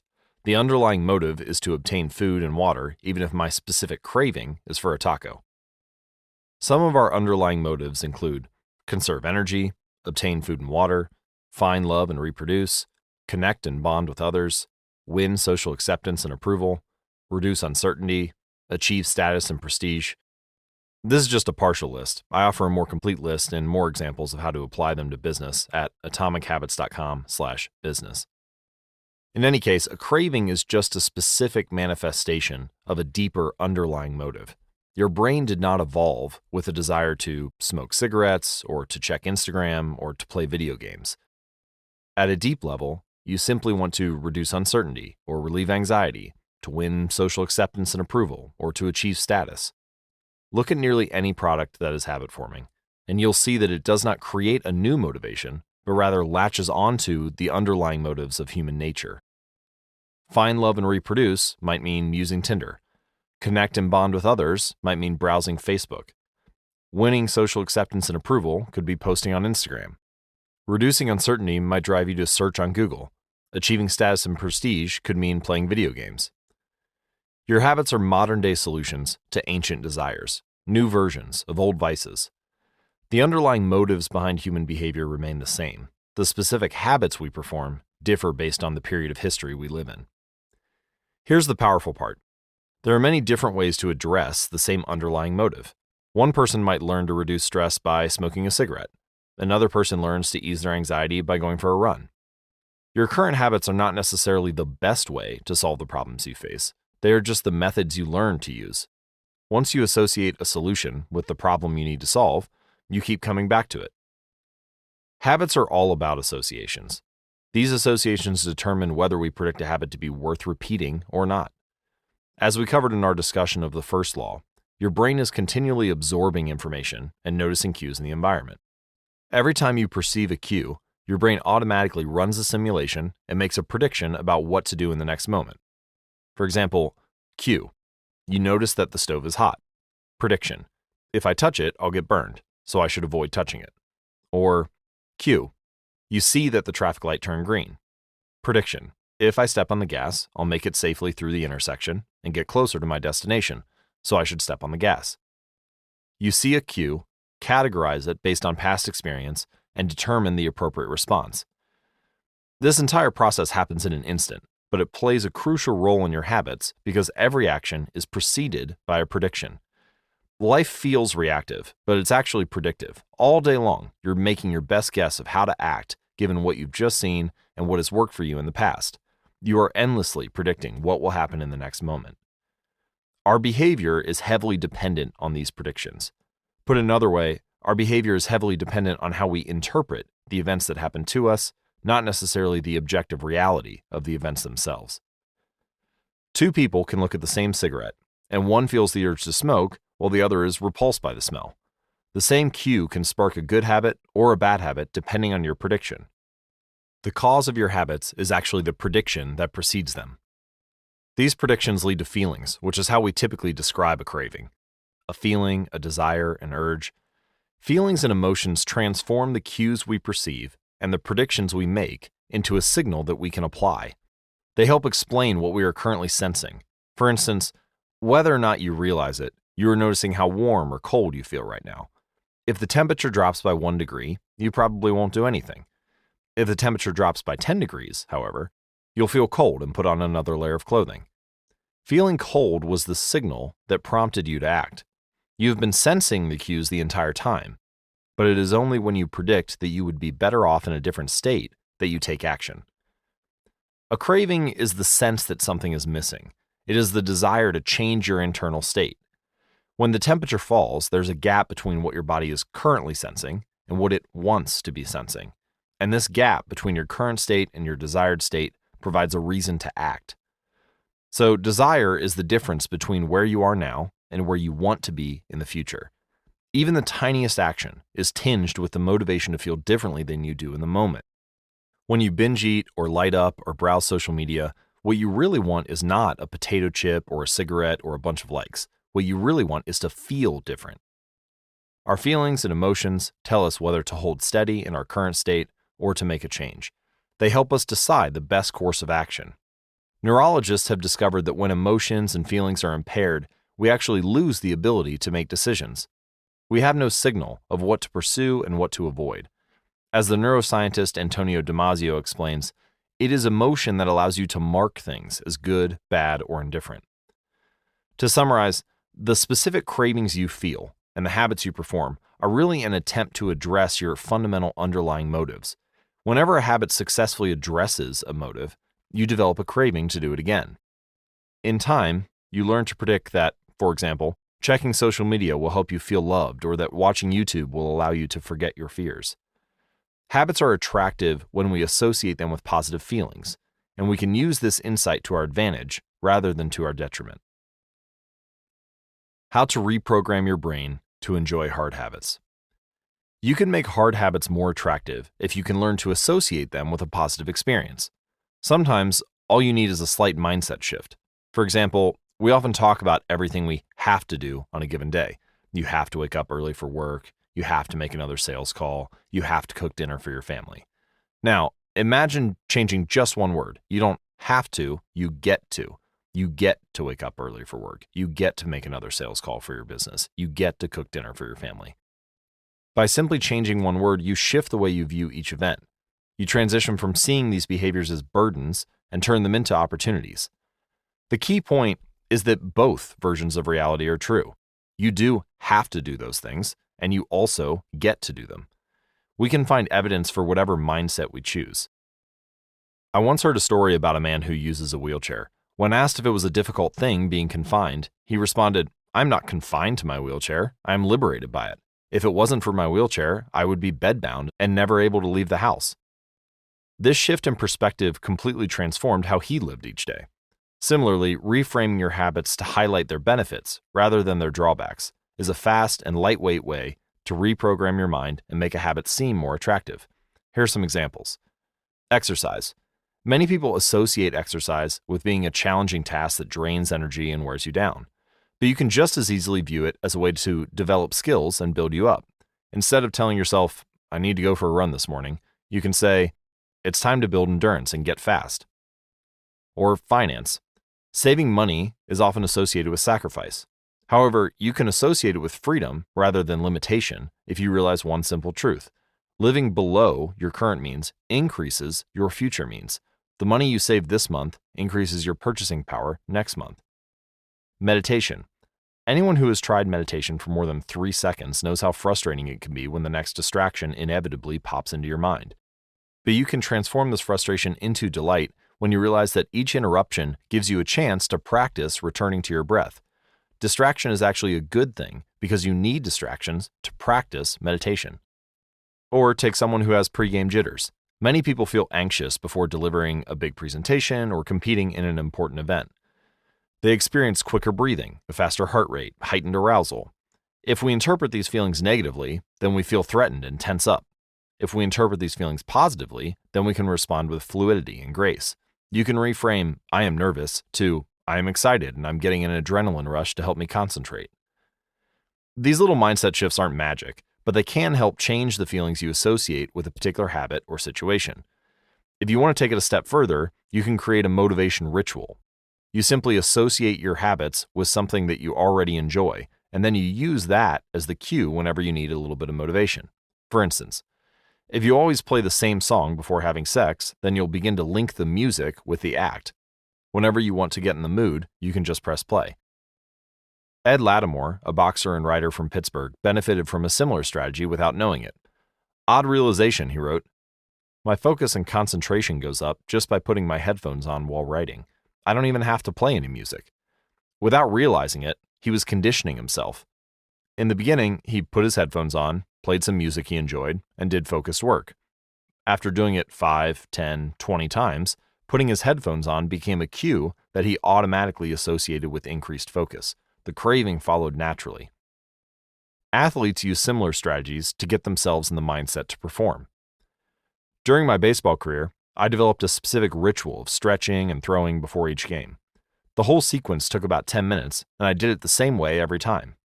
While it physically warmed me up to play, more importantly, it put me in the right mental state. I began to associate my pregame ritual with feeling competitive and focused. Even if I wasn't motivated beforehand, by the time I was done with my ritual, I was in game mode. You can adapt this strategy for nearly any purpose. Say you want to feel happier in general. Find something that makes you truly happy, like petting your dog or taking a bubble bath, and then create a short routine that you perform every time before you do the thing you love. For example, maybe you take 3 deep breaths and smile. So 3 deep breaths, smile, pet the dog, repeat. Eventually, you'll begin to associate this breathe and smile routine with being in a good mood. It becomes a cue that means feeling happy. Once established, you can break it out anytime you need to change your emotional state. Stressed at work? Take 3 deep breaths and smile. Sad about life? 3 deep breaths and smile. Once a habit has been built, the cue can prompt a craving, even if it has little to do with the original situation. The key to finding and fixing the causes of your bad habits is to reframe the associations you have about them. It's not easy, but if you can reprogram your predictions, you can transform a hard habit into an attractive one. Chapter summary. The inversion of the second law of behavior change is make it unattractive. Every behavior has a surface-level craving and a deeper underlying motive. Your habits are modern-day solutions to ancient desires. The cause of your habits is actually the prediction that precedes them. This prediction leads to a feeling. Highlight the benefits of avoiding a bad habit to make it seem unattractive. Habits are attractive when we associate them with positive feelings and unattractive when we associate them with negative feelings. Create a motivation ritual by doing something you enjoy immediately before a difficult habit. Now that we have finished our discussion of the second law, let's summarize what we have covered and how to apply it to both creating a good habit and breaking a bad habit. How to create a good habit. The first law is make it obvious. Application 1.1, fill out the habit scorecard, write down your current habits to become aware of them. Application 1.2, use implementation intentions by filling out the following formula. I will behavior at time in location. Application 1.3, utilize habit stacking by filling out a sentence like after current habit, I will new habit. Design your environment by making the cues of your good habits obvious and visible. The second law is make it attractive. Application 2.1, use temptation bundling by pairing an action you want to do with an action you need to do. Application 2.2, join a culture where your desired behavior is the normal behavior. Application 2.3, create a motivation ritual by doing something you enjoy immediately before a difficult habit. And how to break a bad habit. This is the inversion of the second law, which is make it unattractive. Application 2.4, reframe your mindset. Highlight the benefits of avoiding your bad habits. You can download a printable version of this cheat sheet, which covers all 4 laws and their applications at atomichabits.com/cheat sheet. The third law, make it easy. Chapter 11, walk slowly, but never backward. On the first day of class, Jerry Ulisman, a professor at the University of Florida, divided his film photography students into 2 groups. Everyone on the left side of the classroom, he explained, would be in the quantity group. They would be graded solely on the amount of work they produced. On the final day of class, he would tally the number of photos submitted by each student. 100 photos would rate an A, 90 photos a B, 80 photos a C, and so on. Meanwhile, everyone on the right side of the classroom would be in the quality group. They would be graded only on the excellence of their work. They would only need to produce one photo during the semester, but to get an A, it had to be a nearly perfect image. At the end of the term, he was surprised to find that all of the best photos were produced by the quantity group. During the semester, these students were busy taking photos, experimenting with composition and lighting, testing out various methods in the darkroom, and learning from their mistakes. In the process of creating hundreds of photos, they honed their skills. Meanwhile, the quality group sat around speculating about perfection. In the end, they had little to show for their efforts other than unverified theories and one mediocre photo. As a side note, a similar story is told in the book Art and Fear by David Bales and Ted Orland. This version has been adapted with permission. You can see the endnotes for a full explanation. It is easy to get bogged down trying to find the optimal plan for change. The fastest way to lose weight, the best program to build muscle, the perfect idea for a side hustle. We are so focused on figuring out the best approach that we never get around to taking action. As Voltaire once wrote, "The best is the enemy of the good." I refer to this as the difference between being in motion and taking action. The two ideas sound similar, but they're not the same. When you're in motion, you're planning and strategizing and learning. And those are all good things, but they don't produce a result. Action, on the other hand, is the type of behavior that will deliver an outcome. If I outline 20 ideas for articles I want to write, that's motion. If I actually sit down and write an article, that's action. If I search for a better diet plan and read a few books on the topic, that's motion. If I actually eat a healthy meal, that's action. Sometimes motion is useful, but it will never produce an outcome by itself. It doesn't matter how many times you go to talk to the personal trainer at the gym. That motion will never get you in shape. Only the action of stepping under the bar and working out will lead to the results you're looking to achieve. If motion doesn't lead to results, then why do we do it? Well, sometimes we do it because we actually need to plan and learn more. But more often than not, we do it because motion allows us to feel like we're making progress without running the risk of failure. Most of us are experts at avoiding criticism. It doesn't feel good to fail or to be judged publicly, so we tend to avoid situations where that might happen. And that's the biggest reason why you may slip into motion rather than take action. You want to delay failure. It's easy to be in motion and convince yourself that you're still making progress. You think, I've got conversations going with 4 potential clients right now. This is good. We're moving in the right direction. Or I brainstormed some ideas for that book I want to write. This is coming together. Motion makes you feel like you're getting things done, but really you're just preparing to get something done. And when preparation becomes a form of procrastination, you need to change something. You don't want to be merely planning. You want to be practicing. If you want to master a habit, the key is to start with repetition, not perfection. You don't need to map out every feature of a new habit. You just need to practice it. This is the first takeaway of the third law of behavior change. You just need to get your reps in. How long does it actually take to form a new habit? Habit formation is the process by which a behavior becomes progressively more automatic through repetition. The more you repeat an activity, the more the structure of your brain changes to become efficient at that activity. Neuroscientists call this long-term potentiation, which refers to the strengthening of connections between neurons in the brain based on recent patterns of activity. With each repetition, cell-to-cell signaling improves and the neural connections tighten. This was first described by neuropsychologist Donald Hebb in 1949, and the phenomenon is commonly known as Hebb's law. Neurons that fire together wire together. Repeating a habit leads to clear physical changes in the brain. In musicians, the cerebellum, a brain region critical for physical movements like plucking a guitar string or pulling a violin bow, is larger than in non-musicians. Mathematicians, meanwhile, have increased gray matter in the inferior parietal lobule, which plays a key role in computation and calculation. Its size is directly correlated with the amount of time spent in the field. The older and more experienced the mathematician, the greater the increase in gray matter. When scientists analyzed the brains of taxi drivers in London, they found that the hippocampus, a region of the brain involved in spatial memory, was significantly larger in their subjects than in non-taxi drivers. Even more fascinating, the hippocampus decreased in size when a driver retired. Like the muscles of the body responding to regular weight training, particular regions of the brain adapt as they are used and atrophy as they are abandoned. Of course, the importance of repetition in establishing habits was recognized long before neuroscientists began poking around. In 1860, the English philosopher George H. Lewis noted, "In learning to speak a new language, to play on a musical instrument, or to perform unaccustomed movements, great difficulty is felt, because the channels through which each sensation has to pass have not become established. But no sooner has frequent repetition cut a pathway than this difficulty vanishes. The actions become so automatic that they can be performed while the mind is otherwise engaged."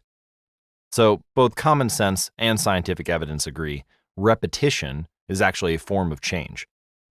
Every time you repeat an action, you are activating a particular neural circuit associated with that habit. And this means simply putting in your reps is one of the most critical steps you can take to encoding a new habit. It is why the students who took tons of photos improved their skills, while those who merely theorized about perfect photos did not. One group engaged in active practice, the other in passive learning. One in action, the other in motion. All habits follow a similar trajectory, from effortful practice to automatic behavior, a process known as automaticity. Automaticity is the ability to perform a behavior without thinking about each step, which occurs when the non-conscious mind takes over. You can see a few graphical representations of what this looks like at atomichabits.com/media. As a habit is repeated, it gradually becomes more and more automatic, and the shape of these charts, the shape of this curve, is what scientists call learning curves. These learning curves reveal an important truth about behavior change. Habits form based on frequency, not time. One of the most common questions I hear is, how long does it take to build a new habit? But what people really should be asking is, how many does it take to form a new habit? That is, how many repetitions are required to make a habit automatic? There's nothing magical about time passing with regard to habit formation. It doesn't matter if it's been 21 days or 30 days or 300 days. What matters is the rate at which you perform the behavior. You could do something twice in 30 days or 200 times, and it's the frequency that makes the difference. Your current habits have been internalized over the course of hundreds, if not thousands, of repetitions. New habits require the same level of frequency. You need to string together enough successful attempts until the behavior is firmly embedded in your mind. In practice, it doesn't really matter how long it takes for a habit to become automatic. What matters is that you take the actions you need to take to make progress. Whether an action is fully automatic is of less importance. The key point is that to build a habit, you need to practice it.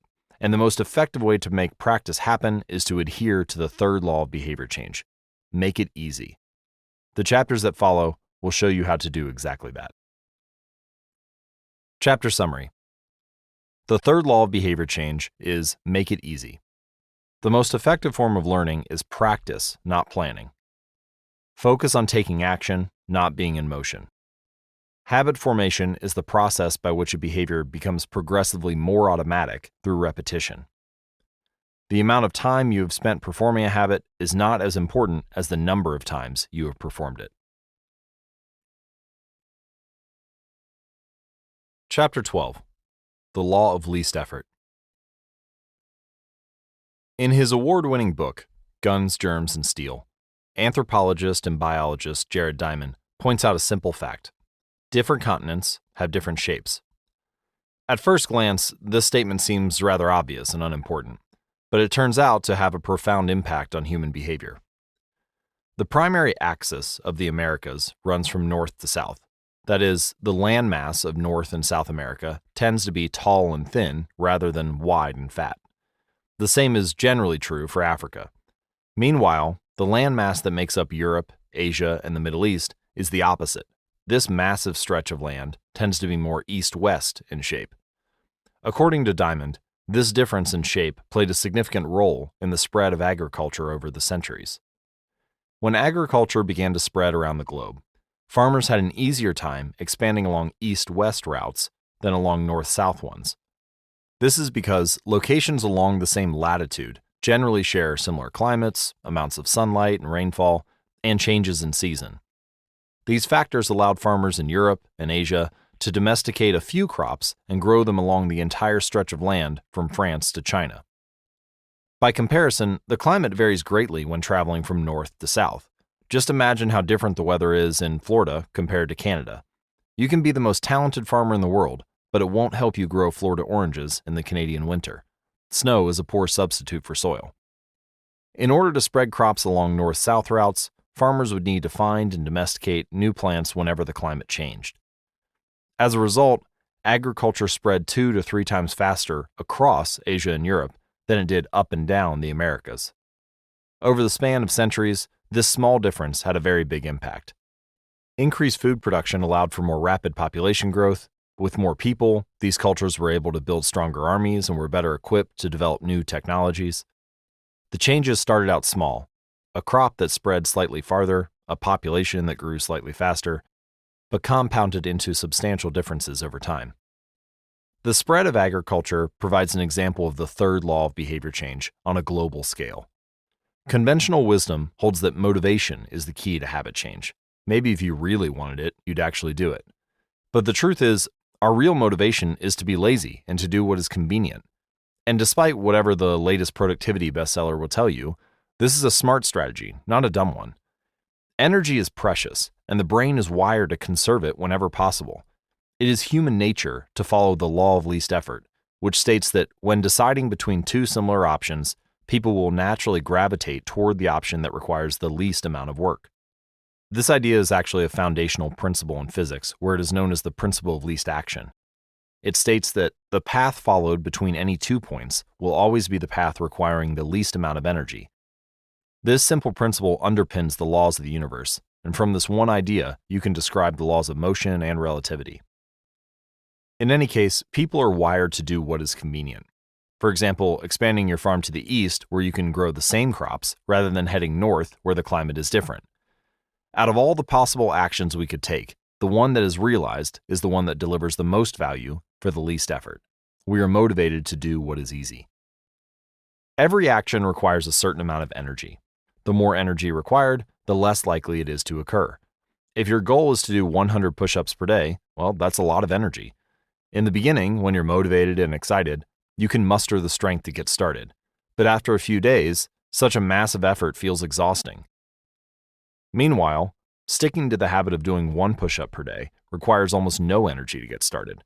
And the less energy a habit requires, the more likely it is to occur.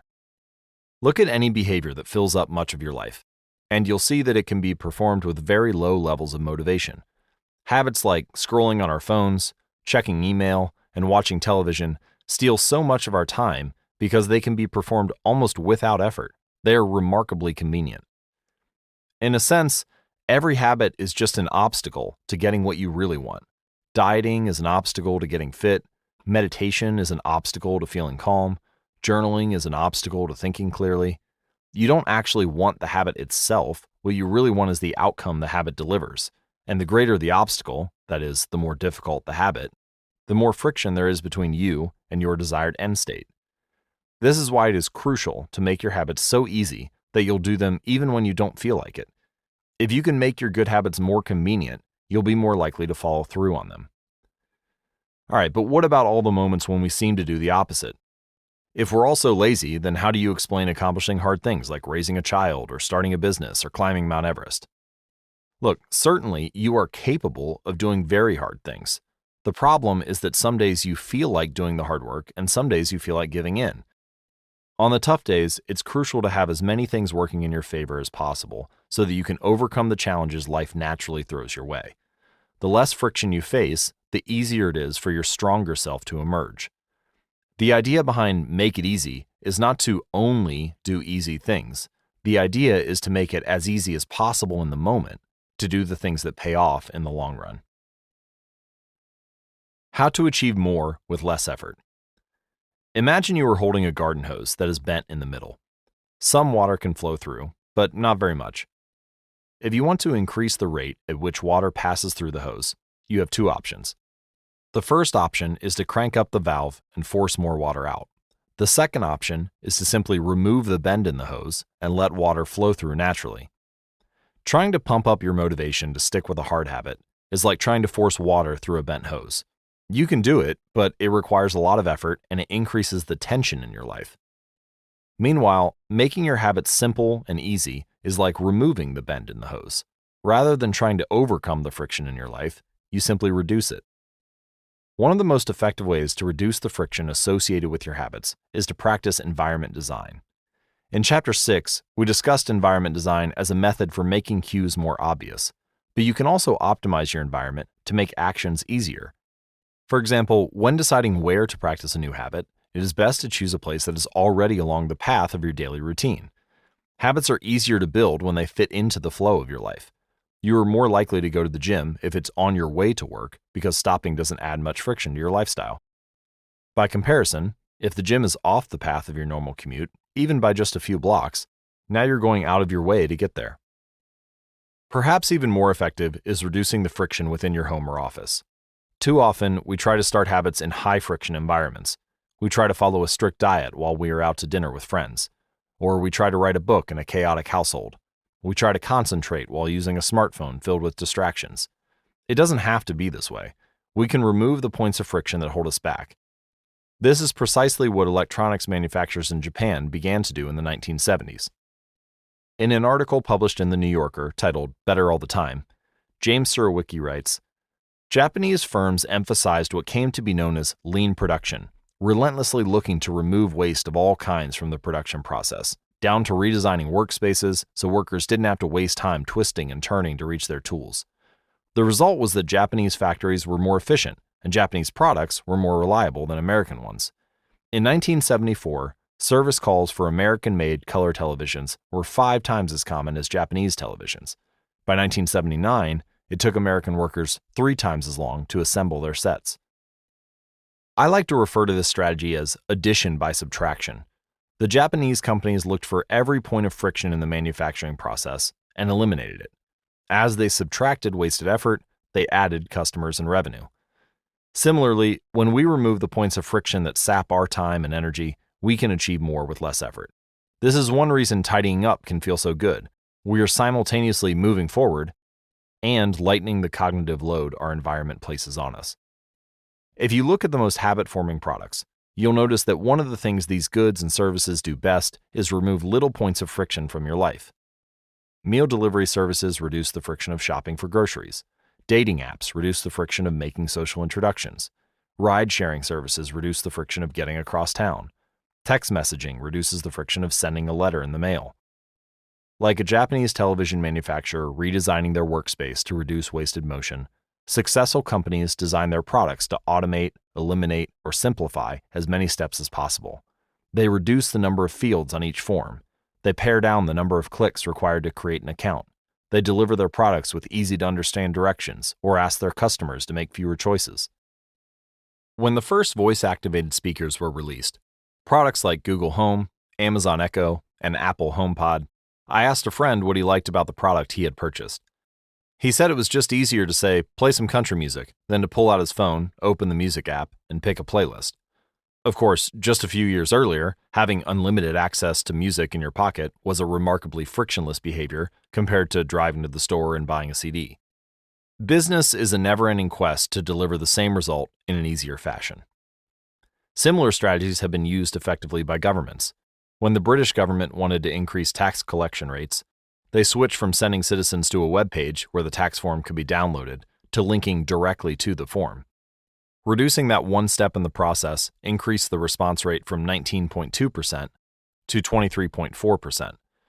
For a country like the United Kingdom, those percentage points represent millions in tax revenue.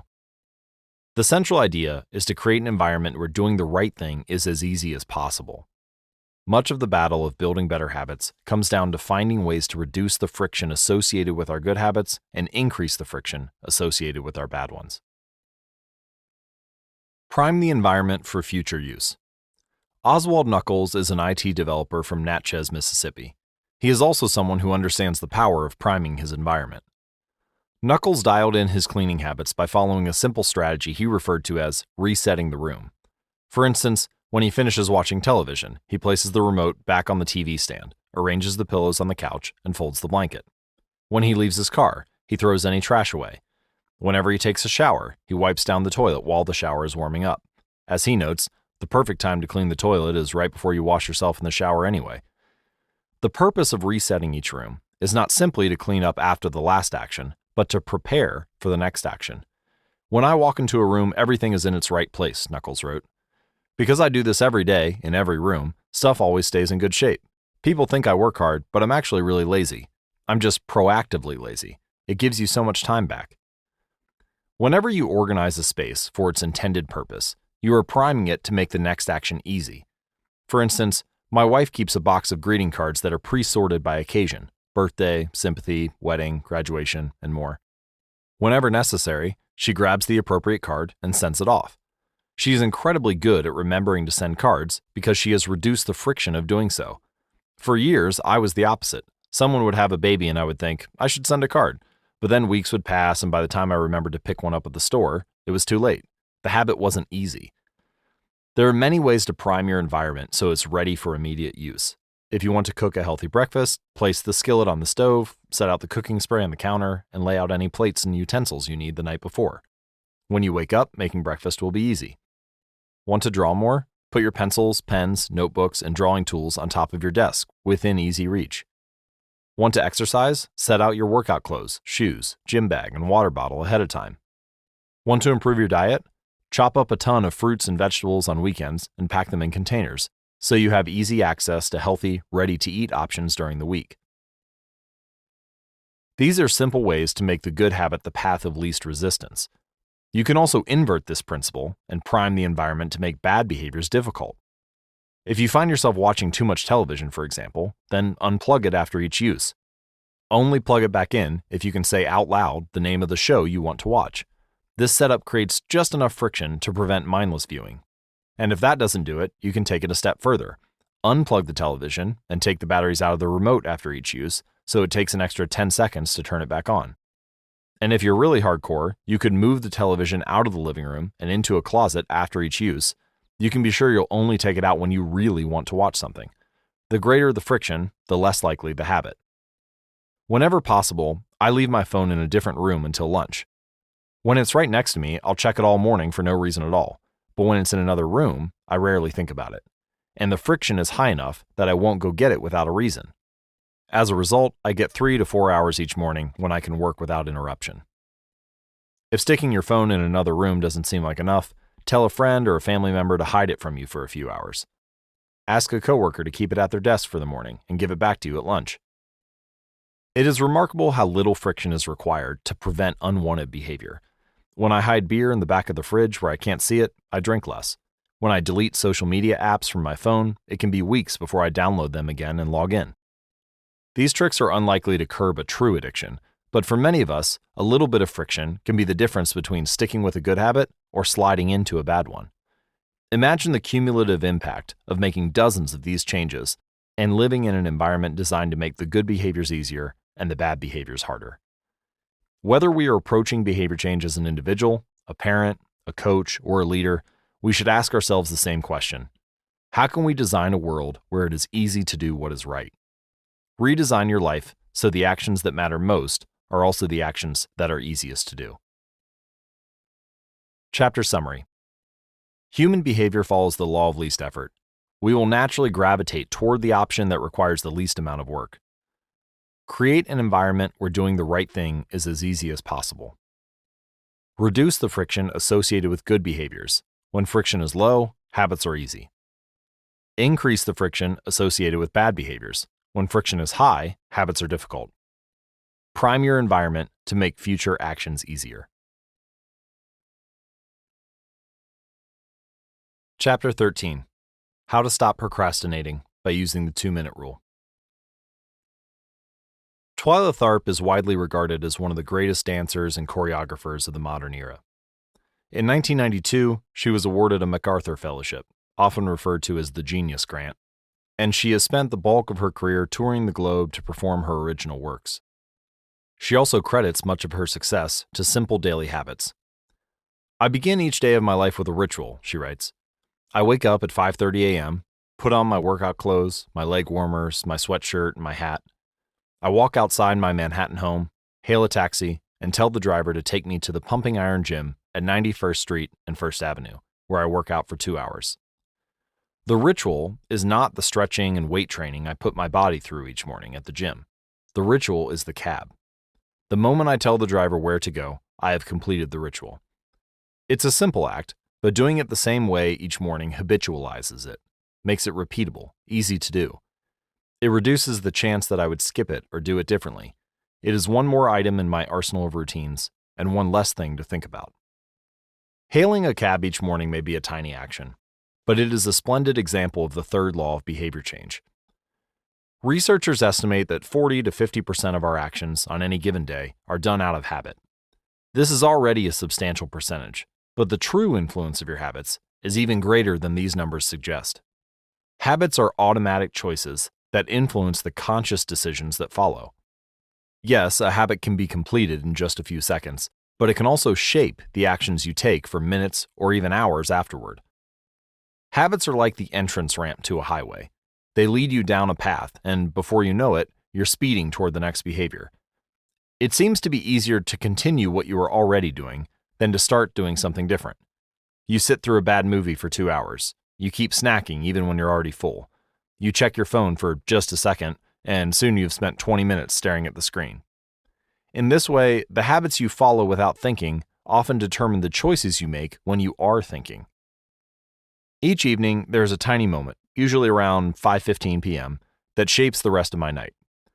My wife walks in the door from work, and either we change into our workout clothes and head to the gym, or we crash onto the couch, order Indian food, and watch The Office.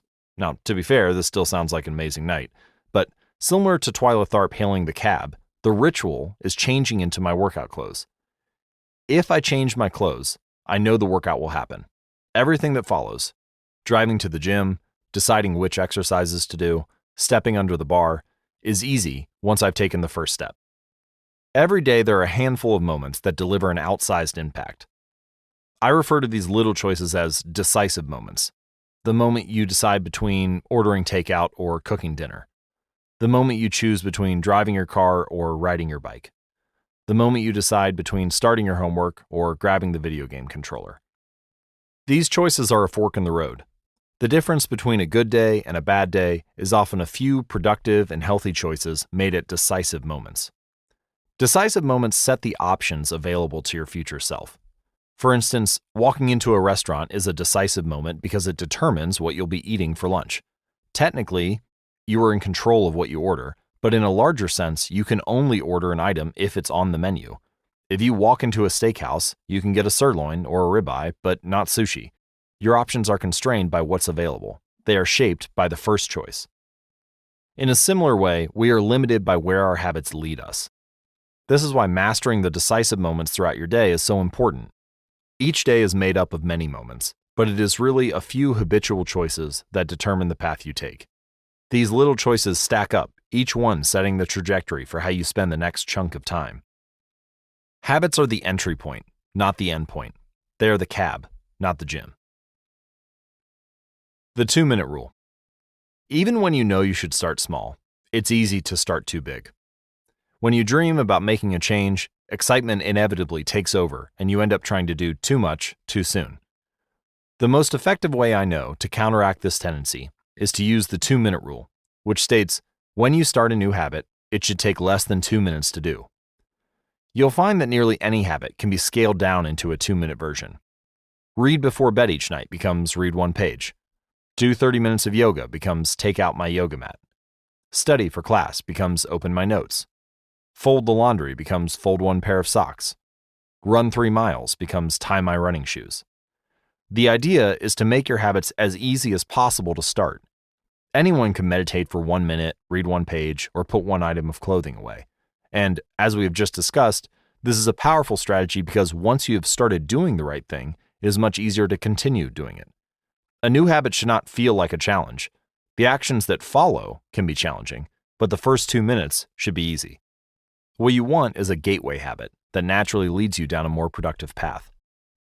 You can usually figure out the gateway habits that will lead to your desired outcome by mapping out your goals on a scale from very easy to very hard. For instance, running a marathon is very hard. Running a 5K is hard. Walking 10,000 steps is moderately difficult. Walking 10 minutes is easy. And putting on your running shoes is very easy. So your goal might be to run a marathon, but your gateway habit is to put on your running shoes. That's how you follow the 2-minute rule. People often think it's weird to get hyped about reading one page or meditating for 1 minute or making one sales call, but the point is not to do one thing. The point is to master the habit of showing up. The truth is, a habit must be established before it can be improved. If you can't learn the basic skill of showing up, then you have little hope of mastering the finer details. Instead of trying to engineer a perfect habit from the start, do the easy thing on a more consistent basis. You have to standardize before you can optimize. As you master the art of showing up, the first 2 minutes simply become a ritual at the beginning of a larger routine. This is not merely a hack to make your habits easier, but actually the ideal way to master a difficult skill. The more you ritualize the beginning of a process, the more likely it becomes that you can slip into the state of deep focus that is required to do great things. By doing the same warm-up before every workout, you make it easier to get into a state of peak performance. By following the same creative ritual, you make it easier to get into the hard work of creating.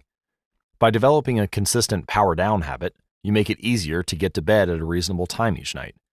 You may not be able to automate the whole process, but you can make the first action mindless. Make it easy to start, and the rest will follow. The 2-minute rule can seem like a trick to some people. You know that the real goal is to do it for more than just 2 minutes, so it may feel like you're trying to fool yourself. Nobody is actually aspiring to read one page or do one push-up or open their notes. And if you know it's a mental trick, well then why would you fall for it? If the 2-minute rule feels forced, try this. Do it for 2 minutes and then stop. Go for a run, but you must stop after 2 minutes. Start meditating, but you must stop after 2 minutes. Study Arabic, but you must stop after 2 minutes. It's not a strategy for starting, it's the whole thing. Your habit can only last 120 seconds. One of my readers used this strategy to lose over 100 pounds. In the beginning, he went to the gym each day, but he told himself he wasn't allowed to stay at the gym for more than 5 minutes. He would show up, exercise for 5 minutes, and leave as soon as his time was up. After a few weeks, he looked around and thought, well, I'm coming here all the time anyway, I may as well start staying a little longer. And a few years later, the weight was gone. Journaling provides another example. Nearly everyone can benefit from getting their thoughts out of their head and onto paper, but most people give up after a few days, or avoid it entirely, because journaling feels like a chore. The secret is to always stay below the point where it feels like work. Greg McCown, a leadership consultant from the United Kingdom, built a daily journaling habit by specifically writing less than he felt like. He always stopped journaling before it seemed like a hassle. Ernest Hemingway believed in similar advice for any kind of writing. The best way is to always stop when you are going good, he said. I actually designed a habit journal specifically to make journaling easier. It includes a 1-line-per-day section where you simply write one sentence about your day. It's the easiest way to start a journaling habit. You can learn more at atomichabits.com/journal. Strategies like this work for another reason too. They reinforce the identity you want to build. If you show up at the gym 5 days in a row, even if it's just for 2 minutes, you are casting votes for your new identity. You're not worried about getting in shape. You're focused on becoming the type of person who doesn't miss workouts. You're taking the smallest action that confirms the type of person you want to be. We rarely think about change this way because everyone is consumed by the end goal. But one push-up is better than not exercising. 1 minute of guitar practice is better than none at all.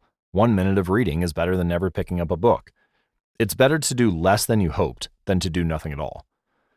At some point, once you've established the habit and you're showing up each day, you can combine the 2-minute rule with a technique we call habit shaping to scale your habit back up toward your ultimate goal. You start by mastering the first 2 minutes of the smallest version of the behavior. Then, you advance to an intermediate step and repeat the process, focusing on just the first 2 minutes and mastering that stage before moving on to the next level.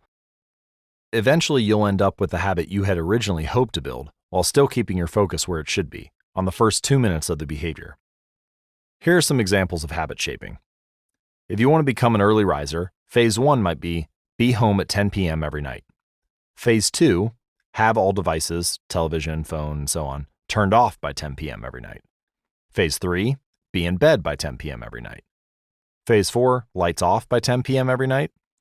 Phase 5, wake up at 6 a.m. every day.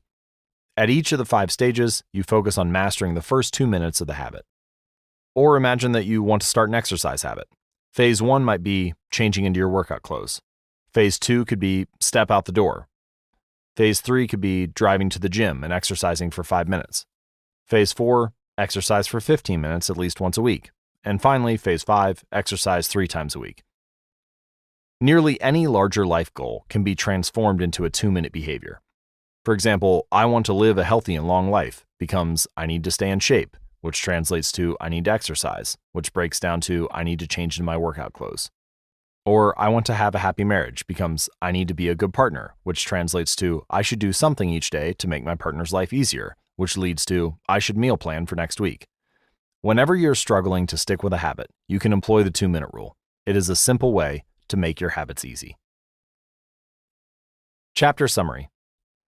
Habits can be completed in a few seconds, but continue to impact your behavior for minutes or hours afterward. Many habits occur at decisive moments, choices that are like a fork in the road, and either send you in the direction of a productive day or an unproductive one. The 2-minute rule states, when you start a new habit, it should take less than 2 minutes to do. The more you ritualize the beginning of a process, the more likely it becomes that you can slip into the state of deep focus that is required to do great things. Standardize before you optimize. You can't improve a habit that doesn't exist. Chapter 14. How to make good habits inevitable and bad habits impossible. In the summer of 1830, Victor Hugo was facing an impossible deadline. 12 months earlier, the French author had promised his publisher a new book. But instead of writing, he spent that year pursuing other projects, entertaining guests, and delaying his work. Frustrated, Hugo's publisher responded by setting a deadline less than 6 months away. The book had to be finished by February of 1831. Hugo concocted a strange plan to beat his procrastination. He collected all of his clothes and asked an assistant to lock them away in a large chest. He was left with nothing to wear except a large shawl. Lacking any suitable clothing to go outdoors, he remained in his study and wrote furiously during the fall and winter of 1830. The Hunchback of Notre Dame was published 2 weeks early, on January 14, 1831. The irony of how closely the story matches my process for writing this book is not lost on me.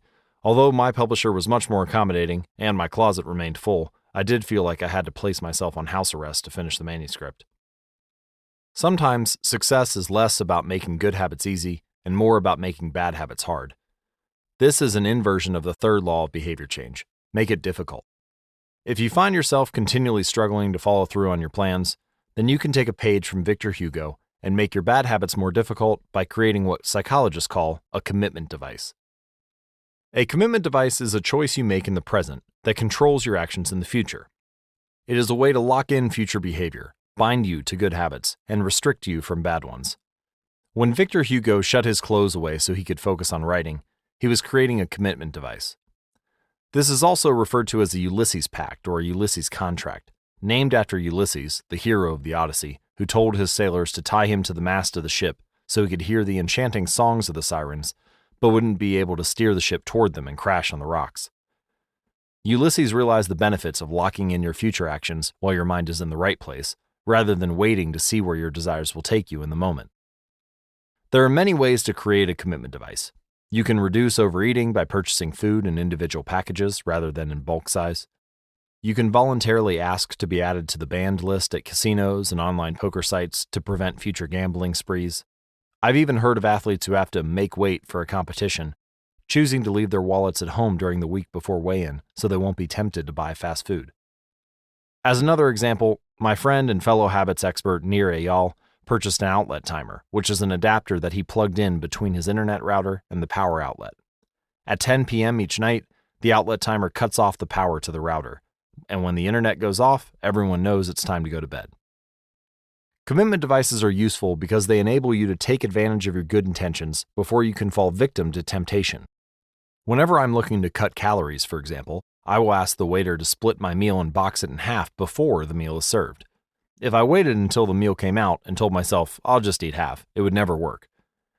The key is to change the task such that it requires more work to get out of the good habit than to get started on it. If you're feeling motivated to get in shape, schedule a yoga session and pay ahead of time. If you're excited about the business you want to start, email an entrepreneur you respect and set up a consulting call. When the time comes to act, the only way to bail is to cancel the meeting, which requires effort and may cost money. Commitment devices increase the odds that you'll do the right thing in the future by making bad habits difficult in the present. However, we can do even better. we can make good habits inevitable and bad habits impossible. How to automate a habit and never think about it again. John Henry Patterson was born in Dayton, Ohio in 1844. He spent his childhood doing chores on the family farm and working shifts at his father's sawmill. After attending college at Dartmouth, Patterson returned to Ohio and opened a small supply store for coal miners.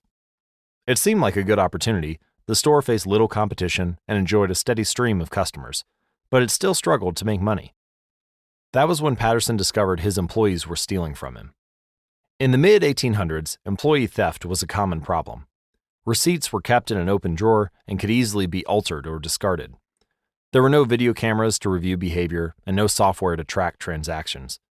Unless you were willing to hover over your employees every minute of the day or to manage all transactions yourself, it was difficult to prevent theft. As Patterson mulled over his predicament, he came across an advertisement for a new invention called Ritty's Incorruptible Cashier. Designed by fellow Dayton resident James Ritty, it was the first cash register. The machine automatically locked the cash and receipts inside after each transaction. Patterson bought two for $50 each. Employee theft at his store vanished overnight.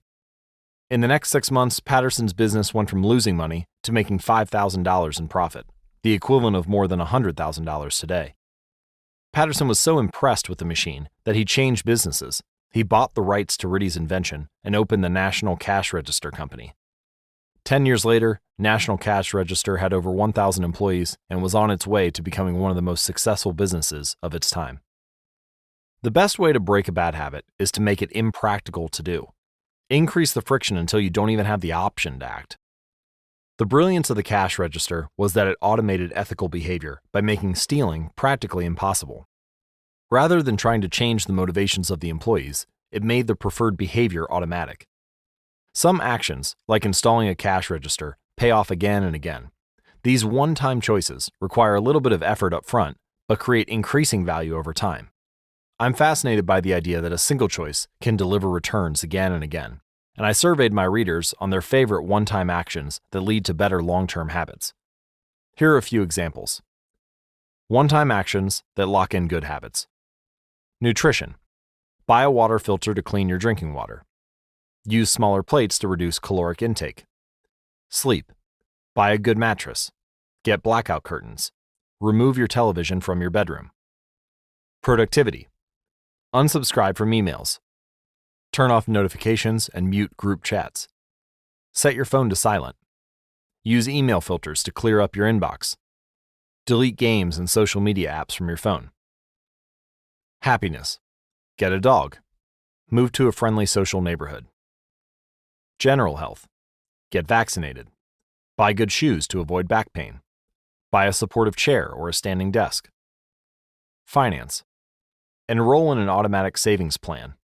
Set up automatic bill pay. Cut cable service. Call up service providers and ask to lower your bills. I'd wager that if the average person were to simply do half of the one-time actions on this list, even if they didn't give another thought to their habits, most would find themselves living a better life a year from now. These one-time actions are a straightforward way to employ the third law of behavior change. They make it easier to sleep well or eat healthy or be productive, to save money, and generally live better. Of course, there are many ways to automate good habits and eliminate bad ones. Typically, they involve putting technology to work for you. Technology can transform actions that were once hard, annoying, and complicated into behaviors that are easy, painless, and simple. It is the most reliable and effective way to guarantee the right behavior. This is particularly useful for behaviors that happen too infrequently to become habitual. Things you have to do monthly or yearly, like rebalancing your investment portfolio, are never repeated frequently enough to become a habit, so they benefit in particular from technology remembering to do them for you. Other examples include medicine. Prescriptions can be automatically refilled. Or personal finance. Employees can save for retirement with an automatic wage deduction. Cooking. Meal delivery services can do your grocery shopping. Productivity. Social media browsing can be cut off with a website blocker. When you automate as much of your life as possible, you can spend your effort on the tasks machines cannot do yet. Each habit that we hand over to the authority of technology frees up time and energy to pour into the next stage of growth.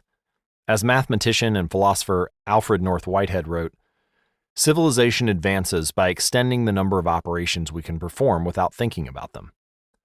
Of course, the power of technology can work against us as well. Binge watching becomes a habit because you have to put more effort into stop looking at the screen than to continue doing so. Instead of pressing a button to advance to the next episode, Netflix or YouTube will autoplay it for you. All you have to do is keep your eyes open. Technology creates a level of convenience that enables you to act on your smallest whims and desires. At the mere suggestion of hunger, you can have food delivered to your door. At the slightest hint of boredom, you can get lost in the vast expanse of social media. When the effort required to act on your desires becomes effectively zero, you can find yourself slipping into whatever impulse arises at the moment.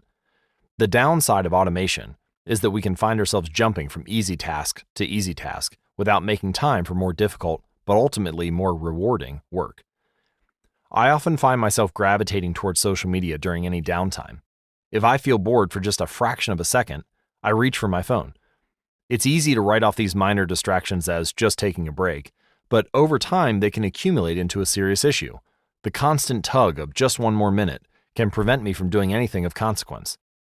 I'm not the only one. The average person spends over 2 hours per day on social media. What could you do with an extra 600 hours per year? During the year I was writing this book, I experimented with a new time management strategy. Every Monday, my assistant would reset the passwords on all my social media accounts, which logged me out on each device. All week, I worked without distraction. On Friday, she would send me the new passwords. I had the entire weekend to enjoy what social media had to offer until Monday morning when she would do it again. If you don't have an assistant, you can team up with a friend or family member and reset each other's passwords each week.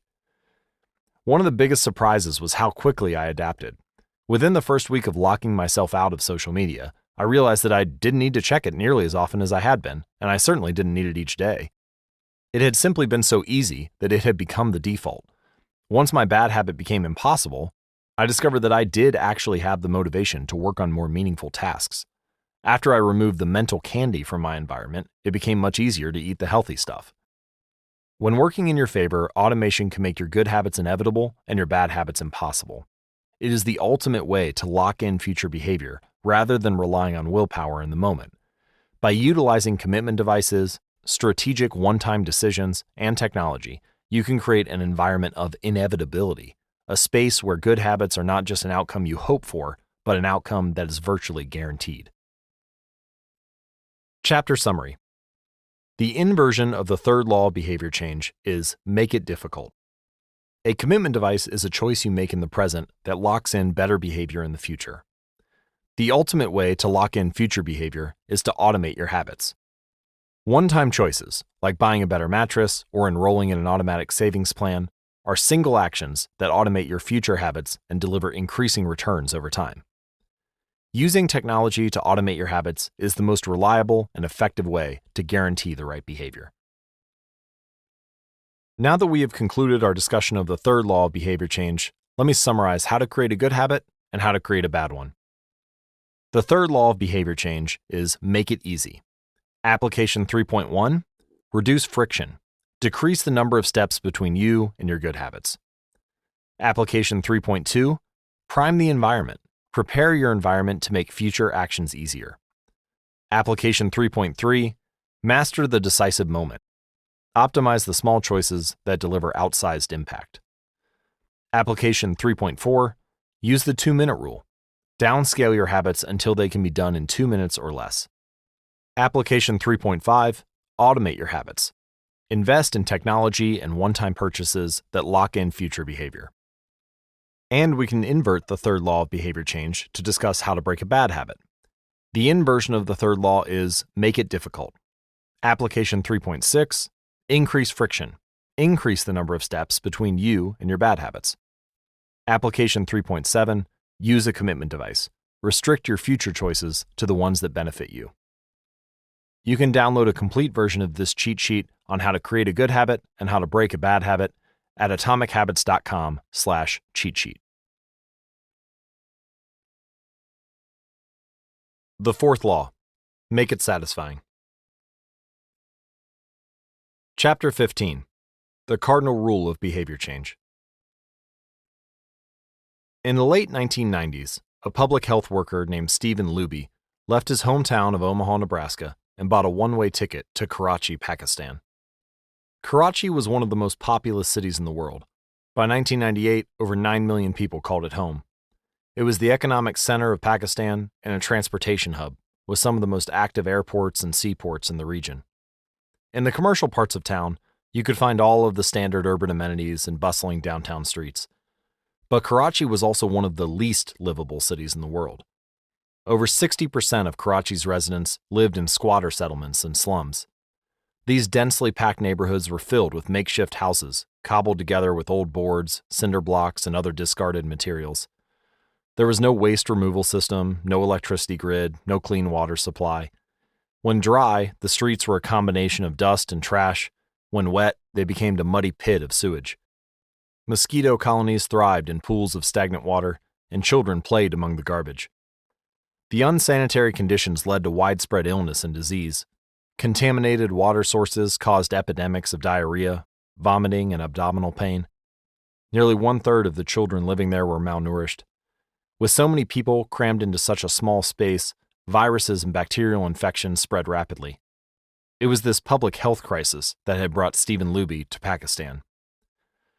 Luby and his team realized that in an environment with poor sanitation, the simple habit of washing your hands could make a real difference in the health of the residents.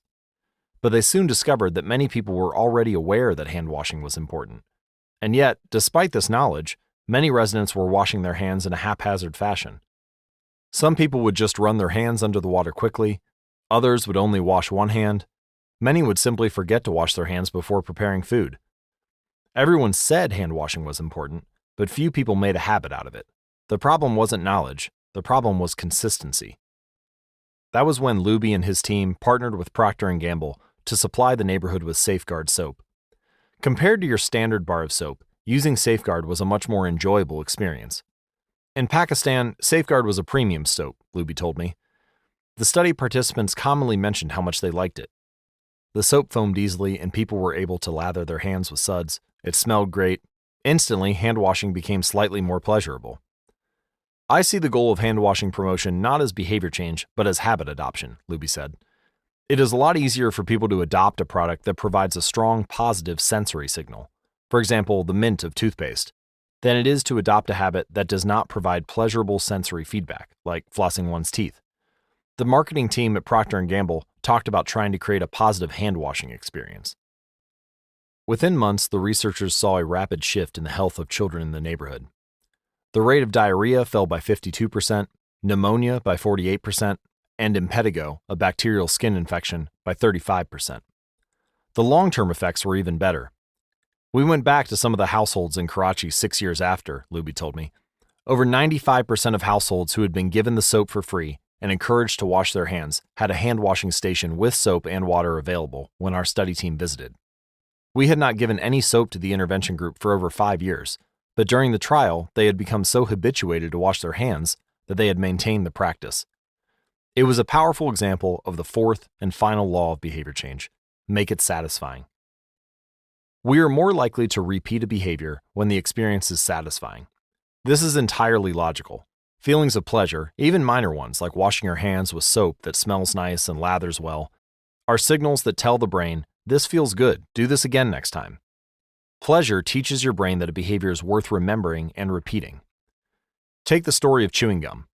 Chewing gum had been sold commercially throughout the 1800s, but it wasn't until Wrigley launched in 1891 that it became a worldwide habit. Early versions were made from relatively bland resins, chewy but not tasty. Wrigley revolutionized the industry by adding flavors like spearmint and juicy fruit, which made the product flavorful and fun to use. Then they went a step further and began pushing chewing gum as a pathway to a clean mouth. Advertisements told readers to, quote, refresh your taste. Tasty flavors and the feeling of a fresh mouth provided little bits of immediate reinforcement and made the product satisfying to use. Consumption skyrocketed, and Wrigley became the largest chewing gum company in the world. Toothpaste had a similar trajectory. Manufacturers enjoyed great success when they added flavors like spearmint, peppermint, and cinnamon to their products. These flavors don't improve the effectiveness of toothpaste, they simply create a clean mouth feel and make the experience of brushing your teeth more pleasurable. My wife actually stopped using Sensodyne because she didn't like the aftertaste. She switched to a brand with a stronger mint flavor, which proved to be more satisfying.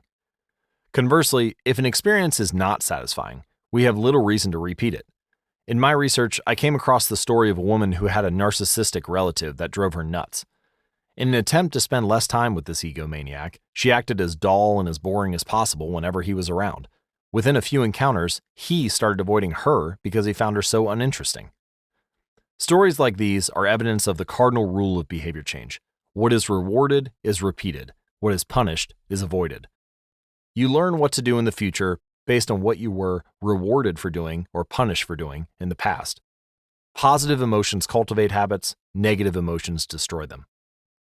The first 3 laws of behavior change, make it obvious, make it attractive, and make it easy, increase the odds that a behavior will be performed this time.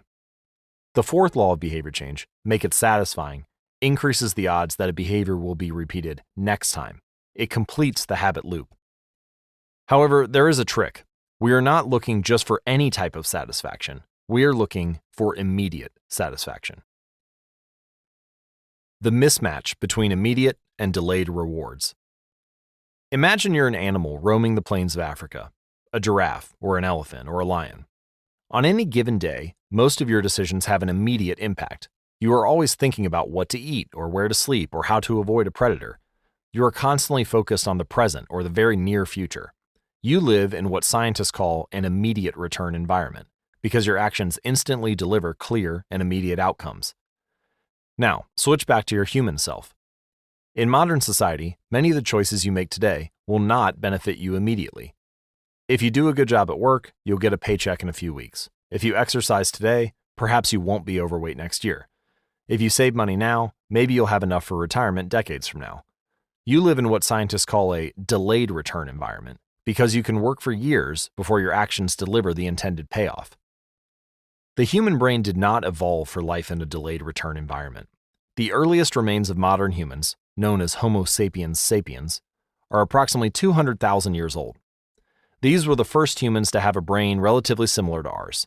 In particular, the neocortex, the newest part of the brain and the region responsible for higher functions like language, was roughly the same size 200,000 years ago as today. You are walking around with the same hardware as your Paleolithic ancestors. It is only recently, during the last 500 years or so, that society has shifted to a predominantly delayed return environment. Compared to the age of the brain, modern society is brand new. In the last 100 years, we have seen the rise of the car, the airplane, the television, the personal computer, the internet, the smartphone, and Beyoncé. The world has changed much in recent years, but human nature has changed little. Similar to other animals on the African savanna, our ancestors spent their days responding to grave threats, securing the next meal, and taking shelter from a storm. It made sense to place a high value on instant gratification. The distant future was less of a concern. And after thousands of generations in an immediate return environment, our brains evolved to prefer quick payoffs to long-term ones. Behavioral economists refer to this tendency as time inconsistency. That is, the way your brain evaluates rewards is inconsistent across time. You value the present more than the future. Usually, this tendency serves us well. A reward that is certain right now is typically worth more than one that is merely possible in the future. But occasionally, our bias toward instant gratification causes problems. Why would someone smoke if they know it increases the risk of lung cancer? Why would someone overeat if they know it increases their risk of obesity? Why would someone have unsafe sex if they know it can result in sexually transmitted disease? Once you understand how the brain prioritizes rewards, the answers become clear. The consequences of bad habits are delayed, while the rewards are immediate. Smoking might kill you in 10 years, but it reduces stress and eases your nicotine cravings now. Overeating is harmful in the long run, but appetizing in the moment. Sex, safe or not, provides pleasure right away. Disease and infection won't show up for days or weeks, even years. Every habit produces multiple outcomes across time. Unfortunately, these outcomes are often misaligned. With our bad habits, the immediate outcome usually feels good, but the ultimate outcome feels bad. With good habits, it is the reverse. The immediate outcome is unenjoyable, but the ultimate outcome feels good. The French economist Frédéric Bastiat explained the problem clearly when he wrote, "It almost always happens that when the immediate consequence is favorable, the later consequences are disastrous, and vice versa." Often, the sweeter the first fruit of a habit, the more bitter are its later fruits. Put another way, the cost of your good habits are in the present. The cost of your bad habits are in the future. The brain's tendency to prioritize the present moment means you can't rely on good intentions.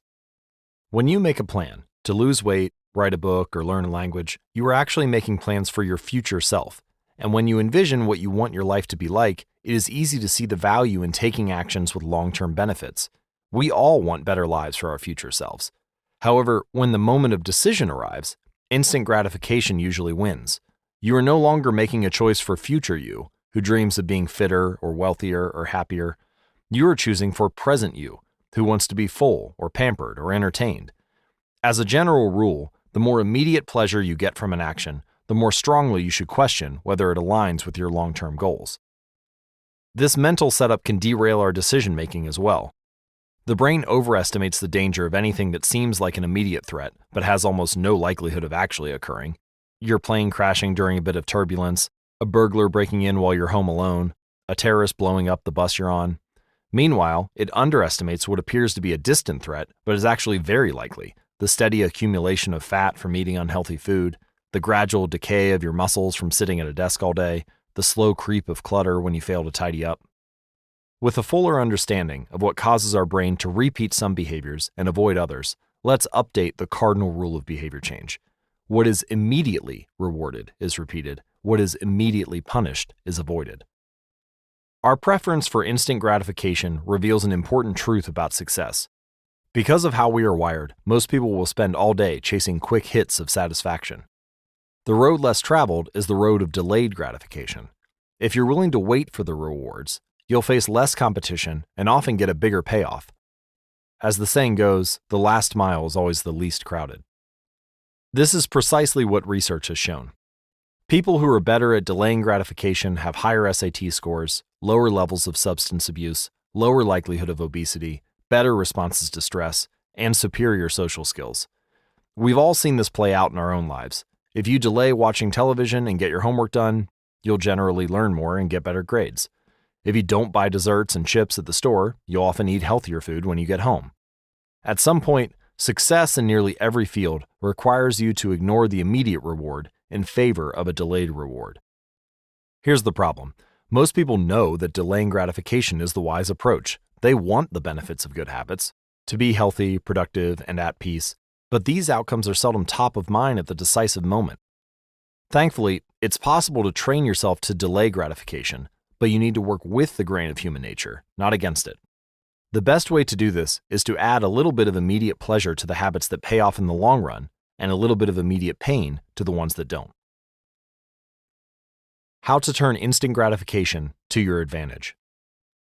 The vital thing in getting a habit to stick is to feel successful, even if it's in a small way. The feeling of success is a signal that your habit paid off and that the work was worth the effort. In a perfect world, the reward for a good habit is the habit itself. But in the real world, good habits tend to feel worthwhile only after they have provided you with something. Early on, it's all sacrifice. You've gone to the gym a few times, but you're not stronger or fitter or faster, at least not in any noticeable sense. It's only months later, once you shed a few pounds or your arms gain some definition, that it becomes easier to exercise for its own sake. In the beginning, you need a reason to stay on track. This is why immediate rewards are essential. They keep you excited while the delayed rewards accumulate in the background. What we're really talking about here, when we're discussing immediate rewards, is the ending of a behavior. The ending of any experience is vital because we tend to remember it more than the other phases. You want the ending of your habit to be satisfying. The best approach is to use reinforcement, which refers to the process of using an immediate reward to increase the rate of a behavior. Habit stacking, which we covered in Chapter 5, ties your habit to an immediate cue, which makes it obvious when to start. Reinforcement ties your habit to an immediate reward, which makes it satisfying when you finish. Immediate reinforcement can be especially helpful when dealing with habits of avoidance, which are behaviors you want to stop doing. It can be challenging to stick with habits like no frivolous purchases or no alcohol this month, because nothing happens when you skip happy hour drinks or don't buy that pair of shoes. It can be hard to feel satisfied when there is no action in the first place. All you're doing is resisting temptation, and there isn't much satisfying about that. One solution is to turn this situation on its head. You want to find a way to make avoidance visible. Open a savings account and label it for something you want, maybe leather jacket. Whenever you pass on a purchase, put the same amount of money in the account. Skip your morning latte, transfer $5. Pass on another month of Netflix, move $10 over. It's like creating a loyalty program for yourself. The immediate reward of seeing yourself save money toward the leather jacket feels a lot better than just being deprived. You are making it satisfying to do nothing. One of my readers and his wife used a similar setup. They wanted to stop eating out so much and start cooking more together. They labeled their savings account Trip to Europe. Whenever they skipped going out to eat, they transferred $50 into the account. At the end of the year, they put the money toward the vacation. It is worth noting that it is important to select short-term rewards that reinforce your identity rather than ones that conflict with it. Buying a new jacket is fine if you're trying to lose weight or read more books, but it doesn't work if you're trying to budget and save money. Instead, taking a bubble bath or going on a leisurely walk are good examples of rewarding yourself with free time, which aligns with your ultimate goal of more freedom and financial independence. Similarly, if your reward for exercising is eating a bowl of ice cream, then you're casting votes for conflicting identities, and it ends up being a wash. Instead, maybe your reward is a massage, which is both a luxury and a vote toward taking care of your body. Now the short-term reward is aligned with your long-term vision of being a healthy person. Eventually, as intrinsic rewards like a better mood, more energy, and reduced stress kick in, you'll become less concerned with chasing the secondary reward. The identity itself becomes the reinforcer. You do it because it's who you are and it feels good to be you. The more a habit becomes part of your life, the less you need outside encouragement to follow through. Incentives can start a habit. Identity sustains a habit. That said, it takes time for the evidence to accumulate and a new identity to emerge. Immediate reinforcement helps maintain motivation in the short term while you're waiting for the long-term rewards to arrive. In summary, a habit needs to be enjoyable for it to last. Simple bits of reinforcement, like soap that smells great, or toothpaste that has a refreshing mint flavor, or seeing $50 hit your savings account, can offer the immediate pleasure you need to enjoy a habit. And change is easier when it is enjoyable. Chapter Summary. The fourth law of behavior change is make it satisfying. We are more likely to repeat a behavior when the experience is satisfying. The human brain evolved to prioritize immediate rewards over delayed rewards. The cardinal rule of behavior change is, what is immediately rewarded is repeated. What is immediately punished is avoided. To get a habit to stick, you need to feel immediately successful, even if it's in a small way. The first three laws of behavior change, make it obvious, make it attractive, and make it easy, increase the odds that a behavior will be performed this time. The fourth law of behavior change, make it satisfying, increases the odds that a behavior will be repeated next time. Chapter 16.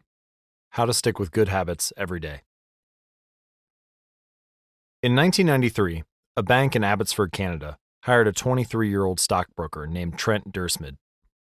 Abbotsford was a relatively small suburb, tucked away in the shadow of nearby Vancouver, where most of the big business deals were being made.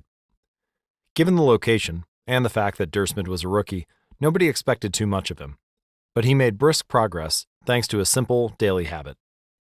Dursmid began each morning with 2 jars on his desk. One was filled with 120 paper clips. The other was empty. As soon as he settled in each day, he would make a sales call. Immediately after, he would move one paper clip from the full jar to the empty jar, and the process would begin again. Every morning I would start with 120 paper clips in one jar, and I would keep dialing the phone until I had moved them all to the second jar, he told me. Within 18 months, Dursmid was bringing in $5 million to the firm. By age 24, he was making $75,000 per year, the equivalent of $125,000 today. Not long after, he landed a 6-figure job with another company. I like to refer to this technique as the paperclip strategy, and over the years, I've heard from readers who have employed it in a variety of ways. One woman shifted a hairpin from one container to another whenever she wrote a page of her book. Another man moved a marble from one bin to the next after each set of push-ups. Making progress is satisfying, and visual measures, like moving paper clips or hairpins or marbles, provide clear evidence of your progress. As a result, they reinforce your behavior and add a little bit of immediate satisfaction to any activity. Visual measurement comes in many forms: food journals, workout logs, loyalty punch cards, the progress bar on a software download, even the page numbers in a book. But perhaps the best way to measure your progress is with a habit tracker. How to keep your habits on track. A habit tracker is a simple way to measure whether you did a habit. The most basic format is to get a calendar and cross off each day you stick with your routine. For example, if you meditate on Monday, Wednesday, and Friday, each of those days gets an X. As time rolls by, the calendar becomes a record of your habit streak. Countless people have tracked their habits, but perhaps the most famous was Benjamin Franklin. Beginning at age 20, Franklin carried a small booklet everywhere he went and used it to track 13 personal virtues. This list included goals like lose no time, be always employed in something useful, and avoid trifling conversation. At the end of each day, Franklin would open his booklet and record his progress. Jerry Seinfeld reportedly uses a habit tracker to stick with his streak of writing jokes. In the documentary Comedian, he explains that his goal is to never break the chain of writing jokes every day. In other words, he is not focused on how good or bad a particular joke is or how inspired he feels. He is simply focused on showing up and adding to his streak. Don't break the chain is a powerful mantra. Don't break the chain of sales calls and you'll build a successful book of business. Don't break the chain of workouts and you'll get fit faster than you'd expect. Don't break the chain of creating every day and you will end up with an impressive portfolio. Habit tracking is powerful because it leverages multiple laws of behavior change. It simultaneously makes a behavior obvious, attractive, and satisfying. Let's break down each one. Benefit number 1. Habit tracking is obvious. Recording your last action creates a trigger that can initiate your next one. Habit tracking naturally builds a series of visual cues, like the streak of X's on your calendar or the list of meals in your food log. When you look at the calendar and see your streak, you'll be reminded to act again. Research has shown that people who track their progress on goals like losing weight, quitting smoking, and lowering blood pressure are all more likely to improve than those who don't. One study of more than 1,600 people found that those who kept a daily food log lost twice as much weight as those who did not. The mere act of tracking a behavior can spark the urge to change it. Habit tracking also keeps you honest. Most of us have a distorted view of our own behavior. We think we act better than we do. Measurement offers one way to overcome our blindness to our own behavior and notice what is really going on each day. One glance at the paper clips in the container and you immediately know how much work you have, or haven't, been putting in. When the evidence is right in front of you, you're less likely to lie to yourself. Benefit number 2. Habit tracking is attractive. The most effective form of motivation is progress. When we get a signal that we are moving forward, we become more motivated to continue down that path. In this way, habit tracking can have an addictive effect on motivation. Each small win feeds your desire. This can be particularly powerful on a bad day. When you're feeling down, it's easy to forget about all the progress you have already made. Habit tracking provides visual proof of your hard work, a subtle reminder of how far you've come. Plus, the empty square you see each morning can motivate you to get started because you don't want to lose your progress by breaking the streak. Benefit number 3. Habit tracking is satisfying. This is the most crucial benefit of all. Tracking can become its own form of reward. It is satisfying to cross an item off your to-do list, to complete an entry in your workout log, or to mark an X on the calendar. It feels good to watch your results grow, the size of your investment portfolio, the length of your book manuscript, and if it feels good, then you're more likely to endure. Habit tracking also helps you keep your eye on the ball. You're focused on the process rather than the result. You're not fixated on getting six-pack abs, you're just trying to keep the streak alive and become the type of person who doesn't miss workouts. In summary, habit tracking 1. Creates a visual cue that can remind you to act. 2. Is inherently motivating because you see the progress you are making and don't want to lose it. And 3. Feels satisfying whenever you record another successful instance of your habit. Furthermore, habit tracking provides visual proof that you are casting votes for the type of person you wish to become, which is a delightful form of immediate and intrinsic gratification. If you're interested in tracking your own habits, you can find a template to download at atomichabits.com/tracker. Now, you may be wondering, if habit tracking is so useful, why have I waited so long to talk about it? Despite all the benefits, I've left this discussion until now for a simple reason. Many people resist the idea of tracking and measuring. It can feel like a burden because it forces you into two habits: the habit you're trying to build and the habit of tracking it. Counting calories sounds like a hassle when you're already struggling to follow a diet.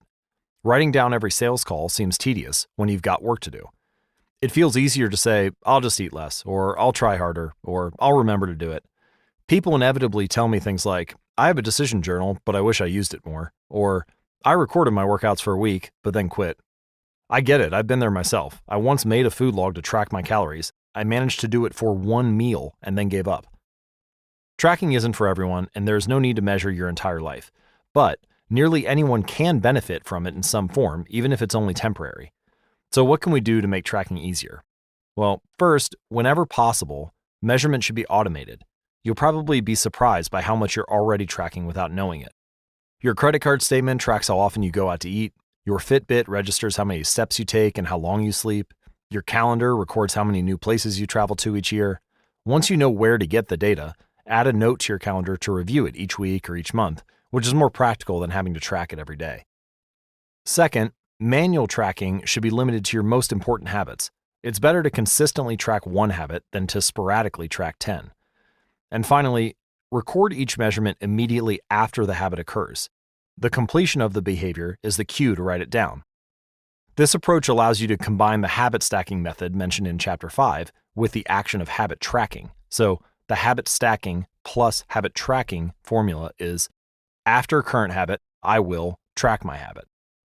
So for example, after I hang up the phone from a sales call, I will move one paperclip over. After I finish each set at the gym, I will record it in my workout journal. After I put my plate in the dishwasher, I will write down what I ate. These tactics can make tracking your habits easier.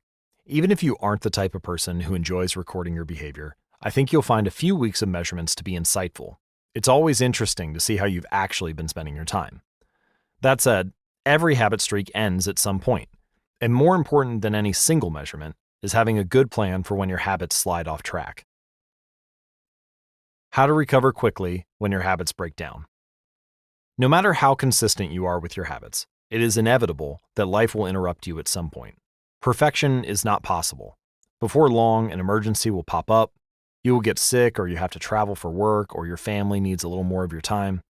Whenever this happens to me, I try to remind myself of a simple rule: never miss twice. If I miss one day, I try to get back into it as quickly as possible. Missing one workout happens, but I'm not going to miss 2 in a row. Maybe I'll eat an entire pizza, but I'll follow it up with a healthy meal.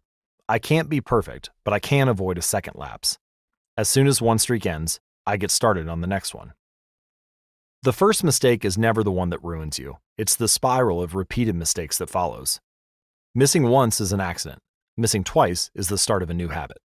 This is a distinguishing feature between winners and losers. Anyone can have a bad performance, a bad workout, or a bad day at work. But when successful people fail, they rebound quickly.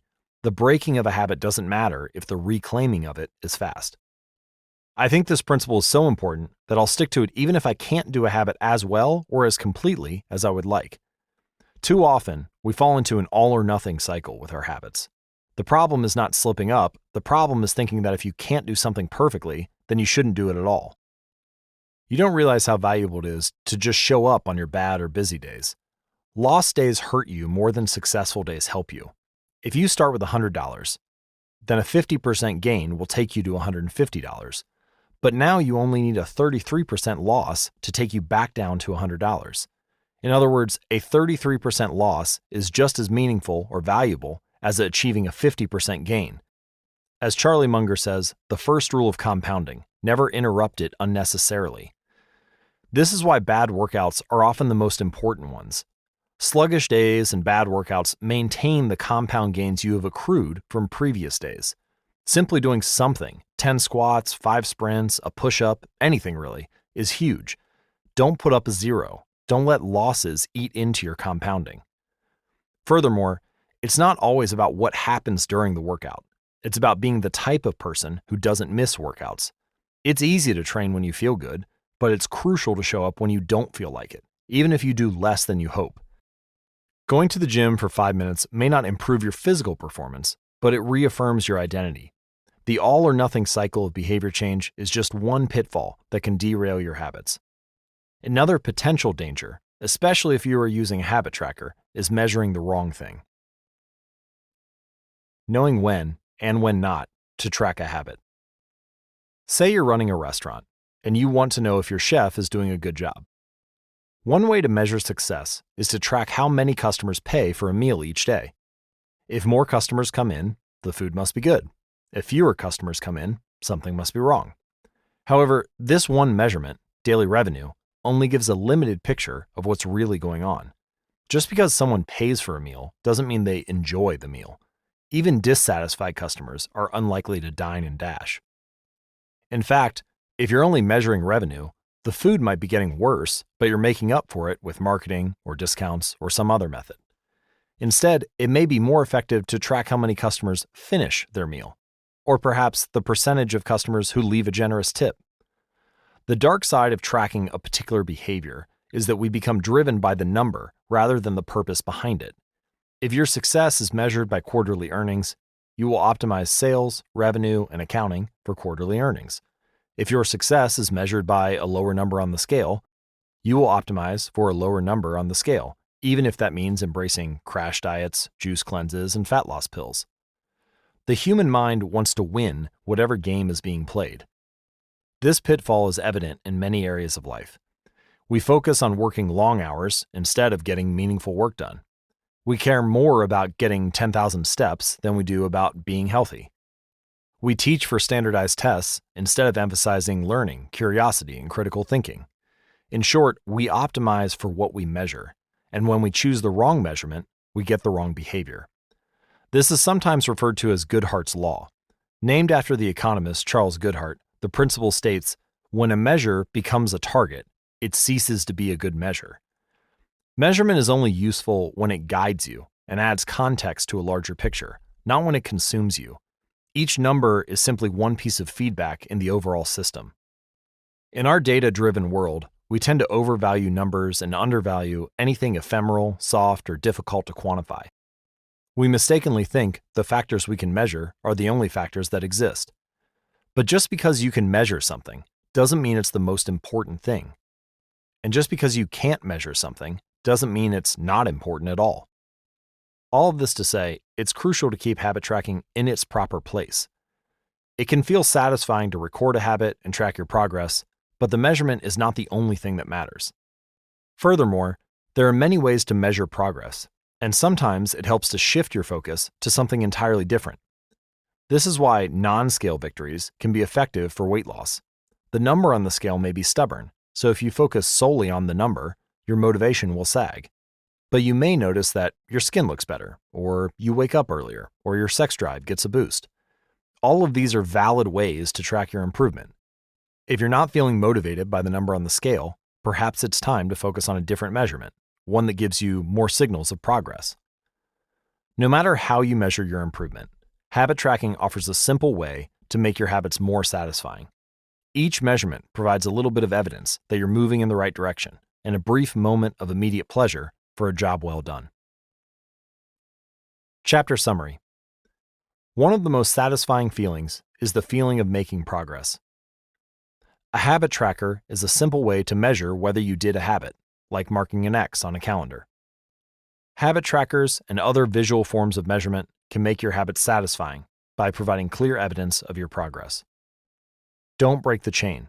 Try to keep your habit streak alive. Never miss twice. If you miss one day, try to get back on track as quickly as possible. Just because you can measure something doesn't mean it's the most important thing. Chapter 17. How an accountability partner can change everything. After serving as a pilot in World War II, Roger Fisher attended Harvard Law School and spent 34 years specializing in negotiation and conflict management. He founded the Harvard Negotiation Project and worked with numerous countries and world leaders on peace resolutions, hostage crises, and diplomatic compromises. But it was in the 1970s and 1980s, as the threat of nuclear war escalated, that Fisher developed perhaps his most interesting idea. At the time, Fisher was focused on designing strategies that could prevent nuclear war, and he had noticed a troubling fact. Any sitting president would have access to launch codes that could kill millions of people, but would never actually see anyone die because he would always be thousands of miles away. My suggestion was quite simple, he wrote in 1981. Put that nuclear code number in a little capsule, and then implant that capsule right next to the heart of a volunteer. The volunteer would carry with him a big, heavy butcher knife as he accompanied the president. If ever the president wanted to fire nuclear weapons, the only way he could do so would be for him, first, with his own hands, to kill one human being. The president says, "George, I'm sorry, but tens of millions must die." He has to look at someone and realize what death is, what an innocent death is. Blood on the White House carpet. It's reality brought home. When I suggested this to friends in the Pentagon, they said, "My God, that's terrible. Having to kill someone would distort the president's judgment. He might never push the button." Throughout our discussion of the fourth law of behavior change, we have covered the importance of making good habits immediately satisfying. Fisher's proposal is an inversion of the fourth law. Make it immediately unsatisfying. Just as we are more likely to repeat an experience when the ending is satisfying, we are also more likely to avoid an experience when the ending is painful. Pain is an effective teacher. If a failure is painful, it gets fixed. If a failure is relatively painless, it gets ignored. The more immediate and more costly a mistake is, the faster you will learn from it. The threat of a bad review forces a plumber to be good at his job. The possibility of a customer never returning makes restaurants create good food. The cost of cutting the wrong blood vessel makes a surgeon master human anatomy and cut carefully. When the consequences are severe, people learn quickly. The more immediate the pain, the less likely the behavior.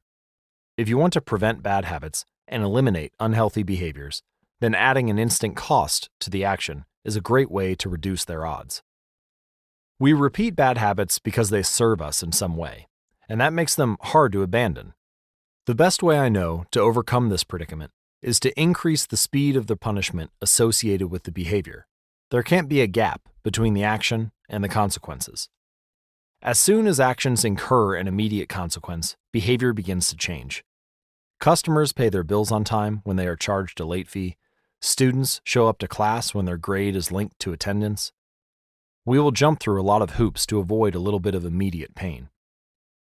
There is, of course, a limit to this.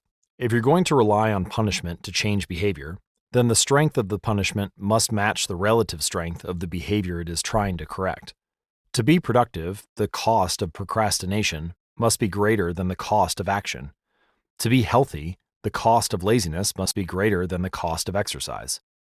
Getting fined for smoking in a restaurant or failing to recycle adds consequence to an action, but behavior only shifts if the punishment is painful enough and reliably enforced.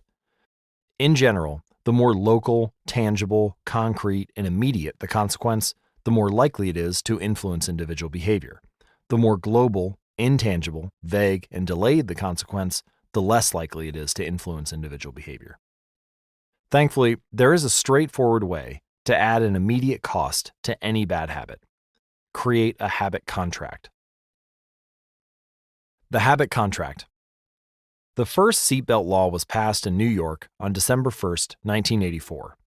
At the time, just 14% of people in the United States regularly wore a seatbelt, but that was all about to change.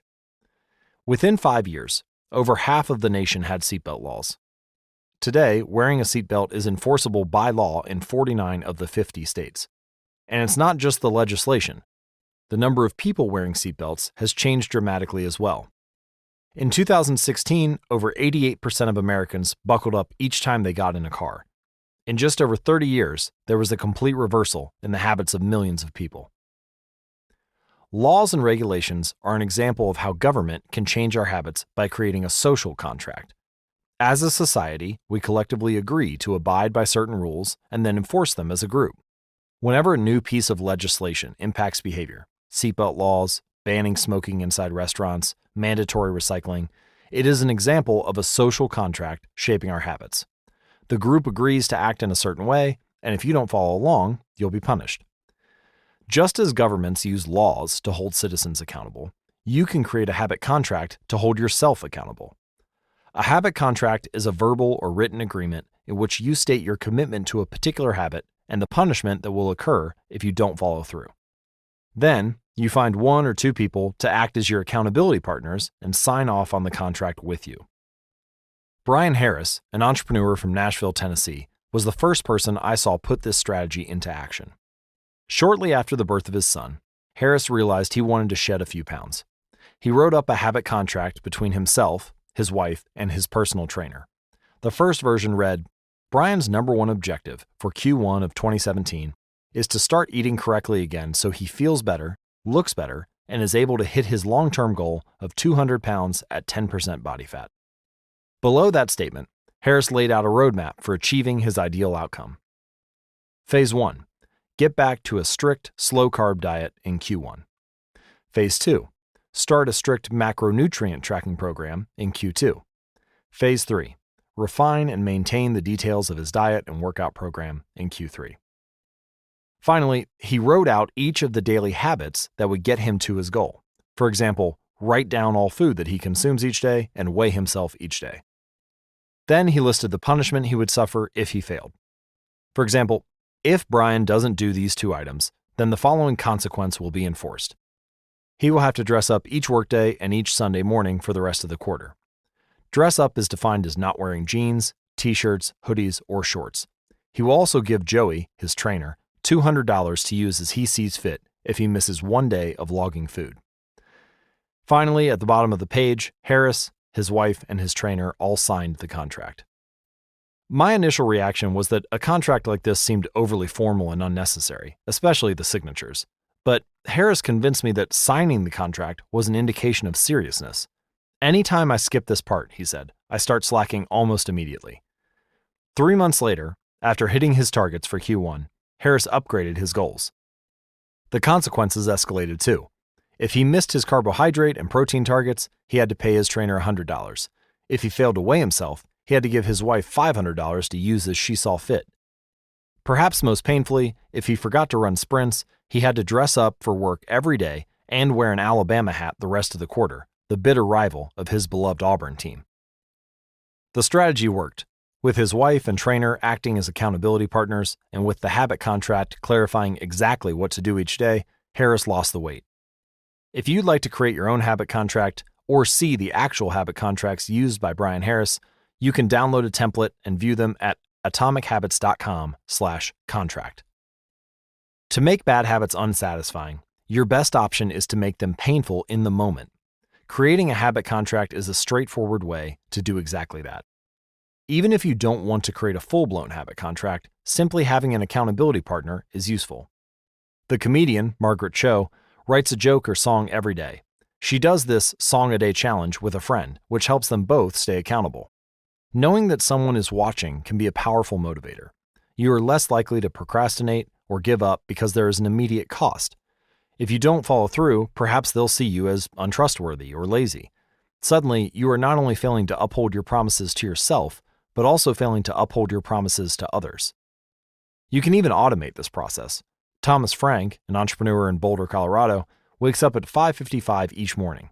And if he doesn't, he has a tweet automatically scheduled that says, "It's 6:10 and I'm not up because I'm lazy. Reply to this for $5 via PayPal, limit 5, assuming my alarm didn't malfunction." We are always trying to present our best selves to the world. We comb our hair and brush our teeth and dress ourselves carefully because we know these habits are likely to get a positive reaction. We want to get good grades and graduate from top schools to impress potential employers and mates and our friends and family. We care about the opinions of those around us because it helps if others like us. This is precisely why getting an accountability partner or signing a habit contract can work so well. Chapter summary. The inversion of the fourth law of behavior change is make it unsatisfying. We are less likely to repeat a bad habit if it is painful or unsatisfying. An accountability partner can create an immediate cost to inaction. We care deeply about what others think of us, and we do not want others to have a lesser opinion of us. A habit contract can be used to add a social cost to any behavior. It makes the costs of violating your promises public and painful. Knowing that someone else is watching you can be a powerful motivator.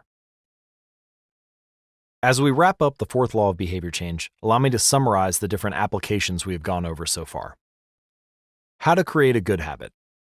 The fourth law is make it satisfying. Application 4.1. Use reinforcement.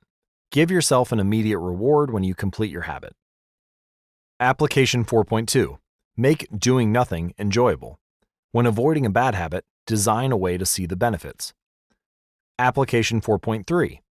Use a habit tracker. Keep track of your habit streak and don't break the chain. Application 4.4. Never miss twice. When you forget to do a habit, make sure you get back on track immediately. And now, how to break a bad habit. The inversion of the fourth law of behavior change. Make it unsatisfying. Application 4.5. Get an accountability partner. Ask someone to watch your behavior. Application 4.6. Create a habit contract. Make the costs of your bad habits public and painful. To see a final version of the cheat sheets for how to create a good habit and how to break a bad habit, please visit atomichabits.com/cheat sheet. Advanced Tactics. How to go from being merely good to being truly great. Chapter 18. The Truth About Talent. When genes matter and when they don't. Many people are familiar with Michael Phelps, who is widely considered to be one of the greatest athletes in history. Phelps has won more Olympic medals not only than any swimmer, but also more than any Olympian in any sport. Fewer people know the name Hicham El Guerrouj, but he was a fantastic athlete in his own right. El Guerrouj is a Moroccan runner who holds 2 Olympic gold medals and is one of the greatest middle distance runners of all time. For many years, he held the world record in the mile, 1,500-meter, and 2,000-meter races. At the Olympic Games in Athens, Greece in 2004, he won gold in the 1,500-meter and 5,000-meter races. These two athletes are wildly different in many ways. For starters, one competed on land while the other in water. But most notably, they differ significantly in height. El Guerrouj is 5 feet 9 inches tall. Phelps is 6 feet 4 inches tall. Despite this 7-inch difference in height, the two men are identical in one respect. Michael Phelps and Hicham El Guerrouj wear the same length inseam on their pants.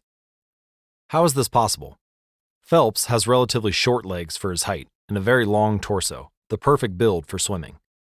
El Guerrouj has incredibly long legs and a short upper body, an ideal frame for distance running. Now imagine if these world-class athletes were to switch sports. Given his remarkable athleticism, could Michael Phelps become an Olympic-caliber distance runner with enough training? It's unlikely. At peak fitness, Phelps weighed 194 pounds, which is 40% heavier than El Guerrouj, who competed at an ultralight 138 pounds. Taller runners are heavier runners, and every extra pound is a curse when it comes to distance running. Against elite competition, Phelps would be doomed from the start. Similarly, El Guerrouj might be one of the best runners in history, but it's doubtful he would ever qualify for the Olympics as a swimmer. Since 1976, the average height of Olympic gold medalists in the men's 1,500-meter run is 5 feet 10 inches. In comparison, the average height of Olympic gold medalists in the men's 100-meter freestyle swim is 6 feet 4 inches. Swimmers tend to be tall and have long backs and arms, which are ideal for pulling through the water. El Guerrouj would be at a severe disadvantage before he ever touched the pool. The secret to maximizing your odds of success is to choose the right field of competition. This is just as true with habit change as it is with sports and business. Habits are easier to perform and more satisfying to stick with when they align with your natural inclinations and abilities. Like Michael Phelps in the pool or Hicham El Guerrouj on the track, you want to play a game where the odds are in your favor. Embracing this strategy requires the acceptance of the simple truth that people are born with different abilities. Some people don't like to discuss this fact. On the surface, your genes seem fixed, and it's no fun to talk about things you cannot control. Plus, phrases like biological determinism make it sound like certain individuals are destined for success and others are doomed to failure. But this is a short-sighted view of the influence of genes on behavior. The strength of genetics is also their weakness. Genes cannot be easily changed, which means they provide a powerful advantage in favorable circumstances and a serious disadvantage in unfavorable circumstances. If you want to dunk a basketball, being 7 feet tall is very useful. If you want to perform a gymnastics routine, being 7 feet tall is a great hindrance. Our environment determines the suitability of our genes and the utility of our natural talents. When our environment changes, so do the qualities that determine success. This is true not just for physical characteristics, but for mental ones as well. I'm smart if you ask me about habits and human behavior, not so much when it comes to knitting, rocket propulsion, or guitar chords. Competence is highly dependent on context. The people at the top of any competitive field are not only well-trained, they are also well-suited to the task. And this is why, if you want to be truly great, selecting the right place to focus is crucial. In short, genes do not determine your destiny, they determine your areas of opportunity. As the physician Gabor-Mate notes, genes can predispose, but they don't predetermine. The areas where you are genetically predisposed to success are the areas where habits are more likely to be satisfying. The key is to direct your effort toward areas that both excite you and match your natural skills, to align your ambition with your ability. The obvious question is, how do I figure out where the odds are in my favor? How do I identify the opportunities and habits that are right for me? The first place we will look for an answer is by understanding your personality. How your personality influences your habits. Your genes are operating beneath the surface of every habit, indeed, beneath the surface of every behavior. Genes have been shown to influence everything from the number of hours you spend watching television, to your likelihood to marry or divorce, to your tendency to get addicted to drugs, alcohol, or nicotine. There's a strong genetic component to how obedient or rebellious you are when facing authority, how vulnerable or resistant you are to stressful events, how proactive or reactive you tend to be, and even how captivated or bored you feel during sensory experiences like attending a concert. As Robert Plomin, a behavioral geneticist at King's College in London, told me, it is now at the point where we have stopped testing to see if traits have a genetic component because we literally can't find a single one that isn't influenced by our genes. Bundled together, your unique cluster of genetic traits predispose you to a particular personality. Your personality is the set of characteristics that is consistent from situation to situation. The most proven scientific analysis of personality traits is known as the Big Five, which breaks them down into 5 spectrums of behavior. 1. Openness to experience, from curious and inventive on one side of the spectrum to cautious and consistent on the other. 2. Conscientiousness, organized and efficient on one side to easygoing and spontaneous on the other. 3. Extroversion, outgoing and energetic to solitary and reserved. You likely know them as extroverts versus introverts. 4. Agreeableness, friendly and compassionate on one side to challenging and detached on the other. And 5. Neuroticism, anxious and sensitive on one end of the spectrum to confident, calm, and stable on the other. All 5 characteristics have biological underpinnings. Extroversion, for instance, can be tracked from birth. If scientists play a loud noise in the nursing ward, some babies will turn toward it while others turn away. When the researchers tracked these children through life, they found that the babies who turned toward the noise were more likely to grow up to be extroverts. Those who turned away were more likely to become introverts. People who are high in agreeableness are kind, considerate, and warm. They also tend to have higher natural oxytocin levels, a hormone that plays an important role in social bonding, increases feelings of trust, and can act as a natural antidepressant. You can easily imagine how someone with more oxytocin might be inclined to build habits like writing thank you notes or organizing social events. As a third example, consider neuroticism, which is a personality trait all people possess to various degrees. People who are high in neuroticism tend to be anxious and worry more than others. This trait has been linked to hypersensitivity of the amygdala, the portion of the brain responsible for noticing threats.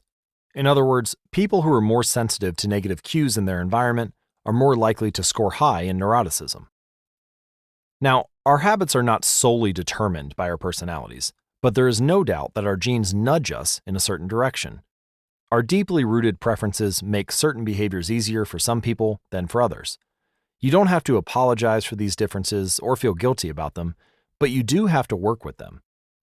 A person who scores lower on conscientiousness, for example, will be less likely to be orderly by nature and may need to rely more heavily on environment design to stick with good habits. As a reminder for the less conscientious readers among us, environment design is a strategy we discussed in chapters 6 and 12. The takeaway is that you should build habits that work for your personality. If you're interested in taking a personality test, you can find links to the most reliable tests at atomichabits.com/personality. People can get ripped working out like a bodybuilder, but if you prefer rock climbing or cycling or rowing, then shape your exercise habits around your interests. If your friend follows a low-carb diet, but you find that low-fat works for you, then more power to you. If you want to read more, don't be embarrassed if you prefer steamy romance novels over nonfiction. Read whatever fascinates you. You don't have to build the habits everyone tells you to build. Choose the habit that best suits you, not the one that is most popular. There is a version of every habit that can bring you joy and satisfaction. Find it. Habits need to be enjoyable if they are going to stick. This is the core idea behind the fourth law. Tailoring your habits to your personality is a good start, but this is not the end of the story. Let's turn our attention to finding and designing situations where you are at a natural advantage. How to find a game where the odds are in your favor. Learning to play a game where the odds are in your favor is critical for maintaining motivation and feeling successful. In theory, you can enjoy almost anything. In practice, you are more likely to enjoy the things that come easily to you. People who are talented in a particular area tend to be more competent at that task and are then praised for doing a good job. They stay energized because they are making progress where others have failed, and because they are rewarded with better pay and bigger opportunities, which not only makes them happier, but also propels them to produce even higher quality work. It is a virtuous cycle. Pick the right habit and progress is easy. Pick the wrong habit and life is a struggle. How do you pick the right habit? The first step is something we covered in the third law: make it easy. In many cases, when people pick the wrong habit, it simply means they picked a habit that was too difficult. When a habit is easy, you are more likely to be successful. When you are successful, you are more likely to feel satisfied. However, there is another level to consider. In the long run, if you continue to advance and improve, any area can become challenging. At some point, you need to make sure you're playing the right game for your skill set. How do you figure that out? The most common approach is trial and error. Of course, there's a problem with this strategy, which is life is short. You don't have time to try every career, date every eligible bachelor, or play every musical instrument. Thankfully, there is an effective way to manage this conundrum, and it is known as the explore-exploit trade-off. In the beginning of a new activity, there should be a period of exploration. In relationships, it's called dating. In college, it's called the liberal arts. In business, it's called split testing. The goal is to try out many possibilities, research a broad range of ideas, and cast a wide net. After this initial period of exploration, shift your focus to the best solution you have found, but keep experimenting occasionally. The proper balance depends on whether you're winning or losing. If you are currently winning, you should exploit. If you are currently losing, you should explore. In the long run, it is probably most effective to work on the strategy that seems to deliver the best results about 80 to 90% of the time, and keep exploring with the remaining 10 to 20%. Google famously asks employees to spend 80% of the work week on their official job and 20% on projects of their choice, which has led to the creation of blockbuster products like AdWords and Gmail. The optimal approach also depends on how much time you have. If you have a lot of time, like someone at the beginning of their career, it makes more sense to explore because once you've found the right thing, you still have a good amount of time left to exploit it. If you're pressed for time, say as you come up on the deadline for a project, you should implement the best solution you've found so far and get some results. As you explore different options, there are a series of questions you can ask yourself to continually narrow in on the habits and areas that will be most satisfying to you. For example, what feels like fun to me but work to others? The mark of whether you are made for a task is not whether you love it, but whether you can handle the pain of the task easier than most people. When are you enjoying yourself while other people are complaining? The work that hurts you less than it hurts others is the work you are made to do. What makes me lose track of time? Flow is the mental state you enter when you are so focused on the task at hand that the rest of the world fades away. This blend of happiness and peak performance is what athletes and performers experience when they are in the zone. It is nearly impossible to experience a flow state and not find the task satisfying, at least to some degree. Where do I get greater returns than the average person? We are continually comparing ourselves to those around us, and a behavior is more likely to be satisfying when the comparison is in our favor. When I started writing at jamesclear.com, my email list grew very quickly. I wasn't quite sure what I was doing well, but I knew that results seemed to be coming faster for me than for some of my colleagues, which motivated me to keep writing. What comes naturally to me?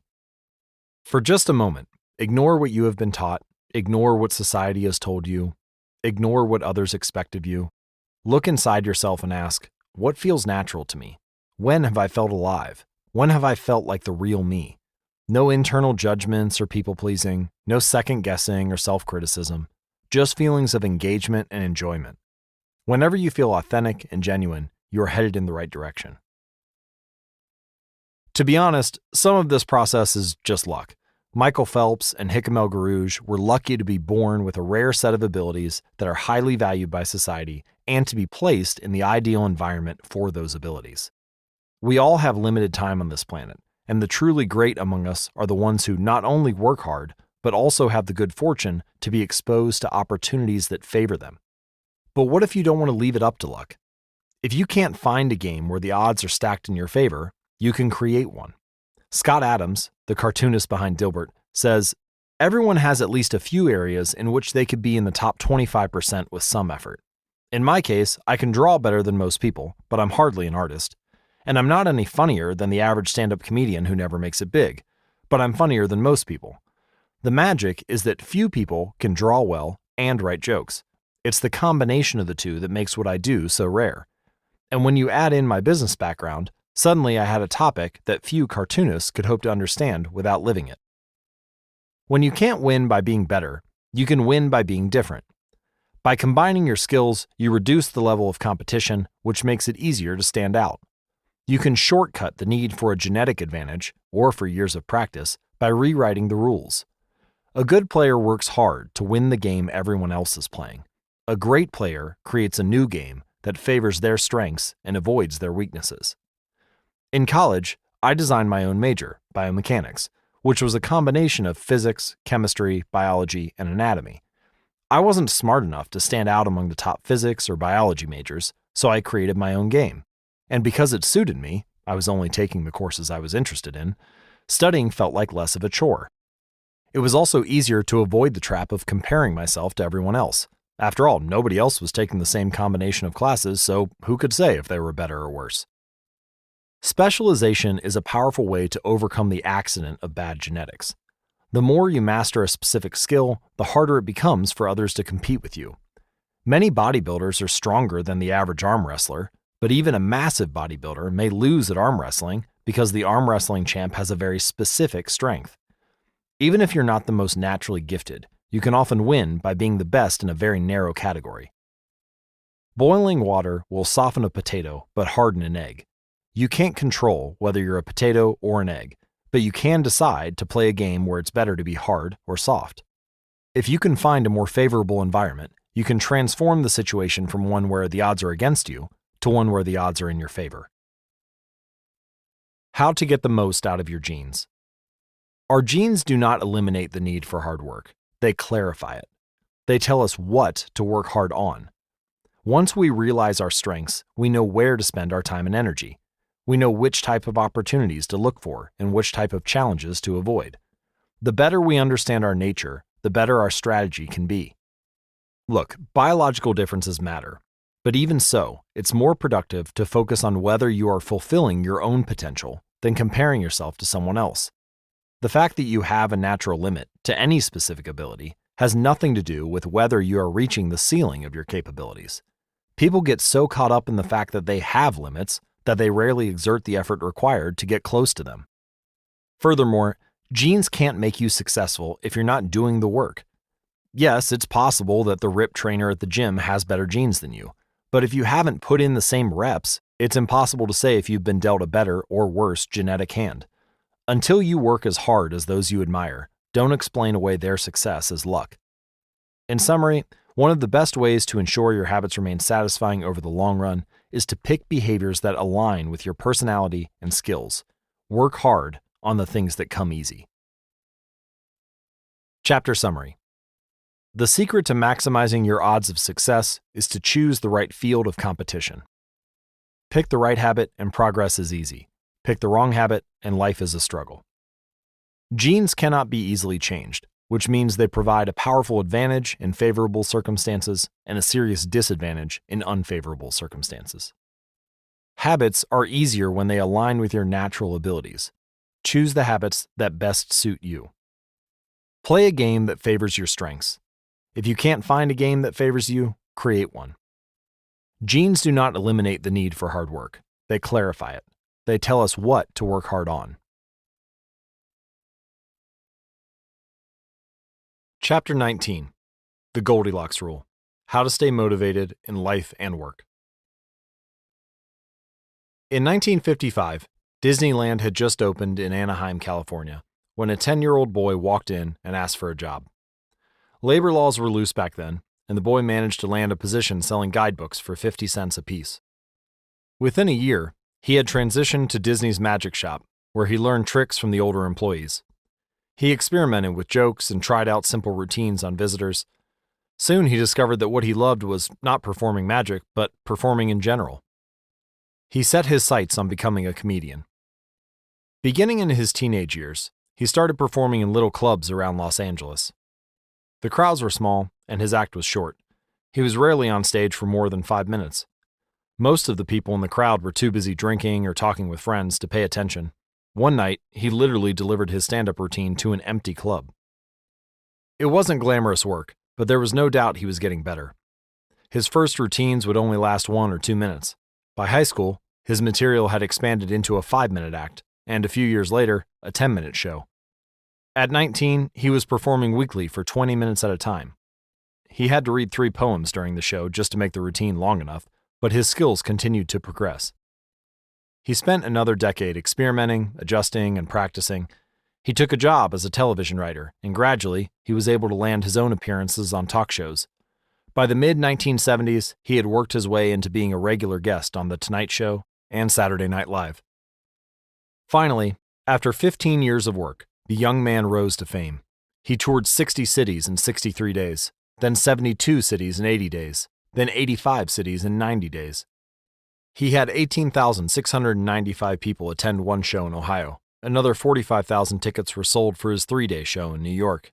He catapulted to the top of his genre and became one of the most successful comedians of his time. His name is Steve Martin. Martin's story offers a fascinating perspective on what it takes to stick with habits for the long run. Comedy is not for the timid. It is hard to imagine a situation that would strike fear into the hearts of more people than performing alone on stage and failing to get a single laugh. And yet, Steve Martin faced this fear every week for 18 years.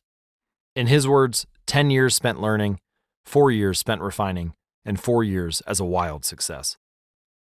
Why is it that some people, like Martin, stick with their habits, whether practicing jokes or drawing cartoons or playing guitar, while most of us struggle to stay motivated? How do we design habits that pull us in rather than ones that fade away? Scientists have been studying this question for many years. While there is still much to learn, one of the most consistent findings is that the way to maintain motivation and achieve peak levels of desire is to work on tasks of just manageable difficulty. The human brain loves a challenge, but only if it is within an optimal zone of difficulty. If you love tennis and try to play a serious match against a 4-year-old, you will quickly become bored. It's too easy. You'll win every point. In contrast, if you play a professional tennis player like Roger Federer or Serena Williams, you will quickly lose motivation because the match is too difficult. Now, consider playing tennis against someone who is your equal. As the game progresses, you win a few points and you lose a few. You have a good chance of winning, but only if you really try. Your focus narrows, distractions fade away, and you find yourself fully invested in the task at hand. This is a challenge of just manageable difficulty, and it is a prime example of the Goldilocks rule. The Goldilocks rule states that humans experience peak motivation when working on tasks that are right on the edge of their current abilities. Not too hard, not too easy, just right. Martin's comedy career is an excellent example of the Goldilocks rule in practice. Each year, he expanded his comedy routine, but only by a minute or two. He was always adding new material, but he also kept a few jokes that were guaranteed to get laughs. There were just enough victories to keep him motivated, and just enough mistakes to keep him working hard. When you're starting a new habit, it's important to keep the behavior as easy as possible so you can stick with it even when the conditions aren't perfect. This is an idea we covered in detail while discussing the third law of behavior change. Once a habit has been established, however, it's important to continue to advance in small ways.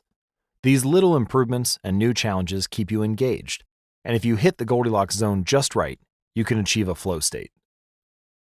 A flow state is the experience of being in the zone and fully immersed in an activity. Scientists have tried to quantify this feeling. They found that to achieve a state of flow, a task must be roughly 4% beyond your current ability. In real life, it's typically not feasible to quantify the difficulty of an action in this way, but the core idea of the Goldilocks rule remains: working on challenges of just manageable difficulty, something on the perimeter of your ability, seems crucial for maintaining motivation. Improvement requires a delicate balance. You need to regularly search for challenges that push you to your edge while continuing to make enough progress to stay motivated. Behaviors need to remain novel in order for them to stay attractive and satisfying. Without variety, we get bored, and boredom is perhaps the greatest villain on the quest for self-improvement. How to stay focused when you get bored working on your goals. After my baseball career ended, I was looking for a new sport. I joined a weightlifting team, and one day, an elite coach visited our gym. He had worked with thousands of athletes during his long career, including a few Olympians. I introduced myself, and we began talking about the process of improvement. "What's the difference between the best athletes and everyone else?" I asked. "What do the really successful people do that most don't?" He mentioned the factors you might expect: genetics, luck, talent. But then he said something I wasn't expecting. At some point, it comes down to who can handle the boredom of training every day, doing the same lifts over and over and over. His answer surprised me because it's a different way of thinking about work ethic. People talk about getting amped up to work on their goals. Whether it's business or sports or art, you hear people say things like, "It all comes down to passion," or "You have to really want it." As a result, many of us get depressed when we lose focus or motivation because we think that successful people have some bottomless reserve of passion. But this coach was saying that really successful people feel the same lack of motivation as everyone else.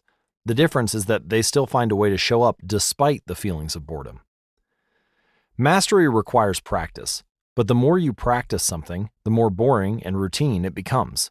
Once the beginner gains have been made, and we learn what to expect, our interest starts to fade. Sometimes it happens even faster than that. All you have to do is hit the gym a few days in a row or publish a couple of blog posts on time, and letting one day slip doesn't feel like much. Things are going well. It's easy to rationalize taking a day off because you're in a good place. The greatest threat to success is not failure, but boredom. We get bored with habits because they stop delighting us. The outcome becomes expected. And as our habits become ordinary, we start derailing our progress to seek novelty.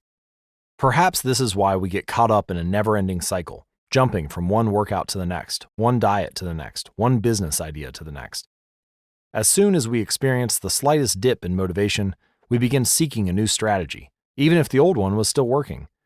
As Machiavelli noted, men desire novelty to such an extent that those who are doing well wish for a change as much as those who are doing badly.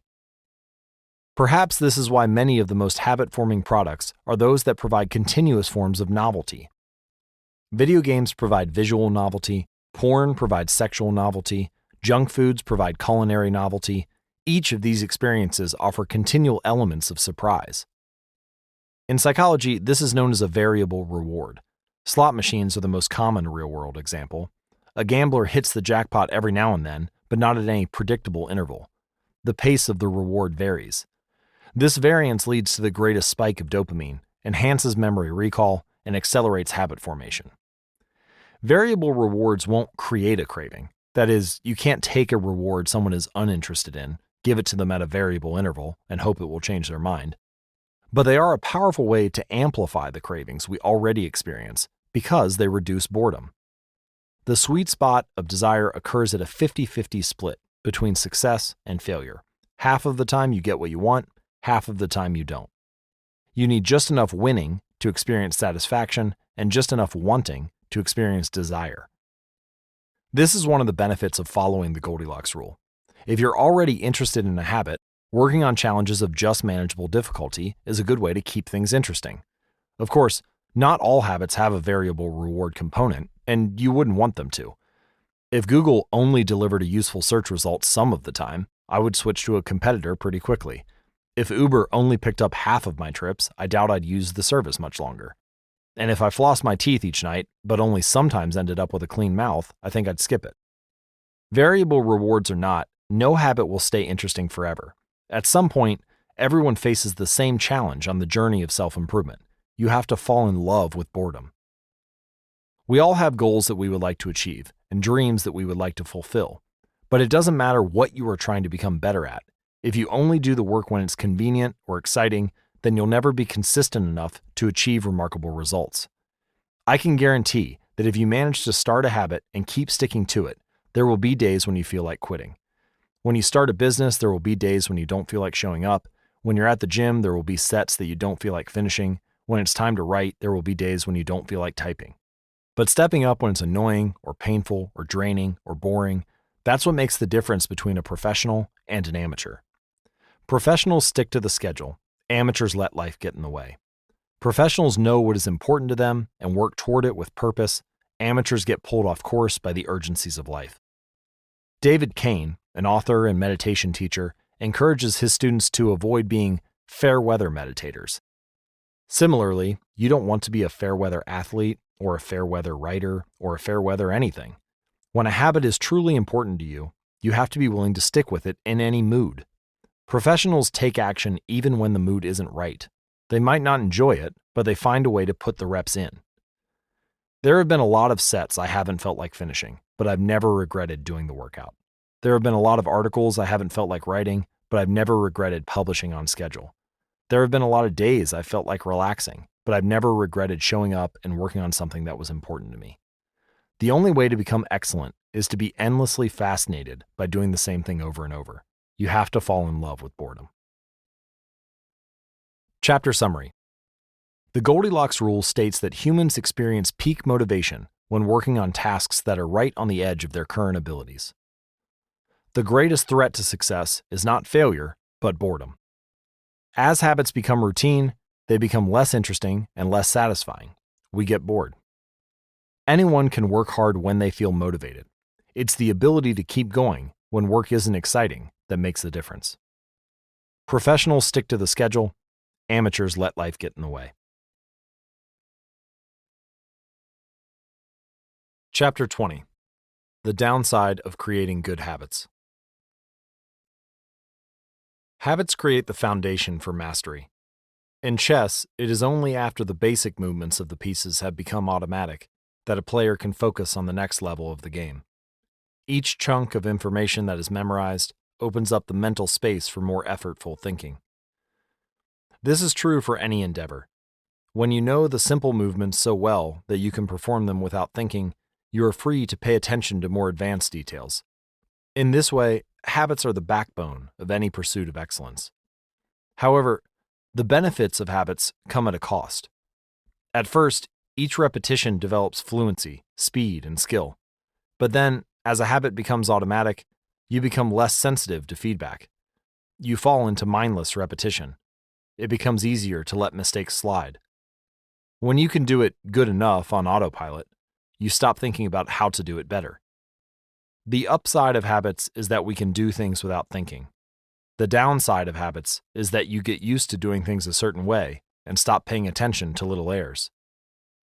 You assume you're getting better because you're gaining experience. In reality, you are merely reinforcing your current habits, not improving them.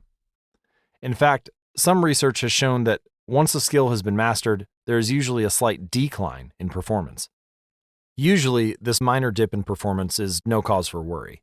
You don't need a system to continuously improve how well you brush your teeth or tie your shoes or make your morning cup of tea. With habits like these, good enough is usually good enough. The less energy you spend on trivial choices, the more you can spend it on what really matters. However, when you want to maximize your potential, and achieve elite levels of performance, you need a more nuanced approach. You can't repeat the same things blindly and expect to become exceptional. Habits are necessary, but not sufficient for mastery. What you need is a combination of automatic habits and deliberate practice. Habits plus deliberate practice equal mastery. To become great, certain skills do need to become automatic. Basketball players need to be able to dribble without thinking before they can move on to mastering layups with their non-dominant hand. Surgeons need to repeat the first incision so many times that they could do it with their eyes closed, so they can focus on the hundreds of other variables that arise during surgery. But after one habit has been mastered, you have to return to the effortful part of the work and begin building the next habit. Mastery is the process of narrowing your focus to a tiny element of success, repeating it until you have internalized the skill, and then using this new habit as the foundation to advance to the next frontier of your development. Old tasks become easier the second time around, but it doesn't get any easier overall, because now you're pouring your energy into the next challenge. Each habit unlocks the next level of performance. It is an endless cycle. Although habits are powerful, what you need is a way to remain conscious of your performance over time, so you can continue to refine and improve. It is precisely at the moment when you begin to feel like you have mastered a skill, right when things are starting to feel automatic and you are becoming comfortable, that you must avoid slipping into the trap of complacency. The solution? Establish a system for reflection and review. How to review your habits and make adjustments. In 1986, the Los Angeles Lakers had one of the most talented basketball teams ever assembled, but they are rarely remembered that way. The team started the 1985-1986 NBA season with an astounding 29-5 record. The pundits were saying that we might be the best team in the history of basketball, head coach Pat Riley said after the season. Surprisingly, the Lakers stumbled in the 1986 playoffs and suffered a season-ending defeat in the Western Conference Finals. The best team in the history of basketball didn't even play for the NBA championship. After that blow, Riley was tired of hearing about how much talent his players had and about how much promise his team held. He didn't want to see flashes of brilliance followed by a gradual fade in performance. He wanted the Lakers to play up to their potential, night after night. In the summer of 1986, he created a plan to do exactly that, a system that he called the Career Best Effort Program, or CBE. When players first joined the Lakers, Riley explained, we track their basketball statistics all the way back to high school. I call this taking their number. We look for an accurate gauge of what a player can do, then build him into our plan for the team based on the notion that he will maintain and then improve upon his averages. After determining a player's baseline level of performance, Riley added a key step. He asked each player to improve their output by at least 1% over the course of the season. If they succeeded, it would be a CBE, or Career Best Effort. Similar to the British cycling team that we discussed in Chapter 1, the Lakers sought peak performance by getting slightly better each day. Riley was careful to point out that CBE was not merely about points or statistics, but about giving your best effort spiritually, mentally, and physically. Players got credit for allowing an opponent to run into you when you know that a foul will be called against him, diving for loose balls, going after rebounds whether you are likely to get them or not, helping a teammate when the player he's guarding has surged past him, and other unsung hero deeds. The CBE number was calculated for all of a player's games, and it was the average CBE that a player was asked to improve by 1% over the season. Riley compared each player's current CBE to not only their past performances, but also those of other players in the league. As Riley put it, we ranked team members alongside league opponents who played the same position and have similar role definitions. Sports writer Jackie McMullen noted, Riley trumpeted the top performers in the league in bold lettering on the blackboard each week and measured them against the corresponding players on his own roster. Solid, reliable players generally rated a score in the 600s, while elite players scored at least 800. Magic Johnson, who submitted 138 triple-doubles in his career, often scored over 1,000. The Lakers also emphasized year-over-year progress by making historical comparisons of CBE data.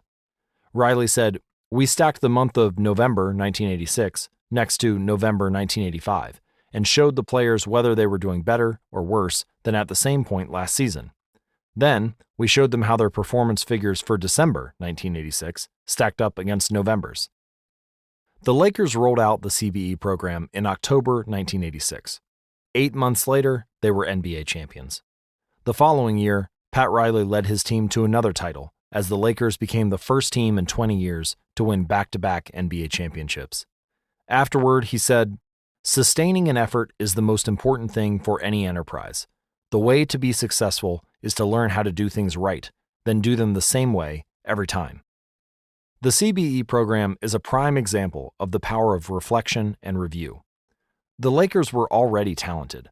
CBE helped them get the most out of what they had, and made sure their habits improved rather than declined. Reflection and review enables the long-term improvement of all habits because it makes you aware of your mistakes and helps you consider possible paths for improvement. Without reflection, we can make excuses, create rationalizations, and lie to ourselves. We have no process for determining whether we are performing better or worse compared to yesterday. Top performers in all fields engage in various types of reflection and review, and the process doesn't have to be complex. Kenyan runner Eliud Kipchoge is one of the greatest marathon runners of all time and an Olympic gold medalist. He still takes notes after every practice in which he reviews his training for the day and searches for areas that can be improved. Similarly, gold medal swimmer Katie Ledecky records her wellness on a scale of 1 to 10 and includes notes on her nutrition and how well she slept. She also records the times posted by other swimmers. At the end of each week, her coach goes over her notes and adds his thoughts. It's not just athletes either. When comedian Chris Rock is preparing fresh material, he will first appear at small nightclubs dozens of times and test hundreds of jokes. He brings a notepad on stage and records which bits go over well and where he needs to make adjustments. The few killer lines that survive will form the backbone of his new show. I know of executives and investors who keep a decision journal in which they record the major decisions they make each week, why they made them, and what they expect the outcome to be. They review their choices at the end of each month or year to see where they were correct and where they went wrong. If you're interested in keeping your own decision journal, I created a template for doing so. You can find it included as part of the Habit Journal, available at atomichabits.com/journal. Improvement is not just about learning habits, it's also about fine-tuning them. Reflection and review ensures that you spend your time on the right things and make course corrections whenever necessary, like Pat Riley adjusting the effort of his players on a nightly basis. You don't want to keep practicing a habit if it becomes ineffective. Personally, I employ 2 modes of reflection and review. Each December, I perform an annual review, in which I reflect on the previous year. I tally my habits for the year by counting up how many articles I published, how many workouts I put in, how many new places I visited, and more. You can see my previous annual reviews at jamesclear.com/annual-review. Finally, I reflect on my progress, or lack thereof, by answering 3 questions. 1. What went well this year? 2. What didn't go so well this year? 3. What did I learn?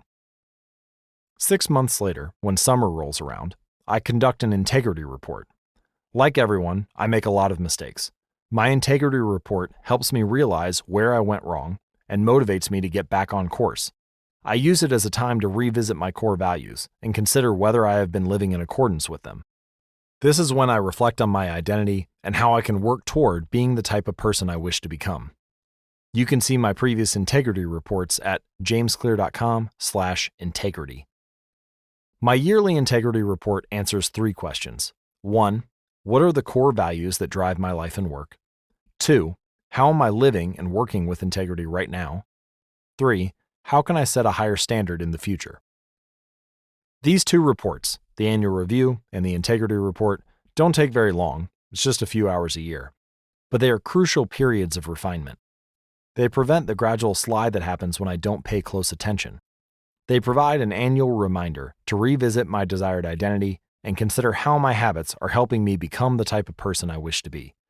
They indicate when I should upgrade my habits and take on new challenges, and when I should dial my efforts back and focus on the fundamentals. Reflection can also bring a sense of perspective. Daily habits are powerful because of how they compound, But worrying too much about every daily choice is like looking at yourself in the mirror from an inch away. You can see every imperfection and lose sight of the bigger picture. There is too much feedback. Conversely, never reviewing your habits is like never looking in the mirror. You aren't aware of easily fixable flaws, a spot on your shirt, a bit of food in your teeth. There is too little feedback. But periodic reflection and review is like viewing yourself in the mirror from a conversational distance.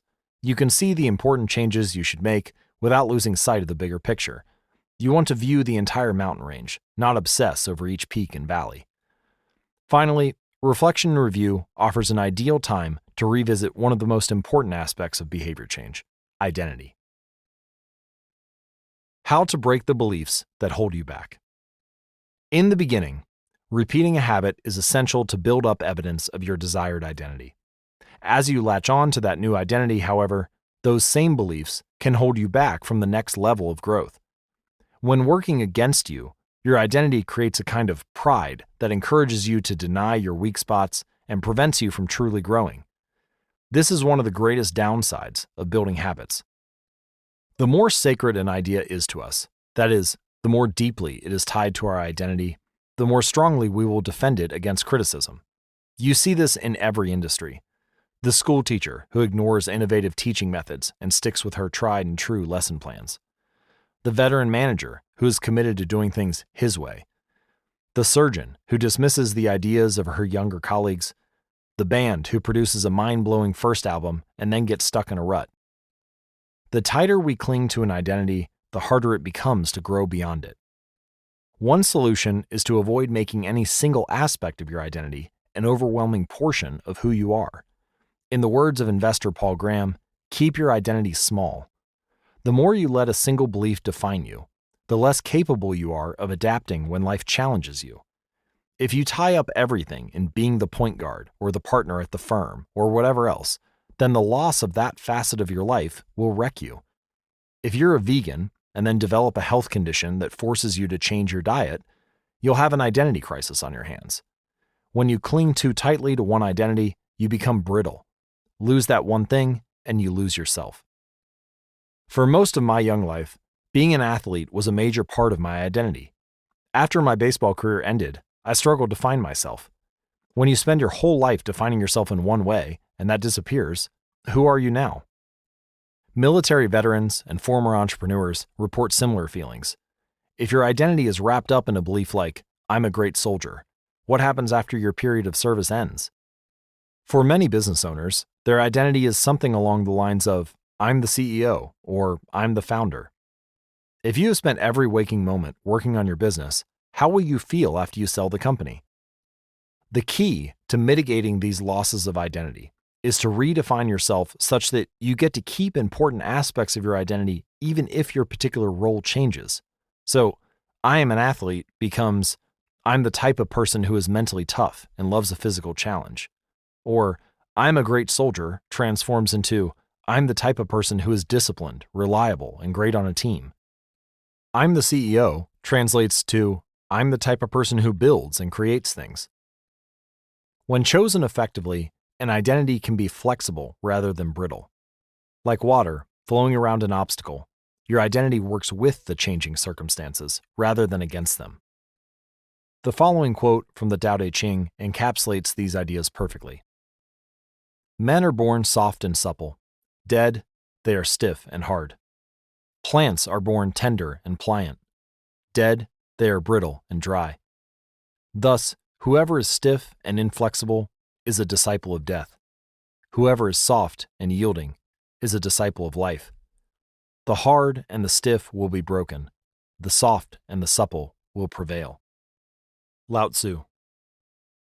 Habits deliver numerous benefits, but the downside is that they can lock us into our previous patterns of thinking and acting, even when the world is shifting around us. Everything is impermanent. Life is constantly changing. So you need to periodically check in to see if your old habits and beliefs are still serving you. A lack of self-awareness is poison. Reflection and review is the antidote. Chapter summary. The upside of habits is that we can do things without thinking. The downside is that we stop paying attention to little errors. Habits plus deliberate practice equal mastery. Reflection and review is a process that allows you to remain conscious of your performance over time. The tighter we cling to an identity, the harder it becomes to grow beyond it.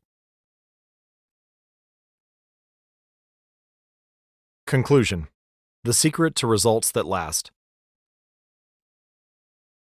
There is an ancient Greek parable known as the Socrates paradox, which talks about the effect one small action can have when repeated enough times. One formulation of the paradox goes as follows: can one coin make a person rich? If you give a person a pile of 10 coins, you wouldn't claim that he or she is rich. But what if you add another, and another, and another? At some point, you will have to admit that no one can be rich unless one coin can make him or her so. We can say the same about atomic habits. Can one tiny change transform your life? It is unlikely that you would say so. But what if you made another, and another, and another? At some point, you will have to admit that your life was transformed by one small change. The holy grail of habit change is not a single 1% improvement, but 1,000 of them. It's a bunch of atomic habits stacking up, each one a fundamental unit of the overall system. In the beginning, small improvements can often seem meaningless because they get washed away by the weight of the system. Just as one coin won't make you rich, one positive change, like meditating for 1 minute or reading 1 page each day, is unlikely to deliver a noticeable difference. Gradually, though, as you continue to layer small changes on top of one another, the scales of life start to move. Each improvement is like adding a grain of sand to the positive side of the scale, slowly tilting things in your favor. Eventually, if you stick with it, you hit a tipping point. Suddenly, it feels easier to stick with good habits. The weight of the system is working for you rather than against you. Over the course of this book, we've looked at dozens of stories about top performers. We've heard about Olympic gold medalists, award-winning artists, business leaders, life-saving physicians, and star comedians who have all used the science of small habits to master their craft and vault to the top of their fields. Each of the people, teams, and companies we have covered has faced different circumstances, but ultimately progressed in the same way, through a commitment to tiny, sustainable, unrelenting improvements. Success is not a goal to reach or a finish line to cross. It is a system to improve, an endless process to refine. In Chapter 1, I said, if you're having trouble changing your habits, the problem isn't you. The problem is your system. Bad habits repeat themselves again and again, not because you don't want to change, but because you have the wrong system for change. As this book draws to a close, I hope the opposite is true. With the 4 laws of behavior change, you have a set of tools and strategies that you can use to build better systems and shape better habits. Sometimes a habit will be hard to remember, and you'll need to make it obvious. Other times, you won't feel like starting, and you'll need to make it attractive. In many cases, you may find that a habit will be too difficult, and you'll need to make it easy. And sometimes, you won't feel like sticking with it, and you'll need to make it satisfying.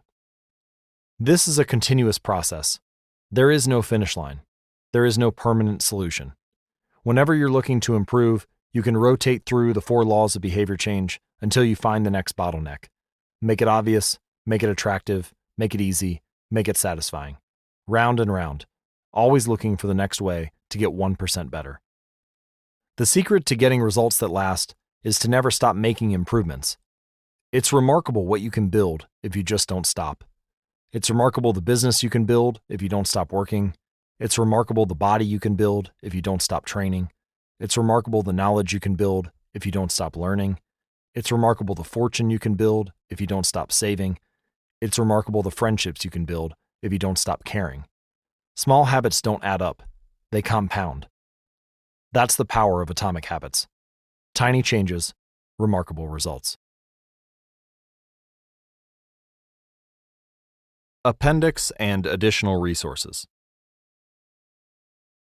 What should you listen to next? Thank you so much for taking the time to listen to this book. It has been a pleasure sharing my work with you. If you are looking for something to listen to or read next, allow me to offer a suggestion.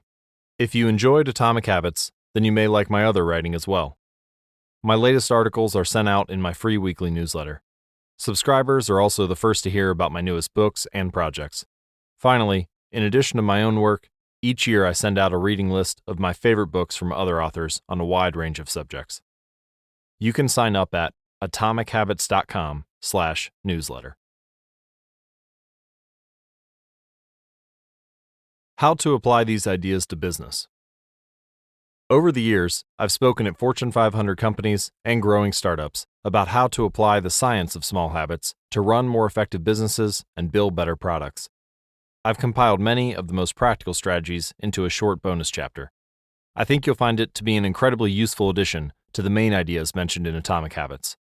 You can download this chapter at atomichabits.com/business.